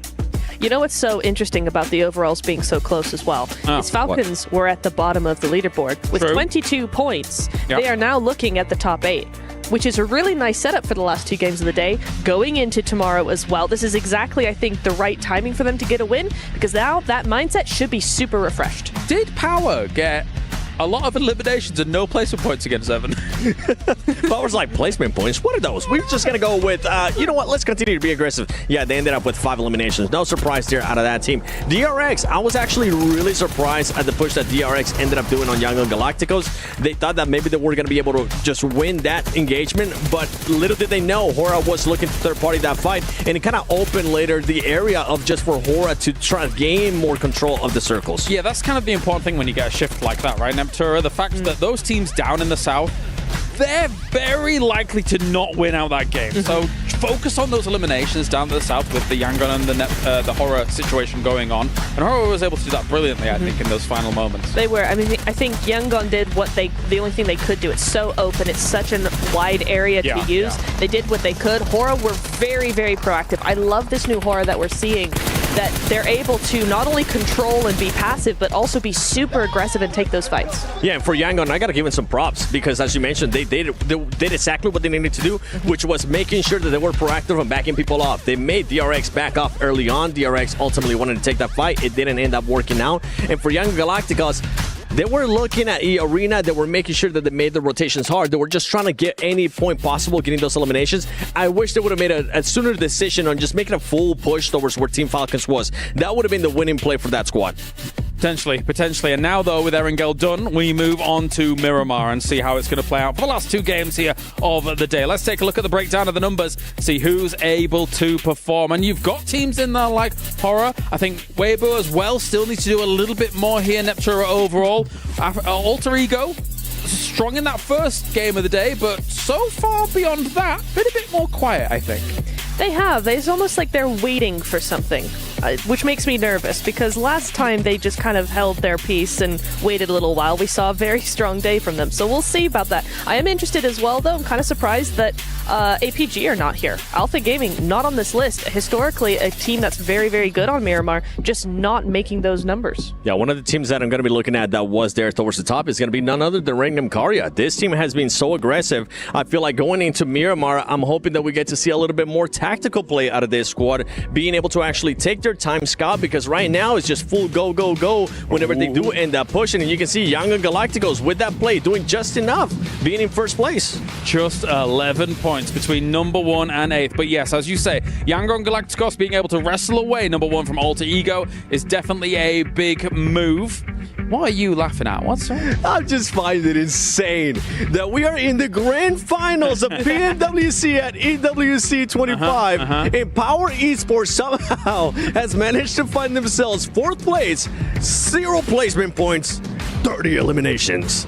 It bears repeating. I'm worried in case they do start getting placement points here. Right? They could rocket up the leaderboards with also the elimination power that they're showing. And this isn't the power that I saw in the group stage. I was like, okay, they're sitting pretty, they're waiting, they're sitting in Milta, they're moving out and getting themselves a win, a slow win as it were. But they're just all guns blazing at the moment, I'm sure. It's crazy. They really are. I think it goes to show again that sometimes going to survival stage is incredibly beneficial. They've had those 2 extra days to really get their stride, get that momentum going, and now look at them. Definitely impressive stuff. We'll see if this can continue. Imagine if they finished it with just like no placement points, but like 90 limbs. Please do that. That's what I want. That'll be me unboxing a surprise. You'd be very excited. And let's all unbox together because the PUBG Mobile Airdrop Carnival is now live. Don't miss out the final 3 days this weekend. Log in to summon your supply airdrop and collect 2025 airdrop vouchers for your chance to win official merch, smartphones, BD partner rewards, permanent in-game items, and more. Every participate is guaranteed rewards. So come and get those unboxings done. All these players, they can't unbox right now because they're ready to get into Miramar. So without further ado, thank you very much, guys. It is time to head over to the Dusty Dunes. It's Miramar. Let's get it for the penultimate game of the day. Falcons are able to rise again with a chicken dinner in match number 4 on the day, but they need to keep pace now. They're goodness me, try not to swallow the water next time. But either way, they are going to have to try and keep pace with the top page because they have managed to breach there. But you know, Power currently no placement points, still ahead of them, right? There's a little bit more to do. And if you want to keep track of exactly what every single one of our players is doing during the PMWC, you can on our official map feed on the PUBG Mobile Esports channel. You can see where everybody's rotating all the time, all day. It is useful if you want to break things down, if you want to get a little insight as to what teams are doing at every step of the match. That's it, isn't it? Well, hey, we're getting into it, Miramar, and you mentioned Falcons, but I love what the desk said about Power. It's insane how high up the standings they are purely based off of eliminations, and you do raise the question. They start getting placement points, I think they're going to be the champions. I really do, at least based off of their performance over the 4 games that we have witnessed. It is spectacular, and I think a rarity, really, to see how well Power is doing. And, well, you got to appreciate it. You got to love it. Falcons jump up the standings. Power still doing very, very well. Yangon Galacticos taking over first place for the Alter Ego Eris team, who was there for the longest time. Things are shifting about, and the most important thing, right, is to make sure you are the team going into day 3 setting the threshold. With 6 matches to play today, getting anything over 50 points will be great news. I mean, the biggest games that we've seen, or days rather, that we've seen for teams like Nongshan Red Force, I think, they were able to get over 60 points in a single day. That's right. So getting up there would be phenomenal. But the fact is, this table is looking really flat. You can guarantee that there's going to be a little bit more volatility towards the top side of these tables with how close things are. I mean, from first place down towards, getting on towards 8th, right? There's an 11-point difference. That's really closable, especially in these stages of the tournament where teams are able to take those risks. That's one big game, and all of a sudden, you're on the top of the pile. Well, to put it in perspective, what Falcons, I believe, was in 14th or so place going into that last game. They end up getting the winner chicken dinner, 12 eliminations, putting them all the way up in top 6. And mind you, they are only just 3 points away from breaking into top 3. That's how close it is. So a lot of volatility. Things are going to continue to shift within our top 5. And, well, with Alpha 7 not being here, the championship is wide open. Anybody can take it. The question is, who wants it the most? The players themselves are the ones that control their destiny. Map number 5, we're heading into Miramar. Where are we going? Ooh, playing path on the south side this time around, from Valle de Mar over towards Impala. So north entrance a little bit difficult at Pulsar, potentially tricky to get towards. Of course, now uncontested because Alpha 7 did so badly that they weren't able to make it into this stage of the tournament. Falcons would be alone on there, but they have to get there first. And the question is, do they want to get out there? It's about 3 kilometers away from this plane path, maybe a little bit more actually. So it could be difficult to get up towards. But that western path rotate can be nice and friendly. It's a question of getting those vehicles on side though, as we head on in. Our plane now just crossing Chumasera. Don't think we're going to have any hot drops, at least based off of where I believe these teams are going to be landing for our first Miramar in grand finals of day 1, but there is always a chance, right? Things get spicy. Even though people put their landing zones out there, doesn't mean they're not willing to change it up and take a team by surprise. And well, that could very well happen. I believe going even back to the survival stage, we had a bit of a hot drop over in El Pozo. That was an area that we were watching very, very closely. So maybe we see a repeat of that. Falcons over on the left-hand side by Hora. That's going to be an interesting one if they decide to land next to each other. Very curious where this next zone, or first zone I should say, is going to pop up, because that's going to tell the true story of what we can expect. Ooh, I'm looking at Picardo right now. There's a lot of teams in the air over it right now. Could be difficult. Power definitely looking to try and drop there. I think Ida are going to go a little bit longer, as are Nongshim Red Force. Regnum Kaya disengaging from it as well. Down towards Puerto Paraíso. A little bit close by for DRX and Weibo, but they will chill out. So nobody getting too aggy right now. West Coast, though, could be Falcons getting spotted.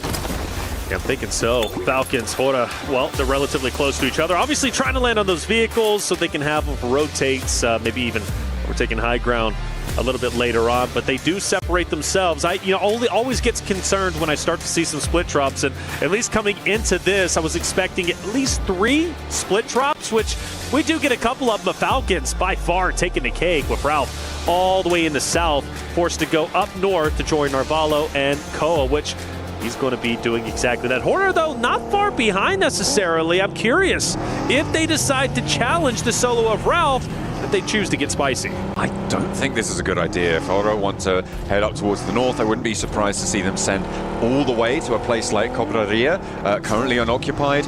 I think chasing down the solo, if they can get the shots, sure, but if Ralph can get over towards El Pozo as soon as he goes in, I don't think if you're Oro, you want to commit here, right? And the fact is that there's about 600, 700 meters between these two teams. I don't think that they're going to be able to catch this one. But I think heading up to La Cobraria on a circle like this is potentially a little bit better of a decision to make, right? In this scenario, you'll be up on that north side. You know not too many teams are going to be there. You'll be out early over towards that north side on a circle like this, and they're going to be able to find it. Okay, hang on a minute. Maybe they are going to try and clip the back of Falcons, but yeah, I don't rate the decision to chase this one down. Right. You don't want hot drops, right? Right. Sure, you might be able to pick up a point early. Oh, they're close. Narvalo, actually, who's already had some looting time, might actually take some shots out. He should. This is why you don't want to pursue too far.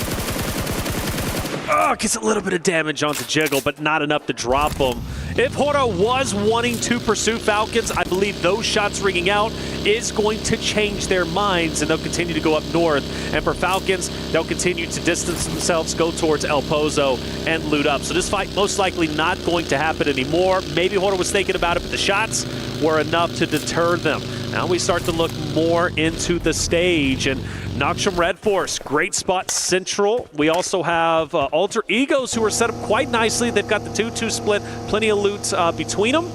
And I think Alter Egos are due for a pretty decent game. I'm kind of feeling, I don't know, my sense are telling me Alter Egos, this is their game to take. Now what's going to happen is Power are going to get a chicken dinner with 0 elims. Oh, show 0 elims? Yeah, anyone looking at the table would be like, oh, that's a normal amount. But no, it'd be the weirdest 10 to 30 split you've ever seen in your life. That's right. Goodness me. No, I'm not entirely sure, of course. There's still 16 teams, 64 players who are in this one. However, Power are in a very central location on this, just down to the east of Hacienda del Patron, with Thunder Talk out to their further east as well. They're in a nice little compound and they can chill out for the time being. We're up to about 5 minutes now, which means looting phase should be over for a lot of the teams that hit ground early. So teams like Power, who dropped Ricardo, they should be done and dusted. However, teams like Aura and Falcons, they're going to be out and looting for a little bit longer, maybe up to minute 6, 7 potentially, if Aura actually don't settle down. Yeah, they are moving and grooving. The good thing for them, the entire northern zone of this stage is wide open, including those hilltops that they can take over if they so decide. I do start to look towards Fireflux, however. Regnum Caria, E-Arena, Team Secret, relatively close, and DRX is getting very close to E-Arena, mind you. They are pushing straight in. You notice on your screen top left, there will be an E-Arena member. If DRX can keep their head on a swivel, they might start taking some shots, taking some damage. Looks like they're going to keep things nice and linear. A nice spread out train. Good spacing for DRX on their rotate. Keep on the southeast flank. And of course, we always advise against all rotating in the same vehicle, especially early and especially on Miramar. Getting spotted out can be disastrous. So taking this 4-player convoy is exactly how you want to be operating. If you guys at home are trying to pick up some tips, that's a good one. Early on, playing split, you're very, very mobile. You're a little bit more flexible. That's what DRX are looking for as they head to the east of Minas Generalis, up towards potentially where Alter Ego and Team Secret are playing. And also for Fourth Rives in the same path as Ida as they continue to move up north. So we take a look at Yangon Galacticus, a team that has been performing incredibly well, currently first place off the back of a third place game number 4. They've been highly consistent, been waiting for this roster to truly show what they're made of. I think today has been the shining example of what we can expect Yangon Galacticus to truly be. They'll be rotating up north kind of in the same fashion that Horda did a little bit earlier, opposite of Falcons, probably most likely going above where Falcons are at. But I do have some concern if that is going to be the case, because there's not going to be a lot of areas they can truly park the bus, because Falcons and Horda are controlling that area, and there is an opportunity for Yangon Galacticus if they go a little bit too far north to get pincered between both of those rosters, so they have to play this carefully. Fourth Rives taking up position on the high ground. Fireflux, they've caught E-Arena, and that's 2 of them going down very, very quickly, and that's a 3rd as well. Oh no, this is nasty news for the team at the bottom of the tables as well. Oh dear, that's 2 players now remain for them. And this crash is going quite well for Fireflux to regroup on this spot. Tony K, Joker, that's another one sent on in, and Scarface handles business. This is what we've been waiting to see from Fireflux today. They were highly performant in the survival stages, and that is what we've been looking out for. And Solus with M249 shooting the bodies. Fireflux has awoken from their slumber. 13th place no longer. They want to be up in the top 5 off the back of our last 2 games. Nice to see them finally getting active for E-Arena. Well, a team that was truly the shining examples throughout the survival stage, struggling tremendously, and even surprising the fact that they get their compound taken over, because one of the shining examples about E-Arena that I truly started becoming a much more fan of was their ability to hold down hardcover POIs. You could not break in. It didn't matter if there was 2 or 3 teams challenging their house. They were going to hold it down. In this case, though, they don't, and they fully get wiped, and Fireflux stays up nice and strong, and they've got a great spot in the current zone. Let's see what the next one holds. Hey, you know what? E-Arena still have the moves. Have you seen those walkouts at the start of the day? I saw the moonwalk today, hitting them with the MJ. Was it good? Yeah, the micro, well, it was acceptable. It was certainly identifiable. Circle over to the east side here for phase 2. A lot of open ground to the east side of San Martin and Hacienda del Patron. Currently, the center of the circle still occupied by Alter Ego under quite a big spread. I imagine they're going to want to look to get back together here with DRX on the south flank, with Thunder Talk as well on a bit of a split, but a lot closer together. About 600 meters sits between both of their outposts here for Thunder Talk. Well, same narrative for me for Yangon Galacticos. I was concerned maybe they would pincer themselves in between Falcons and Hora, but they do decide to stay on the outskirts of the zone. But even so, they're still going to have to deal with Falcons or Hora most likely once they start to come in. And now you add in 4 Thrives. You got 4 teams who could be contesting each other on the northern zone of the current stage. That's going to be a fight to watch out for without question. But for Power, the high ground is in. Fireflux is very aware of this, but you got to appreciate the current power position from Power Esports. Easy with the high ground over towards Ketch. I think they're both aware of each other's position here and just biding their time. Of course, these positions on these plateaus always look so powerful. The difficulty is as soon as you get knocked or as soon as you take a challenge and maybe you get a little bit too bold, you go down. It's a massive mission to try and get you back up, right? You have to either send another player up there or you have to drop down when you've already been knocked and someone has to rotate out towards you. It takes a lot of time, a lot of investment on that, so you do need to be very careful with those high ground positions.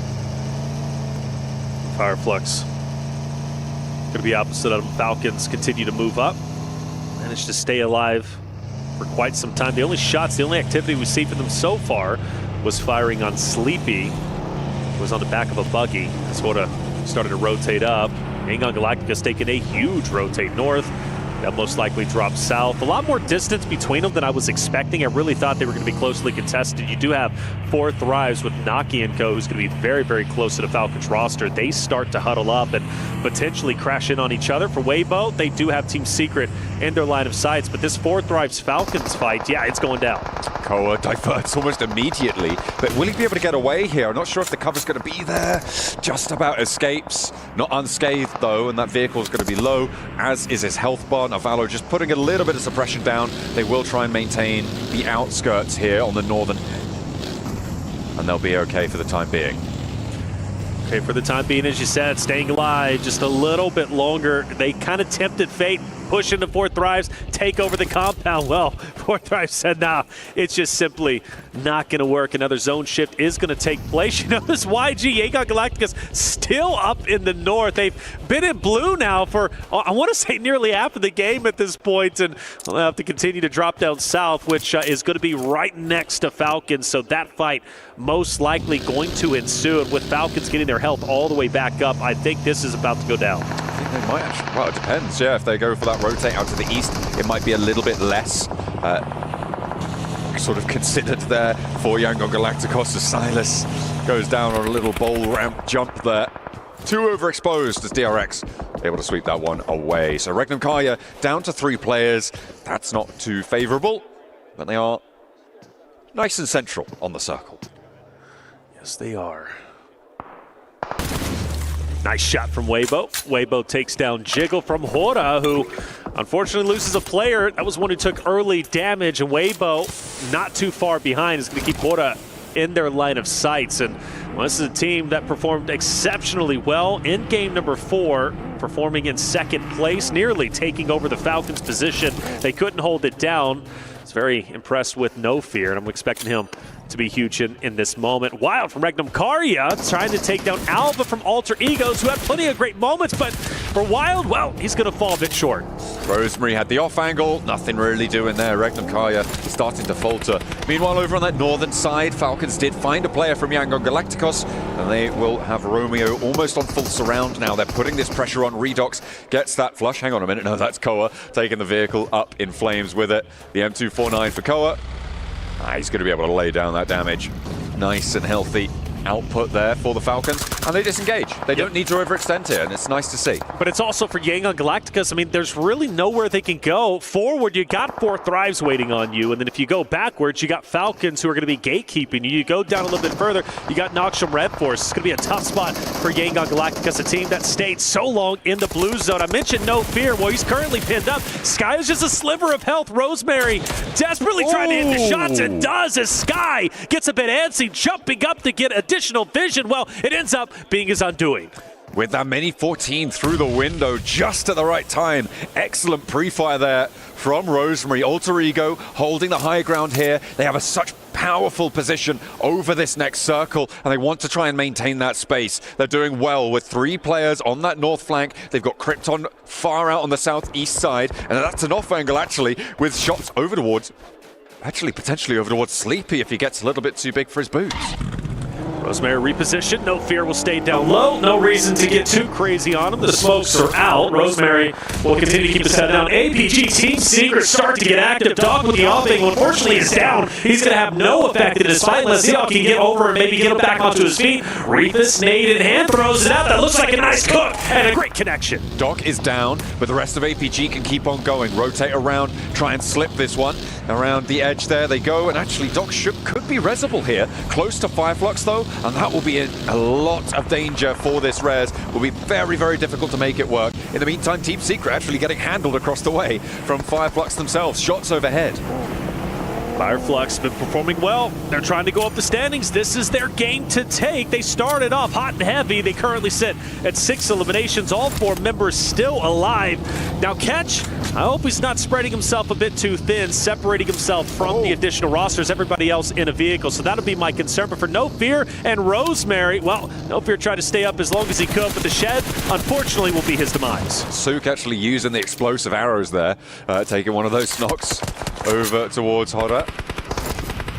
He's going to be happy with that one, but Weibo currently out on that east side, have a little bit further to go here. That east side approach is really, really weird and finicky. They've got that long channel of road for Weibo to roll along on that northern side of the current circle. It spits you out with very little info, which means that they kind of need to head down south and try and put pressure on that way to approach towards Alter Ego, but that's really, really difficult in its own right? You've got Alter Ego who've been holding. We've seen how effective they are in that location. I don't think that Weibo are going to be able to get too much further here. Yeah, I don't think so either. And mind you, Falcons has also kind of got into their vicinity. Falcons have been the outskirt team, consistently gunning down players, not overcommitting, but at least having a presence, keeping them in the back of their minds are their enemies. And well, we see Suke, as you said, from Sleepy from a distance. Wait, and I know Seven is loving that one. Oh yeah, absolutely. I wonder if it was that the straight shot or the explosion that got him though. I have to double check. We'll get the analysts on that one, breaking down the clip. That was kind of nuts, though. You'd love to see it. Sook seems to be, this proponent of Legolas of the bow and arrow. He loves it. Yeah, he loves it. You know, it's funny, when I was doing my research coming into this, Seven specifically brought him up and said explosive arrows.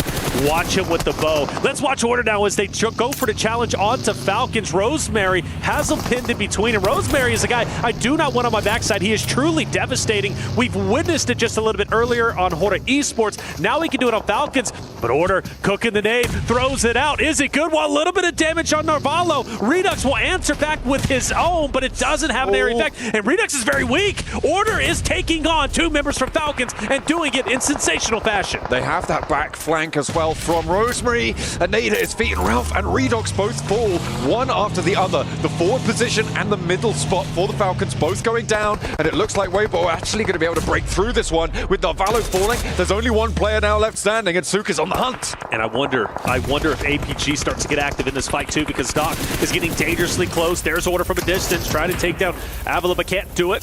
He backs away for the meantime. Still a chance Falcons can maybe recover with the duo in this moment, but the pressure from Weibo is unrelenting. Koa, the tip of the spear, to try and maybe get a couple of shots on the Order. Again, you can't really go back because you got Alter Egos, who's going to be just behind you with Alva. You also got Weibo starting to push in, and the attack is true, but Order will fall. Sook jumps out. Koa's going to be down. Can Sook pull off the hat trick? It's Narvalo up against them. He can clutch these. We've seen it before. And Weibo are low. It's just Sook. And around the edge with a scar, goes for the spray down, but the heel is there. And Narvalo now at a disadvantage. Takes the corner, takes the fight. And once more, Narvalo survives out in the edge of the zone, eliminating Weibo. All right, the question is, can he get his teammate back into the fight? Where is his downed mate? Is it just behind him? You'd have to think so. There it is. That's going to be Koa. Getting Koa back in this fight would be huge. Meanwhile, APG starts to move in. Koa's been finished, and Narvalo once again has to take on the entirety of another roster. This time, a 1v4. Reefus with that off angle. I think this is probably going to be the end. Plus, you got Alva, who's going to be looking dead at you. Narvalo in dire straits. If he can somehow, someway survive and get into zone, it would be miraculous. Spray down. Narvalo slams it into reverse, trying to pull a quick J-Sled there, but actually it's APG who might have given him a lifeline. He's actually down and into the road gully. And he's dipping, he's dodging, he's swerving and moving. He's going up top to get that member of Alvala. Oh, can't get the finish, and that's going to be okay. A valiant effort. I felt Falcons from the start to the finish never really truly had a home, never truly had a legitimate route to stay safe. They were putting a lot of pressure on teams, but they were never able to establish themselves in a specific area and play for late game. That's just the way it goes. Miraculously, though, Yangon Galacticus is doing quite well. I expected them to be eliminated a little bit earlier on, but for APG, Alter Egos, let's see how this fight ends up unfolding. Alter Egos got to do it as a duo. Moana and Krypton will have to play off one another. The circle kind of shifted away from them right now. DRX are in the center. They're by that roadside. They've got a lot of pressure outwards. Not too many threats to be sent their way. Fireflux, they're kind of on a linear approach from the south side. Whilst they have all 4 players alive, they've managed to rack up 7 elims, sure, but they are right with their backs to the blue zone and Power marauding around them as well. Jeez. Yo, Top, go off, my boy. That's 2 down from Thunder Talk.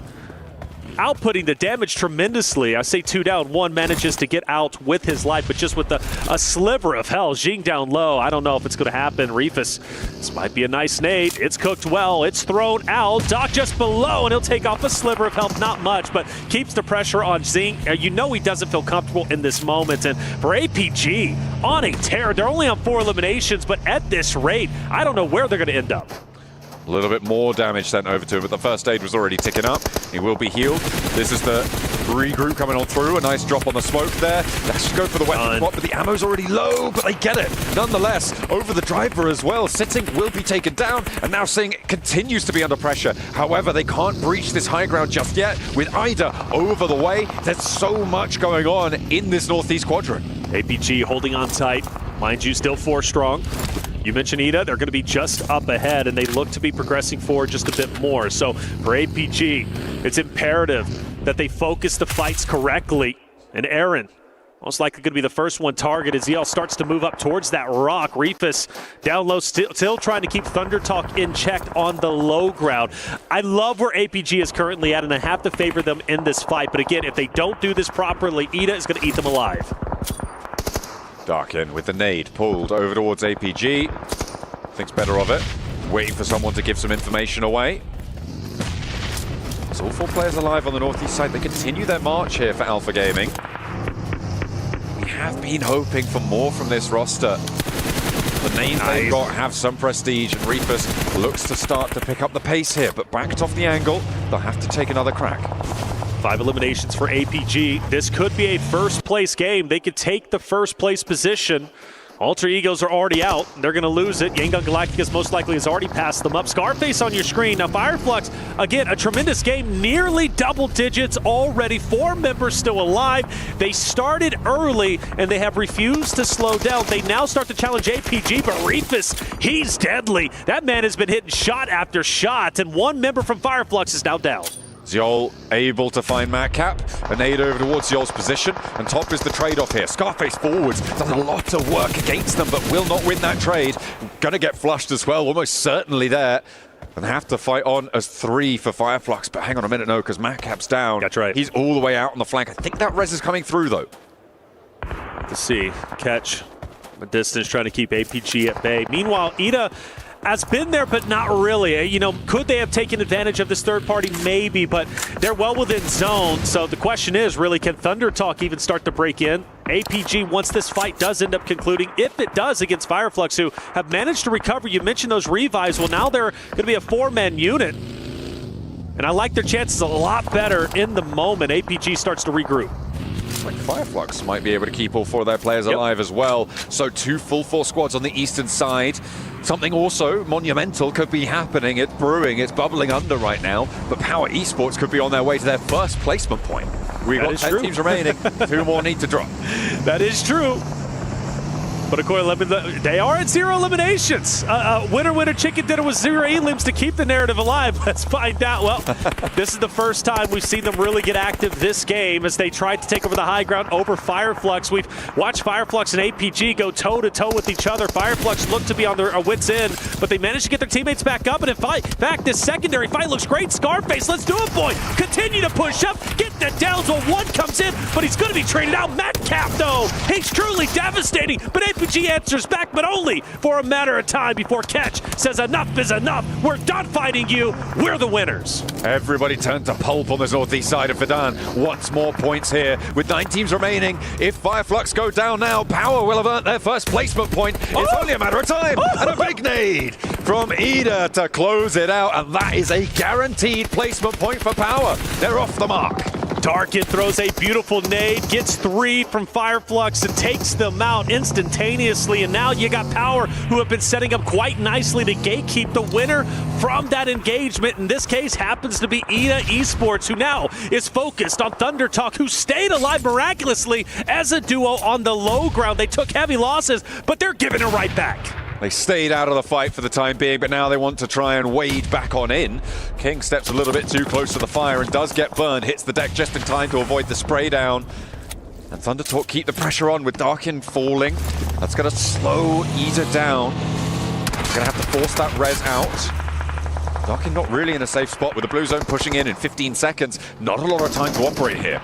Aaron thought about it. Do I go for the res? Do I go for the challenge? Well, Jing throws a nay. This could be 2, and it's close enough. Aaron takes some damage. Another one starts to go in, but it's going to be a little bit too far. And now for Aaron, really the last hope for Ida. Potentially another one to, I don't know, output some damage, but all eyes on Aaron in the moment. It is amazing. Thunder Talk has put up this much of a fight. They're towards the bottom. They desperately need points to elevate themselves towards the top 5 running, but 4 eliminations, their best game we have seen so far, and it could get even better. Looks like Aaron will go down last. And Ida, very down on their luck. Now it's just Emre who was across the way, disengaged from that fight for the longest time. Finally, one of the Power players gets taken away from this, and Easy on the forefront will need a little bit of a rescue mission from the rest of the team. Not going to be easy, and actually it's Ragnar who gets caught on the sidelines. So Easy able to find that shot, and DRX now starting to come alive here. They've been in this compound for the longest time, and they want to try and inflict pain now onto the rest of the circle, but El Hadji is still on the hunt. Yes, he is. For Ragnar's sake, though, I think he tried to get a little bit too fancy on the off angle, and it ended up being his undoing. And, well, he loses his life in the meantime. For Power, though, they look great. DRX is the only team, though, who is left alive with 4 members. But Power's positioning is great. They're hitting wonderful shots, but you gotta appreciate DRX. Able to utilize this low ground, this little divot. They're going to be devastating. Power, it's going to be hard to knock DRX off of this spot. Yangon Galacticos as well on that northern side.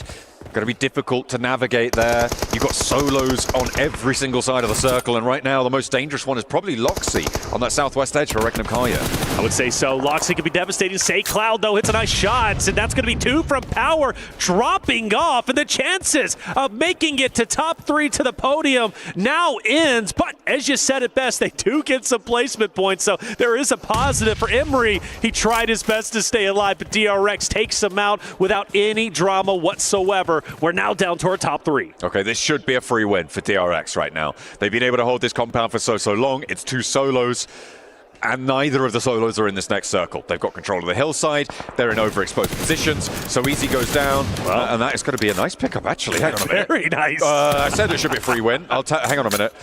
We're just getting word that I lied. I lied to you. Well, let's see what ends up happening. The pickup might be able to come through. We mentioned Loxy as well, right? From Regnum Karya. He's going to be potentially devastating. And both players, right, from Yangon Galacticus as well as Loxy from Regnum Karya, they're going to be pincering in this DRX roster. Looks to be a beautiful nade. I believe it does connect just a little bit. Here comes DRX. Now, I don't want them to get too aggressive here. They now have 2 players down low, and overexposing yourself to Say Cloud might be a reason why these solos could take a win. SayCloud has a brilliant sideswipe here, right? You can see that ridge line that rolls down the hill away from Hyunbin. That is what SayCloud is playing on. So Hyunbin flexing down this way. I really like this idea. Loxy should be taken care of by the blue zone. That will just sort of conclude itself here. Yep. And SayCloud, sure, he might have the sideline swipe, but the center of the circle is still under control for DRX. And they do manage to keep things together, right? It's not going to get too spicy out here in the open, and he will fall down. DRX close it down. A little bit quiet on that one, but points are points are points, and they will take those 10 placements, add them to their tally, and they'll be up there with the best of them at the top of the table. Without a doubt, DRX, just like Power's been eliminating, right, and getting all their elimination points, basically securing top 5 just off of that. DRX has done a phenomenal job in the placings. 4th place in game number 1, 10th place in 2nd. They fall down a little bit, but 2nd place in 3rd, or the 4th game, I should say, and then 3rd place in the 5th, and then, of course, 1st place coming out right before your eyes. Beautiful job from DRX, highly consistent in the podium category. That's going to be incredibly valuable when we get to Smash Point on day number 3. DRX, so strong, so powerful, and finally able to get a win. That was 4th in the 1st, 3rd in the 3rd, and 2nd in the 4th, and a 1st in the 5th there for coming through from DRX. Hope you guys are following that. We certainly were here in the booth, but we are going to head to a quick break whilst we get ready for our final Miramar of the day. Don't go anywhere.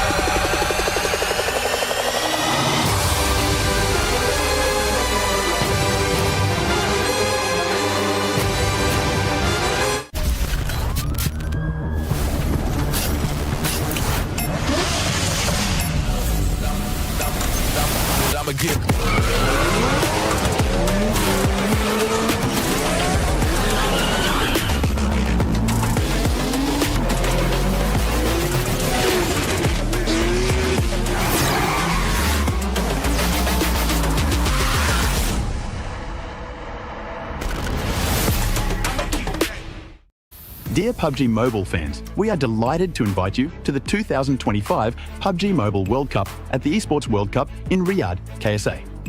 This exciting event will take place from July 25th to August 3rd at the Boulevard City. We've prepared tons of event perks, such as the PMWC avatar frame, Esports Passion set, Esports Passion parachute, and tons more items. Let's check out how you can get all these rewards. During the tournament, go to the Pandora event page via Lobby, Event Center, Esports to join the event. Mormon from SEA, Top from CSA, Pedrinho from the Americas, Silas from the EU, and Prestige from MENA will guide you through the 5 major parts of the event. They consist of tournament celebration, prediction rewards, esports shop, themed outfit, and champion challenge. Join these activities to earn rewards and collect esports tokens to redeem even more gifts in the esports shop. The more esports tokens you collect, the better rewards you'll get. You can get up to 2,870 esports tokens from the prediction event. It takes place from July 23rd to August 5th and consists of 3 stages that coincide with the tournament: group stage, survival stage, and grand finals. During the group stage, get 20 esports tokens by predicting the 8 teams you think will advance directly to the grand finals. Each correct prediction will grant you an additional 60 tokens. Make a total of 3, 6, and 8 correct predictions to get 300, 680, and 720 tokens, respectively. You'll get another chance during the survival stage to guess the other 8 teams that will make it to the grand finals. The rewards are the same as the group stage. During the grand finals, you must try and predict the ultimate champion. Just predicting will grant 30 tokens, and a correct prediction will grant 400 tokens. If you're unsure about your predictions, you can let your friends' predictions guide you. Find someone reliable, copy their predictions, and wait to be rewarded. The 3 prediction rounds take place on July 27th, July 30th, and August 3rd at 10:45 UTC 0. Rewards are issued the second day after each stage ends at 4 a.m. UTC 0. You'll receive esports tokens based on your prediction results. Note, esports tokens don't expire and can be used in future esports events. Who do you think will be the ultimate champion? Join the 2025 PMWC event and share your predictions. Invite your friends to join the predictions and watch the tournament unfold.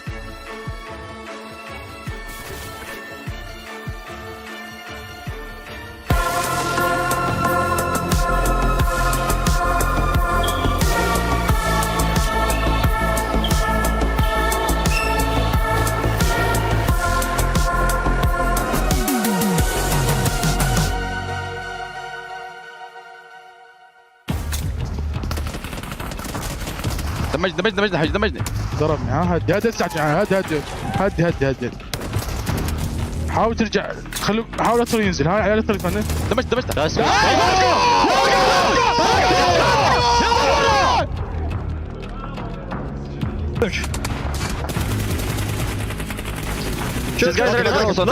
Last guy. Come back. From the right, come in. Close. I have no bullets. Behind the buggy. I'm low. I have no bullets. He wants my feet. Put him behind. Nice! Let's Player 456 would be proud because our South Korean overlords are back for a win. Yes! DRX holding down a compound. It was quite easy for them, actually. Joining me, we have Neptura as well as Maxman to talk about this one. Kind of came their way. They kind of did well. Hooray. They had compound. It was in circle. They outlive every team. They get the win. What an impressive chicken dinner. Wow. No, it was a pretty streamlined win, okay, coming in from DRX. Unlike Nongshim Red Force, though, they don't throw the match, which I can appreciate. No, there's actually a few things they did do really well this game. They were using the southern and eastern ridges very efficiently, and because off the back of that, they were able to actually hold teams away. Though, yes, Kalash, they didn't get a lot of limbs because they're just staying hidden in the middle, just like, don't fight us, please. You know why they were able to keep teams away so long, though, Matt? How? I will tell you. Because of the quality of the angles that they took. And what I mean by that is that they took angles that had the most amount of information against other teams with the least amount of risk from those same teams. So they were able to hold on to their full squad very effectively while not necessarily getting the eliminations like we see here, only 5, right? But they were just able to hold those teams off onto the edge, let everybody else get eliminated and take the win. But Fireflux taking a little bit of inspiration from Power, it seems. 0 placement points, 11 eliminations. This match, that's going to be able to catch up a little bit in the leaderboards. Going on to the second page, though, quite a few bubbles from horror. Okay, I shouldn't have looked down there. You've caused problems, Max.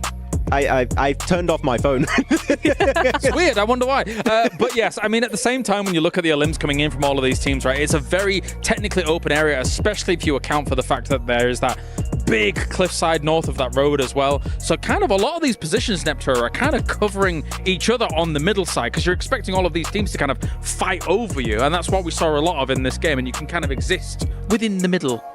Yeah, it's a big thing that happens in a lot of games. If you can find that dip, it's super risky because the minute a team actually comes up over that ridge, you are gone. But as long as there's a couple of teams all around you, you are able to survive a lot. Hey, Alpha Gaming able to get himself over 2,000 damage this game. 6 eliminations going into Fireflux. We already looked at their 11 eliminations. So a very good presence from these teams. One team I'm not seeing here that could have been here is Alter Ego. We talked a little bit actually during this game here while it was happening in the green room, how they had a really good position early on and they tried to just overextend their control on the map. They had not just a 2-2 split, it was a 4-man split. Everyone was like around 100 to 150 meters away from each other, meaning that if the team gets remotely close to you, you're going to lose that player. Very reminiscent of the split that they had on Sandhawk, but hey, guess what? Sandhawk and Miramar are very different maps, Neptura, right? So it's difficult to maintain this when everybody can kind of see you on the cliffsides elsewhere. Yeah, a big split on Sandhawk and a big split on Miramar are two very different things. Just because it's such a vast area that you have on Miramar. You did have that one player. Which one was it, Max? There was a really... Alva at the north? Alva, yeah, it was Alva up on that It was a cliffside. valley between him and his team. There was a whole valley. And you understand why. It's like, oh, that's an awesome off angle onto all the chaos that was happening with Thunder Talk and everybody. But it didn't work. They seem like they're having fun still, though, here for PMWC Grand Finals, which, okay, cool. Sure. But you've still got to be able to have your foot on the pedal here, Max, if you're them. Yeah. Getting together a little bit quicker, you feel like that's probably the play to deal with some of this? I think so. It was so weird because you have two teams getting really close to their position. You had Ida and you had Fireflux, and it's not just they're walking around in dips being very silent. They have cars, and even then, Ultra Ego made the active decision that no, we are going to remain split. We don't want to regroup. We just want to keep control.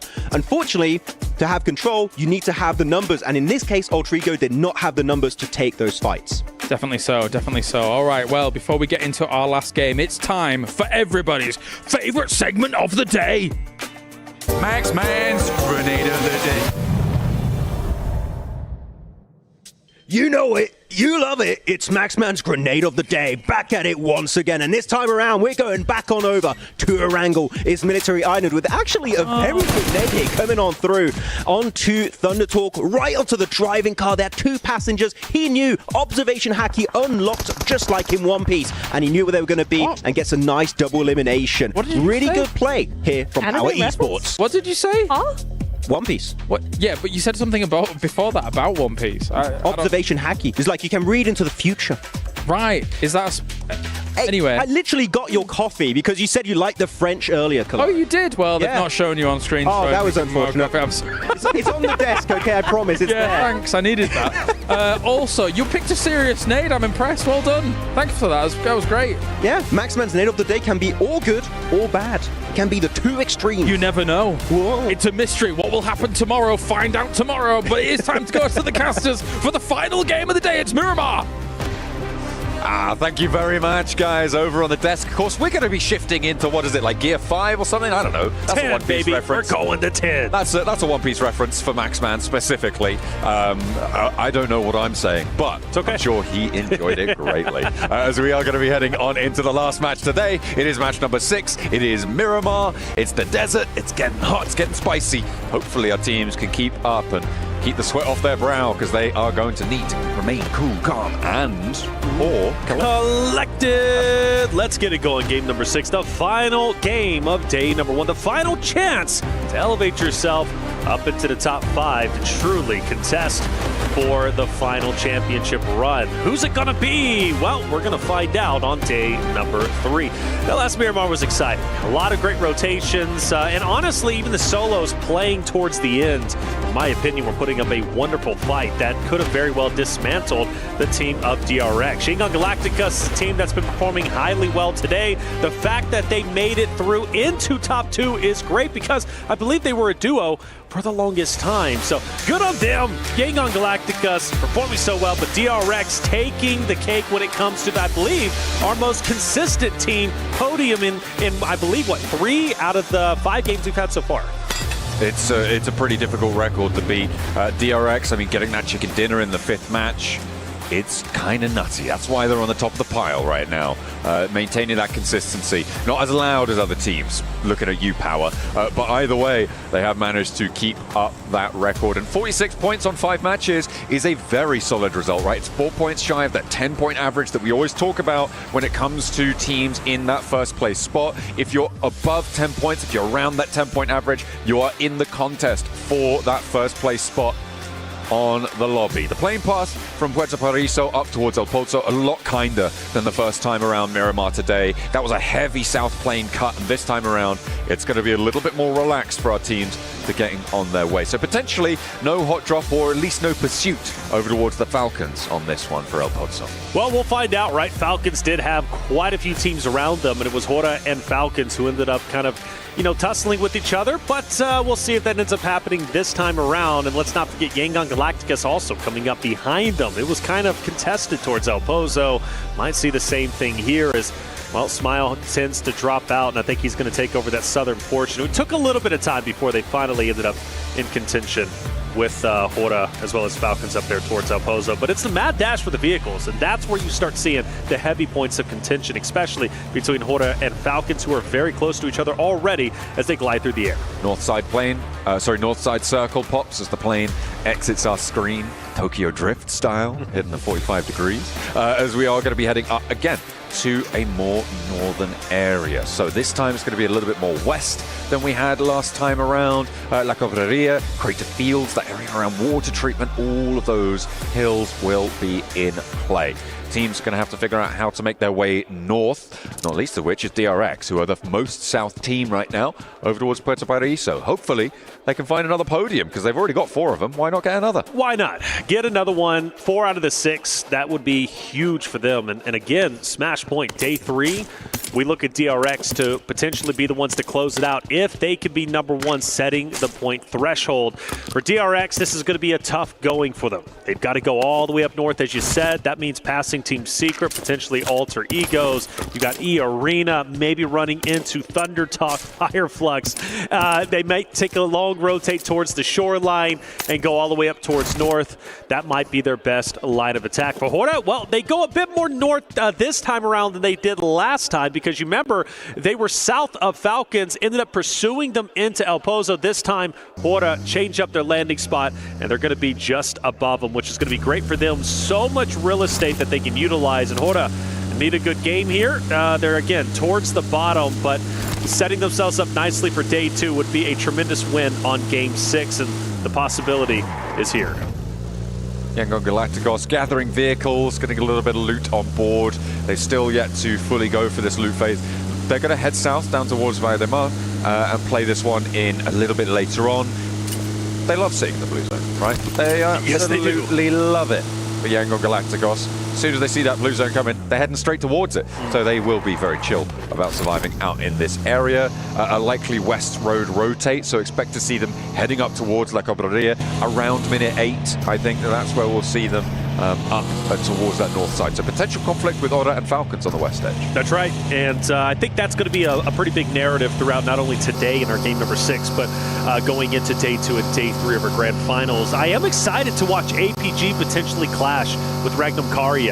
2 aggressive rosters, and with the way APG was challenging fights in our previous game in Map 5 Miramar, got me excited for the prospect of what their aggression is going to hold in this final game, game number 6. They're going to have to go up north. Regnum Karia might choose to gatekeep them. And let's not forget 4 Thrives. I know I haven't seen too much from them today, but another roster that showed incredible aggression and good ability to hold and control fights during the group play stages. They're also going to be in that vicinity. So APG, Regnum Karia, 4 Thrives potentially clashing maybe a little bit later. Have to wait and see what their path will hold for them. Looks like Regnum Karia on the road faster than APG, and it might be 4 Thrives that does in fact come into conflict with them. But as always, it's a question of which path they take towards this circle. Fighting this early, you don't really want to get stuck down in it, right? You don't want to get bogged down early. Going down within that first phase is really detrimental to your overall tournament performances, and I wouldn't be too surprised to see them wait their turn, right, in this scenario. Wait for teams to push it behind them and get a little bit more drawn back, I think it's safe to say, from those engagements. I'm looking around the map right now. I'm seeing DRX leaving Puerto Paraíso. They've headed up past Impala on the east side right now, and they are trying to slot themselves in over towards El Azahar, potentially all the way up towards Cruz del Valle, and we'll see if they can make their way on up to the podium once more. There's not too many teams are going to contest them on that. Yeah, no surprise, DRX, that was their safest rotation. That's exactly what they ended up doing, going across that shoreline and going up most likely towards the north above.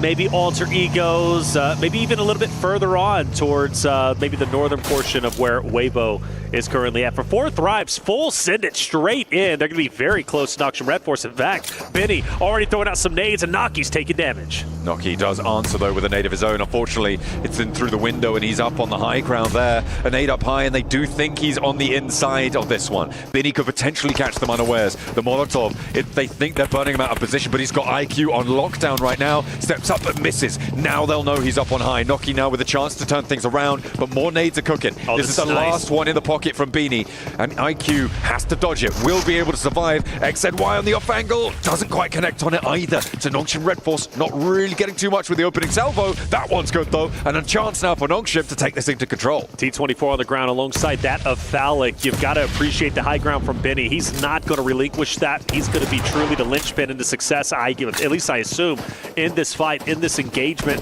IQ's down and out. No way he's going to get back up, and in fact, he's going to be fully finished off. 4 Thrives, the one good thing they do have going for them is they have Wolfpack together. So any players from Nongshim Red Force, if they push it as a solo, you'd have to assume you're going to be shot by 3 people at the same exact time. T24 Phallic gotta hold the low ground though. XCY pushing in. Tizzy starting to also get active. T24 takes some damage. In fact, outputs some damage onto Tizzy. Doc going in. T24 down. Benny drops out from his high ground. Takes a little bit of damage, but through the smoke, hits the shot needed to drop Naki. 4 Thrives are out. Once more, 4 Thrives fall, and Nongshim Red Force keeping all 4 of their players alive there. It got a little bit hairy with T24 doing so much work on the low ground, but they do manage to survive as 4, which is huge news from them. In the meantime, Alter Ego losing a player. Team Secret able to take control of the compound here to the west of Cruz de Valle on the north side of that circle. Potential conflict for them with DRX in the next few minutes, but for now, Alter Ego busted down to 3. Alter Egos, a good day today so far. Ooh. Love to finish off with the 3 stack. Performing well, Wild hitting great shots. Fireflux, who had a tremendous game number 5. Looking to do a little bit of a better job here. Regnum Karya also up ahead. You notice every single team minus APG has just directly sent it straight into the center of this zone. They want those buildings. They want the hard cover. And that's why 4 Thrives was so antsy to get in and challenge Nongshim Red Force. It doesn't pay off, but you get the idea. So Regnum Karya, Fireflux now, they want to take over this spot if they can get it, but it's not going to be easy. Over in San Martin, they're going to have to fight for their way out here. Circle coming on in very, very soon. Alter Ego actually potentially under threat now for DRX. I said around minute 8 for Yangon Galacticos. That has now passed. Look at that. But a hard northeast shift. They're going to have to go a long, long way. I don't think they're going to see this circle until about minute 10. This could actually start to get a bit hairy on the west side for Yangon Galacticos. They might need to cut an earlier rotation, maybe potentially through Montenuevo, unless they want to get really, really down to the wire with this one. It's not looking super healthy. DRX, they suffer the most on the northeast side. They try and push in past Alter Ego. It's gone poorly. I was hoping Fireflux would take advantage of this zone shift and get ahead of Regnum Karya, who managed to get a knock onto one of the Fireflux members. Naturally, they're going to be back up. But Regnum Karya, head on a swivel, decides to full send it in, staying ahead of Fireflux, making sure that if engagement does happen, they're going to be the tip of the spears in that fight. Thundertalk King's going to knock down one from Alter Egos. Moana is going to fall, leaving Alter Egos with just 1. Both of those 2 teams on the northeast side have dropped players. 2 are remaining for DRX, so they do manage to get through, but they're only playing as a duo. Alter Ego try and move in as well, but all under the watchful eyes of Thundertalk, who have only been able to extract 2 points from it, but they've opened up the east side nicely for themselves to stay alive for a lot longer. E-Arena to their south shouldn't pose too much of a worry for them. The hillsides will keep them safe. Take a look at the replay. Okay, little spin out in the open, catches the rear tire, a nice little pickup for Alva. And Alva will be the last one alive for Alter Egos. So if he can pull off shots like that, even as a solo, he could be truly devastating to the complete rosters who are 3 and 4 stacks outside of DRX, right? Everybody else has 3 or 4 members. Falcons does have a down player, and I don't know if it was due to, well, actually it might be because of Hora, who is starting to move in. Hora and Falcons, even off the start of the last game, and then of course going into this game, you knew they were going to have a clash at some point. At a certain moment, Falcons or Hora have to put their foot down and establish dominance over this engagement and rotation to force a change for the other roster. Team Secret also moving in. Nade over the top, this could be good. Onto Ralph, does manage to blast him out of the buggy. Redox hopping in, repositioning it, getting a little bit more cover down the hill. They've dropped a smoke almost immediately, and the Falcons scrambling to pick this one back up. I don't think they're going to be able to commit to get Ralph back. There's too many off angles to contend with. Redox in the front of the buggy. His teammates keeping him safe though. An over-aggressive push from Team Secret drops them a player, but again, it's those off angles coming on in, and it's Sleepy to catch Redox sleeping. Yeah, Sleepy has been a nuisance. A nuisance from a distance. Zera's caught out in the open. Sky takes him out. Hora potentially profiting off of this third party in a big way. They're already at 2 eliminations. They continue to push up to pressure and potentially get the full finishes on Team Secret. Where are Yangon Galacticos? They should be in this fight right now. In the blue zone. We're going up and towards the 12th minute, and they have yet to enter this circle. It's going to get a little bit too hard to overheal this one, and again, they're on the far side of things. You can see them all the way out onto the west, and they could really have an impact here if they crash into the back of Hora. Team Falcons just trying to stay alive. Just a duo. They're out of there. Koa, Narvalo managed to find a little bit of respite in the hard cover. But meanwhile, for Hora and Team Secret, Hora has done so much damage on the Team Secret roster that you have to favor them in this moment. And, well, they continue to push up. They refuse to bow the knee. And for Trank, he's going to go ahead and join Frankie up ahead as Team Secret start to recover just a little bit, but only just. Unwedging the vehicle there, it looks like. They will keep themselves nice and mobile. Team Secret on the northwest side. Hora going to try and push on through. Weibo, with all 4 players alive, playing on the southwest side right now. East edge of water treatment as well. A nice ridgeline under control. Power, they're a little bit more central. They are under the watchful eyes of Weibo, but they don't have to move. They will be able to chill out for the time being. We know how much they like to get stuck in though, so maybe things can get a little bit hot. Well, I just love the fact that they're as central as they are. So the next stage most likely still going to favor that of Power, which is going to be interesting because Yangon Galacticos finally get out of the blue zone after, what, the 14th minute, start to move in towards water treatment. You got Fireflux, Weibo, who's still in the area. You've got plenty of teams. Power might potentially be able to gatekeep. This might be a tremendous game for Power depending on how they choose to play it. My eyes are on E-Arena right now, and so is the camera, luckily, because they have severely underperformed expectations. Without a doubt. Coming through from the survival stages, they were looking good, they were looking powerful. I mean, obviously, you've got a couple of standout players. I think Mormon is probably a very notable player on the roster of E-Arena. They have been in disarray so far today. So to close out day 1 with a strong game, I think would be necessary for them to even be in the conversation for the front page, potentially. I agree, yeah. At this stage, though, they are going to have to hold their nerve against Ida, against APG, against Nongshim Red Force. I think they've got the chops, but the question is, can they deliver today when they've been so weak up until now? APG's getting dangerously close to E-Arena. They're fully committing for this fight. They can back off if they want to, but you gotta fight this quickly. And E-Arena, as they reposition, go straight into a couple from Ida. Like you mentioned, Nongshim Red Force is going to be coming in from the south portion, still in blue, but eventually they will be up in this fight as well. So if you're APG, you don't want to get pincered between not only Nongshim Red Force, but also E-Arena. If you're E-Arena, you're still in a decent spot. Stay ahead of your competition so you can gatekeep them. Take a look at the circle yet again. It's going to come through very quickly. Last player for Alter Ego, rotating out to the east, trying to move away as a solo. The circle comes on through, and it's very central. It's the teams on the outside that are going to get cut through here. Yangon Galacticos, I think, have one of the most difficult maneuvers to make. They are sitting currently around water treatment, trying to push past Weibo, who are giving ground. They're regrouping on the southwest, to be fair to them. So maybe a little opening for Yangon Galacticos to push on up. In the meantime, back over towards E-Arena, they are managing to do a little bit of damage. APG starts to get active onto Nongshim Red Force, a team that was in blue for a long time. Not as long as Yangon Galacticos, but still a long time nonetheless. They finally get into the zone, straight into the damage of Reefus, who is mowing down players and can't get the full finishes, but at least taking those valuable hills away from the team of Naksham Red Force. I did notice Power started to fire some shots, I believe, on Weibo, just up ahead as well. So a lot of fights going down. APG, in my opinion, has the advantage of Naksham Red Force, who has to continually push up, and Reefus is unrelenting with the shots. Yeah, they've got the high ground on them. It's going to be a question of getting picks, but they're just not being found. And Naksham Red Force are starting to fall. They're starting to wane on the east side. Fireflux getting involved on this flank. It's mad dashes now. There's really nothing you can do. You just have to try and sneak your way through, find a little window of something, but it's so difficult to make it work. Doc's up into the building, but I don't think that's going to last too long. They have him on the ground floor. They've got him locked in. And APG can keep this one going. I think the biggest question mark in this spot is what a Fireflux going to do. Yes, absolutely. Fireflux has already managed to get a couple of downs on Naksham Red Force, but E-Arena has also backed up.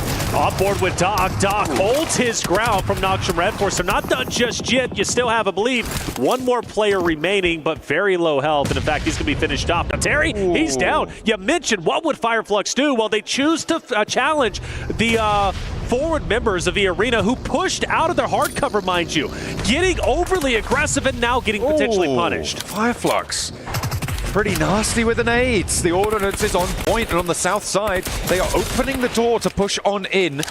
Maybe even move through their reses as well. They've got Solus down. I think that's already getting picked back on up. And E-Arena, they're blasted down to 2. No elims on this fight. They had a hold onto a 3-way engagement, and they have not got any value for it. It's not looking good. I just don't understand why they felt the need to send 2 players forward. Maybe they were expecting to have a bit more of an off angle with the third party, but Fireflux is ready for them and gunned them down. Good utility on the nades as well. E-Arena, in my opinion, waste a tremendous opportunity. They had the setup. They're well within the zone. Fireflux, APG, once these fights conclude, are pushing directly into you. There was no reason to send 2 players up ahead, but they did it anyways. And now Joker and Mormon have to go at it alone. After a big elim game last time around, Fireflux looking to try and convert. They've already posted 6. Sure, they've lost a player, but they will be able to march on forwards. You'd imagine that they're going to try and crash onto the E-Arena position, or maybe not crash, but walk up to at least. However, as 3 players, that's going to be a lot harder than it would have been as 4. APG do have the numbers, but they are trapped on the far side of the road. It's going to be a lot harder for them to get across unscathed. And I do wonder about Order, who's kind of being a little bit weird hanging out off in the distance. You know, a couple of shots could put a team in disarray. Sleepy challenging that at Team Secret. Hora and Team Secret have been opposite of each other for quite some time. They've managed to get a lot of damage and even at times a couple of knocks, but they both managed to get back up, and they're going to be both 4 stacks challenging each other straight ahead. For Yangon Galacticos, 2 members that might be able to fire onto Jaiki depending, but for Xeris, well, he's going to be up ahead looking to take down Hora. Let's see who wins the engagement. Team Secret committing up towards Hora as they rotate away from the outpost of Yangon Galacticos. 4 positions for Team Secret, not quite getting the angles just yet. Thunder Talker off in the distance as well. Could be a little bit of crunch on towards Hora. Romeo's been spotted, no fear, able to tap him away, back him off the angle. I think Thunder Talk want to get involved here. They are starting to flex their muscles, and they do need to leave. Still have Alva as a solo. Not going to have an effect as of yet, but Alva, he's been devastating. We witnessed him take down 2 members, I believe, of another roster just a little bit earlier, but now he's going to be going dead center. So he won't have an impact here, but you're right, for Thunder Talk. Now Hora is pincered. Team Secret on one end, on the other is Thunder Talk. Hora in dire straits, and they have to make a choice. Who do they challenge? But whoever they end up going for, they've got to finish them quickly because they have to expect the team behind them to push up. As the shots coming through from the off angle, over the way, Team Secret making things hard, but Jakey actually gets spotted and pinked out by No Fear. Has to take a little bit of cover. Yangon Galacticos still have their duo from the distance, but that's going to slow Team Secret down. That's right. It's actually going to push them away from this spot as well. Well, in all honesty, it helps Team Secret because those shots that were coming out from Hora, I believe, was going to melt that buggy if it wasn't for Yangon Galacticos keeping that player down from Team Hora. So Team Secret forced to park the bus once again, and, well, they're in a little bit of a tricky spot, aren't they? They've got No Fear gunning them down. Yangon Galacticos also looking down into the ravine. Team Secret, I don't think they make it out. Back on the southeast side, it looks like E-Arena going to get pushed, going to get taken low, and they may have got some nades on in, and Scarface actually getting flushed. So, another point added at least for E-Arena. Fireflux in pretty dire straits. Arena may be winning this hold on the southeast side as Fireflux are eliminated. But with only one more player left standing, it is Mormon, but Arena can hold their heads high for the time being. Yeah, and it's Order who's still from Weibo Gaming who's going to be hanging out on the outskirts, and I do wonder if he's going to get the final finish onto the solo Mormon. Sook starts to move in, so Mormon, he's going to be at a 1v2. Meanwhile, once again, Team Secret surprisingly and miraculously able to recover. I surely thought they were going to be finished off, but they're not.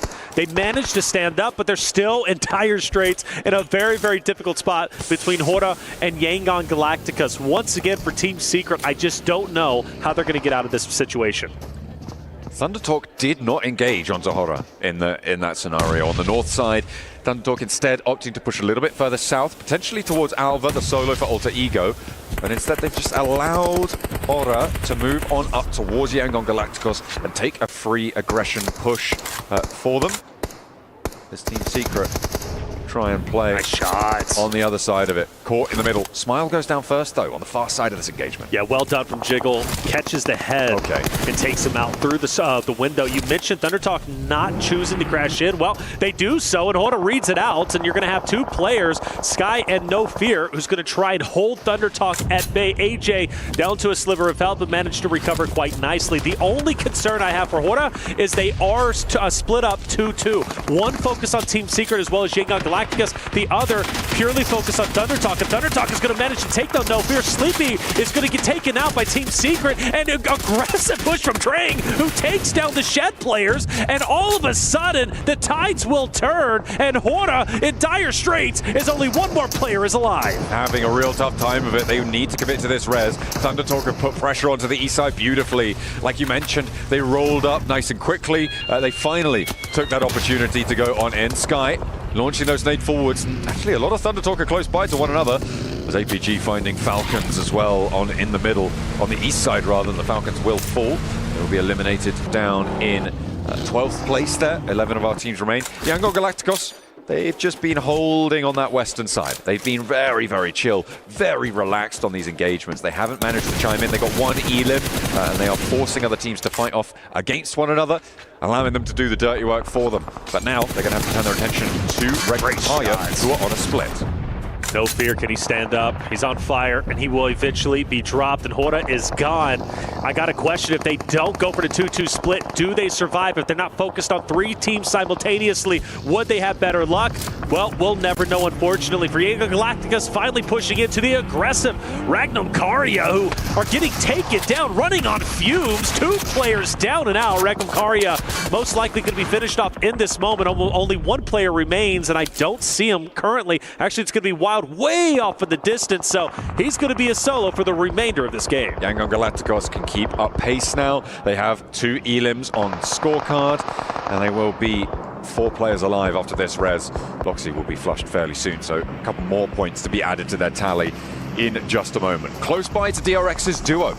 Up on the north side of this one, on the south edge, it's still Power. With 4 players alive, they're going to try and navigate their way on in around Weibo, who also have 4 players alive, but sending the buggy to the air, don't need that anymore, throws it aside, and instead they're going to take to the rubber sole of the boot to see if they can take the shots over towards Weibo. You go back to the last game, Ragnar was trying to get these crazy off angles. He ends up getting punished this time around, not making that same mistake. He sticks with the full force unit of Power. Great shots from Easy, but better shots from Order from a distance.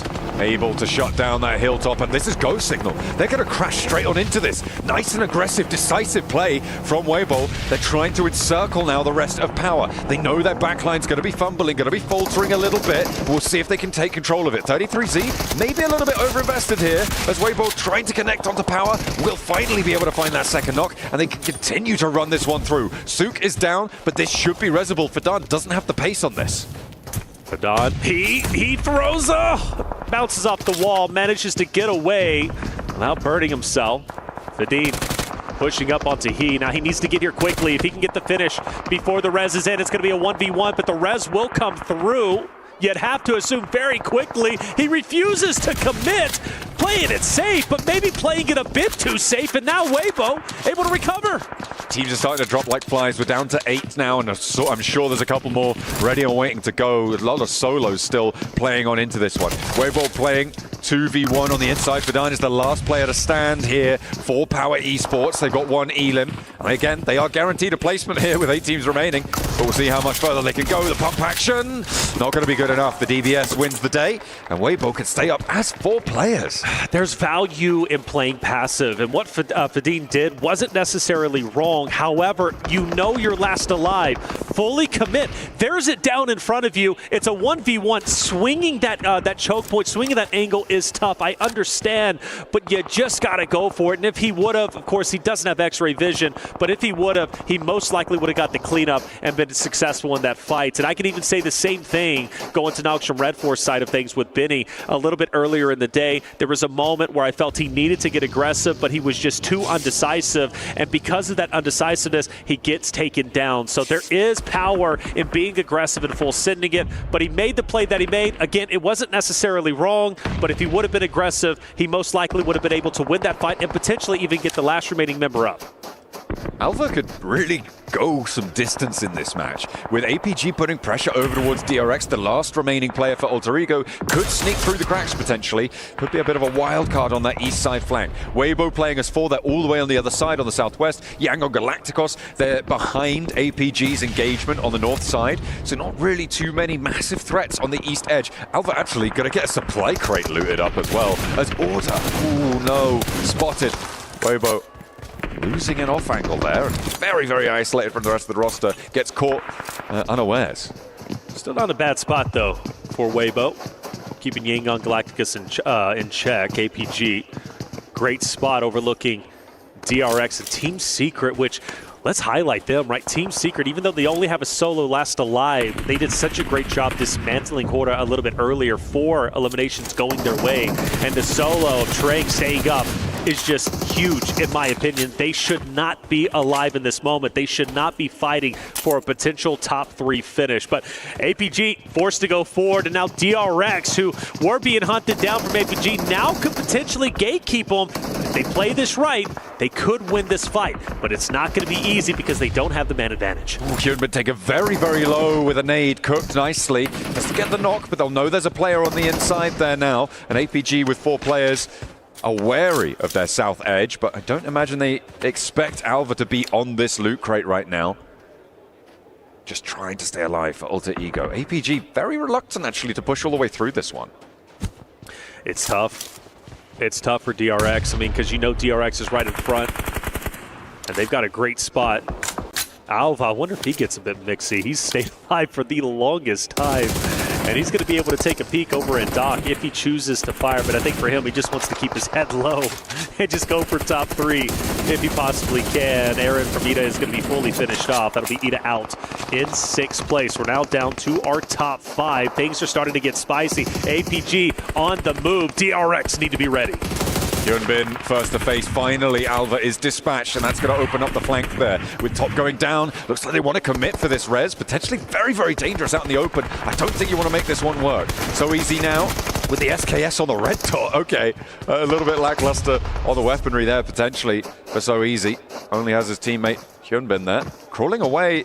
They could look for this res, but I think Yangon Galacticos aren't going to allow that one to happen. Soez can truly help Yangon Galacticus in this moment, who are starting to come in. They're starting to close the vice grip, and if Soez can take any members from APG down, that's only going to help the win for the side of Yangon Galacticus. Soez will not be successful. Doc will win the fight, and it will be APG with a 4-man unit against the 4-man unit of Yangon Galacticus. Meanwhile, for Weibo, most likely getting finished off very, very shortly. Ooh. You got one player who's going to be down. Yangon Galacticus going full send to victory. They want this top spot to close out day 1. 2 players fall at their feet. A smile just about threading the bullets either side of him. Major to dodge them, and Seoul goes down next. A spray down over towards Doc, and that is going to be it. It's curtains for Alpha Gaming. 3rd place in a pretty brutal fashion on the northeast side now. Just one player from Weibo to stand in the way of Yangon Galacticos. They will be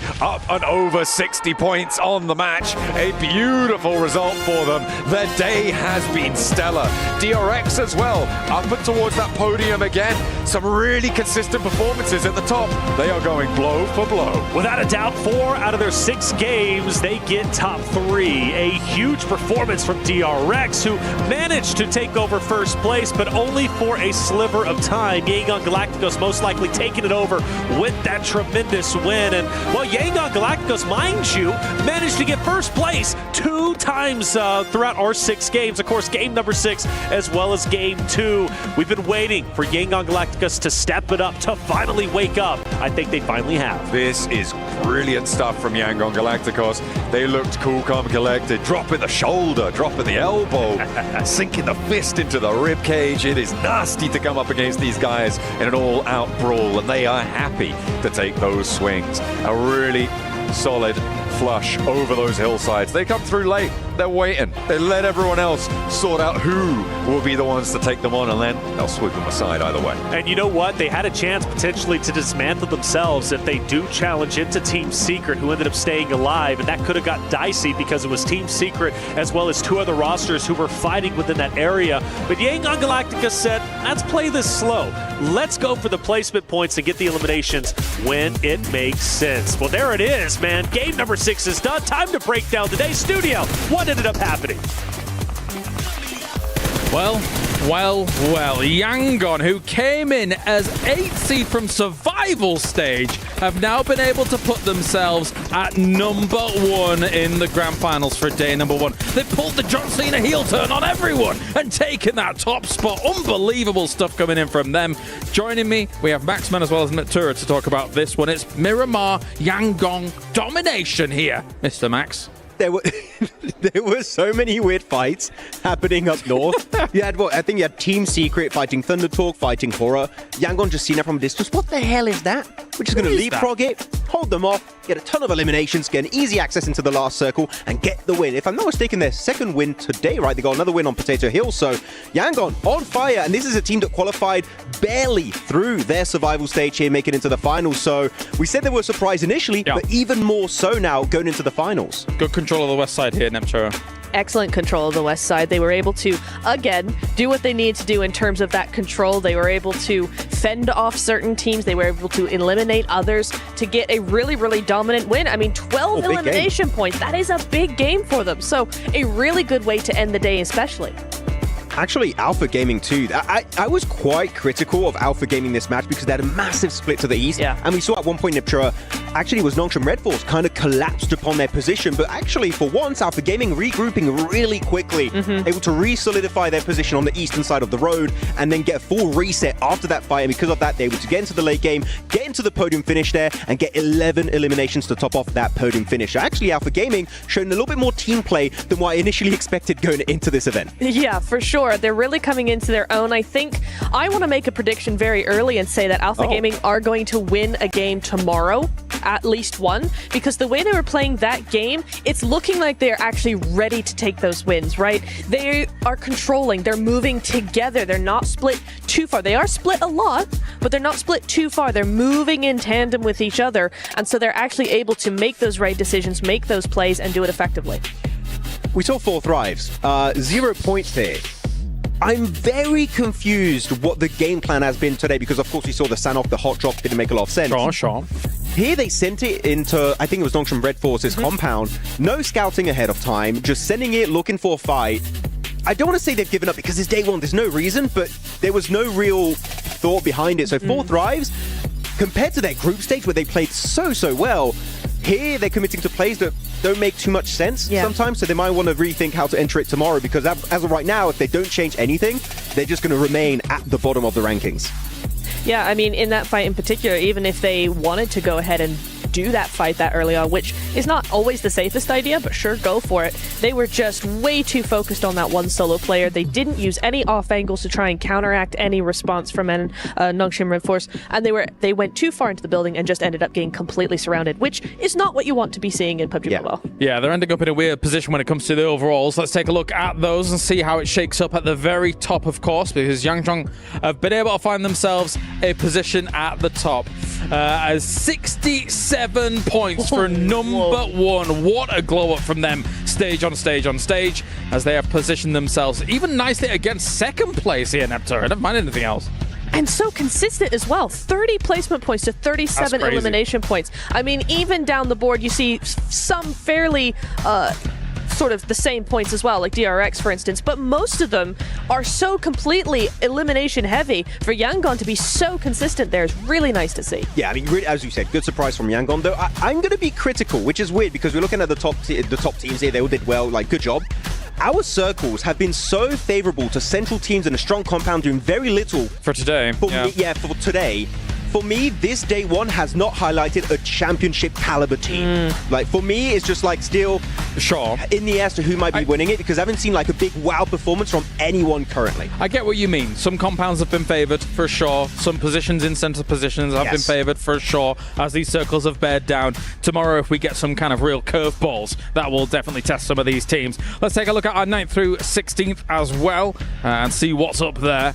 Team Falcons find themselves in 9th place right now. The good thing about this is, aside from where I would say E-Arena technically could make a huge leap, we saw them get a back-to-back chicken dinner in the survival stage, but aside from that, there is still a significant amount to play for here, considering day one's closer than I thought it was going to be here, Neptura. It is very, very close. You're right. We've had some, I want to say some odd games, but the actual point difference is not that much at all. Everybody's been very, very even across the board. So it's going to be interesting to see, considering we have 2 more days of this, how much of that gap is going to be. I mean, it's very important actually that we highlight how small that gap is, because let's not forget, Smash rules are in play here at PMWC, meaning if you are still close to that first place team, if you're maybe 20, 30 points away going into your last day, chances are you can catch up, you get into the Smash zone, you wrap it up, you get the win, you become PMWC champion. So actually maintaining a small gap against the top squads is going to be very important. So even if you have a bad game, if you can get a few limbs, a few placement points, that can still keep you relevant in the conversation. Agreed. Here are the results coming in from today.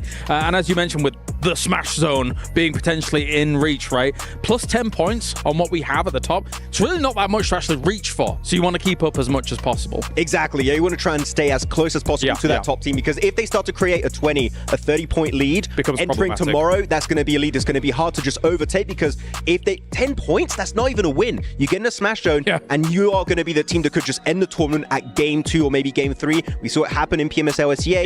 Chances are it could happen here again at PMWC. We have 4 or 5 teams each game, maybe getting some eliminations here and there, some placement points, and all of those then being double digits. And that's how you get those 10 points off of that game, and then who knows what could occur from there on. So our last day will be extremely, extremely exciting, to say the least, considering what could become that threshold. But one thing's for sure, what a fantastic performance from Yangon here so far for today. Can they continue it into tomorrow, or do you think that these teams are going to come back hungry for more, considering the quality of the lobby here, Neptura?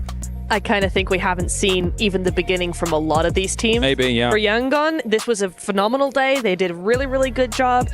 But the gap is not as significant as I'd like to see it going into day 2, because you do still have some major teams. We haven't seen the best from Alter Ego. We haven't seen the best from Alpha Gaming, for instance. Falcons still have a lot to be desired. If they come into the fold now, they could pose a threat. I mean, there's a lot of teams we're talking about here that could do so much better tomorrow. I want to have a question for you specifically, Neptura, right now. I know you're a big Korean teams fan. Okay, you love Korean teams, especially D+. They're not here, unfortunately. You're 2 major fans of... I like South Korea. You love South Korea. But with the way Nongshim Red Force and DRX have played today, right, and again, very favored by the circles, Do you think they can maintain that going into tomorrow? Because if they have a bad day and circles are just not coming their way, I think they can fall off. What do you think?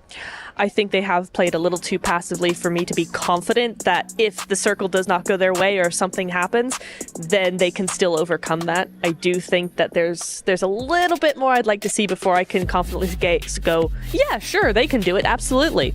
Well, Max, desk host, as I'm going to distinguish... No, you don't want to do that? You hate being the desk host. I don't like that. I think DRX can deal with it a little better than Nongshim Red Force, Agreed. right? Like, we look at Nongshim Red Force's positions in center spots, there were some flubs, right? Whereas DRX was able to hold down things a little better, and also I do favor them a little bit more, even if it is edge play. What do you think about that, Mr. Maxman? I agree. No, especially because of one play in particular. I think Hyunbin is a really good enabler in these fights. Yeah. It's actually... Little story point, I think some people might not know this. Hyunbin began his competitive career early last year. And he's played PMWC, PMGC, and now playing back here at PMWC. Like, he has had such a strong rise to fame in PUBG Mobile Esports as a whole, and he's been doing great stuff. I do want to see a little bit more. It's a very caster, analyst thing. I get it. I want to see a bit more. Because the circles have been weird today. Exactly. Little weird. So I want to see tough circles for the Korean teams and seeing them just actually go for great rotates, taking control of circles and getting impressive, not even wins, just podium finishes. And then I'll be like, you know what? Korea's here to play. Maybe another team outside of D+ can actually do something globally. Well, let's see if they pop up here in the Gadia top plays of the day and see what we have available to us. Because for the most part, yes, those central positions have been able to win outright. Doc starts things off, though, on Sandhawk, shooting everything, Neptura. Yeah, I mean, it is something that we have expected to see from them for a while. We haven't really gotten a chance to see that just yet, but today was the start of hopefully something more from APG. For Thrives, again, some individual really good plays that we saw here, especially in the first couple of games, but I really like how they controlled this, but after that, they just did seem to kind of fall off, Max. I'm kind of disappointed in 4 Thrives. I really like this team. They have so much potential, especially because Noki stepped up compared to PMSL CSA, but today the plays are just not up to par with what we saw. What was going on there? There was Frankie from Team Secret.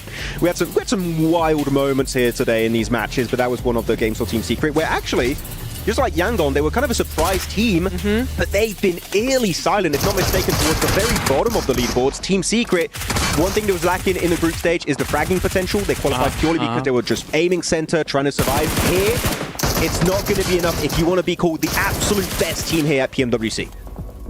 Yeah, it's something as well for Falcons, same sort of thing. It's kind of like those kinds of plays that we're seeing from them. Yep. Sometimes I see the vision, other times I really don't. In fact, most of the time I really don't. I'm so sorry, but that's just how it is. It's how it is, for day one at least. Well, I mean, aside from the win that they got near Museum, there's not really been much. I think they were on like 32 points, including a win with some eliminations off the back of it as well. So, tough stuff. All right, we have got our Sony MVP of the day. Or hero of the day, and I guess I'll ask you your predictions. We'll start with Max Man, so he can curse whoever he picks. I can't really predict. Say Cloud from Yangon Galaxy. Oh, okay. Al-Haji. Al-Haji, What's a good one? Power play. Yes. Survival time is going to be abysmal. His mini plays? Yeah. However, those eliminations. Oh, yeah. Actually, very important now in the new formula, right? So maybe that could do a difference. We'll see. I was going to just also do a power player and go Ragnar. I really don't know who was actually standing out for power, but maybe a Yangon. We will see. All right, who's it going to be? I asked the producer and he refused to tell me. It's well done. All right, recount. No. It can't be right. Max predicted it. This never happens. Correct. Oh my goodness. He did something correct. Actually, the thing is I do want to highlight for Yangon Galacticos, it's not just one player doing well. Smile is there. Oh, we just got told Al-Haji was second, by the way. He was just behind. Got you guys. Ruined. And Ragnar is third. No, he's not third. No, we didn't get that in our ears. No, say Cloud. One thing that I want to highlight about his plays today in particular, Neptura, his utility was actually comparable to Phallic, to Doc, which normally when it comes to nades, you're talking about those two players. His nades were pinpoint accurate. So really, that utility play from Say Cloud was a big standout moment for me today. Yeah, and when you talk about utility, right, there's such a controlling aspect. So those initial nades, those initial knocks are doing everything to clear the space, make way for his team. So he is the hero of the day, not only in his own eliminations, but also in what he can do for the team. And it's so impressive when you look at this entire squad because every team made it through PMSL, like very, very competitive lobbies. Yeah. This is the only team that made it through PMCL, the Challenger Cup, which technically, if you compare to other events, way easier lobby. And yet, coming here into PMWC and eclipsing the lobby in your day one, getting 2 chicken dinners in the finals of one of the biggest events of the year, the biggest event of the year so far, is a massive statement. Again, circles were kind of weird. We'll see if they can maintain it tomorrow. But regardless, that is a big statement that they are here for that trophy. Yeah, it's a great statement for considering the quality of the lobby. We have ourselves the Honor Dominations as well coming in. Narvalo, number 1. I love the French. He loves the French. I love the French too. This is a weird segment. But he does take number 1 alongside this here. Ketch will take number 2 as well. Saycloud with only the 2. So actually, for Narvalo and Ketch to be able to get those triples here, not too bad overall. Yeah, I will take it. Nice little win here from Turkey with Ketch. Al-Haji, of course, always going to be there for power. I'm still... Can I see another player of Alpha Gaming does not dock in these graphics? I'm sorry, but I want to see someone else. Top was MVP in CSA. Yeah, I was going to say, where was Top today? Yeah. He didn't do anything. He kept getting eliminated like first. Kind of crazy. Not even, I think we saw like maybe 2 mini plays from him. Al-Haji had more mini plays than Top, which is insane to say. But he did, that's the truth. I mean... I just thought you were confused about me saying I love the French. Normally you're like, what's going on? We're all confused by that. Are you telling a joke? What's happening? Yeah, this is a rare moment. It's a revelation. I'm going to realize. I'm going to wake up at 2 a.m. and realize like, this happened. This has been an exceptional day. He said he loves the French. Oh, has this been your dream for this long? Yes. All right. Well, I've known you for like, what, since 2019 The now? answer is too long. Yeah. All right. Well, let's round things up here at the desk and get on with our airdrop carnival. You guys can log in now and check it out because it is live. Of course, don't miss out on the final 3 days for this weekend. Log in, summon your surprise airdrop summons, collect 2025 airdrop vouchers for your chance to win official merch, smartphones, BD partner rewards, permanent in-game items, and more. Every participant is guaranteed to win. Come and join the airdrop carnival. Stop looking at me like that. And unbox your surprise. And now, without further, actually, I'm going to get your final thoughts and see how everything's going here, Neptura, because it's been a great day. We've got Yangon up at number 1, but it could all change tomorrow. I think it will all change tomorrow, and the way that the teams have been playing in finals is completely different to how they've been playing in league stage. So for me, day 2 is going to be very, very interesting. I'd have to agree. Day 2 is going to be very... I mean, you're going to be setting kind of the threshold for your smash zone going into day 3 at the end of tomorrow. So we're going to know what the point threshold is going to be, adding +10. So tomorrow... because of the Smash Zone, it's going to be very important to see who's going to be at the top of these rankings. Definitely so, definitely. Tomorrow you'll see who's going to be able to prevail, who's going to be able to push themselves into the very top spot, and also if I can continue to survive Maxman and Neptura here on the desk tomorrow. No. 7's all right. All right, let's head over to the stage here as Bardi is ready to go. Welcome back to the Gadia Esports Arena. I am, of course, joined by Master Smile and Coach Marco from Yangon Galacticos. We're going to have a quick chat at the end of the day because you had a really impressive day. Let's first talk about, the survival stage. You only just made it through to the finals in 8th position, and now you're leading the charge going into day 2 of the grand finals. Tell us what you worked on between the survival stage and now, and how you implemented it for this stage now. I'm gonna answer for it. I think the biggest mistake we found I think we are not capable of doing what we usually do, and then also we try to kind of get experience from a tournament, and then also the circle, of course, the gameplay, the mistakes, and then the communication is very much I think different in our team, and then back in the home and then play here. Because this is a big stage, as you can see, that we have some pressure on it. So we try to fix our communication first, and then we look at it, where's the gap between the players, where we can be, improve. That's the biggest thing. Now you've got to the top of the leaderboard, of course, Master Smile, man. Do you feel like you've got a target on your back going into day 2? Because, people will start to think we need to start eliminating them from the competition so that you can't run away with it, Yeah. 我咩嚟啦？哇！佢攞埋優你就不如你level，不如天 level。攞埋優你啫。I just been normal. Just normal. 不如你嚟 pressure ရှိလား pressure ရှိတာတော့လည်းပြော pressure ရင်းနဲ့မရှိဘူးဒါပဲကျွန်တော်လုံးနေကြတိုင်းပဲကျွန်တော် consistent ဖြစ်အောင်သွားတယ်ဒီလောက်ပါပဲအဲ့တော့ဒီတော့မရှိပါဘူး So I can translate for it. What was Osman saying is we have a little bit pressure before, but now we are on top of the league, and we have more confidence on it, and then we can be able to try to be more consistent on it. We try to work hard, try to bring some team play, and also of course, the mindset. There's something to be aware of as well, you know, going into the day 2 and being in the lead. You kind of got to think a little bit that people are going to be hunting you down, but, you know, you're only 8 maps away from potentially winning the PMWC. Are you feeling nervous? Like, how are you and the team feeling? ဘယ်လိုခံစားရလဲ ဘလို့ခံစားရလဲဆိုတော့စိတ်လှုပ်ရှားမှုတော့ဖြစ်တာပေါ့လို့ဆိုတော့ဒီ final မှာစောင့်နေရတာလည်းပါတယ်ဒါပေမဲ့အဲ့လောက်ထိကျွန်တော်စိတ်ထဲမှာဆိုကျွန်တော်လုံးချက်ရှိရပဲလောက်ရမယ်လို့တွေးတာတယ်အဲ့လောက်ထိစိတ်လှုပ်ရှားတာဘာညာမရှိဘူးဘာလို့ဆိုတော့ RG တယောက်နေရတယ်စိတ်လှုပ်ရှားနေကိုတင်သားတွေသိရမလားလို့ဖြစ်သွားနိုင်တယ်အားကြောင့်မလို့ပါပဲ Okay.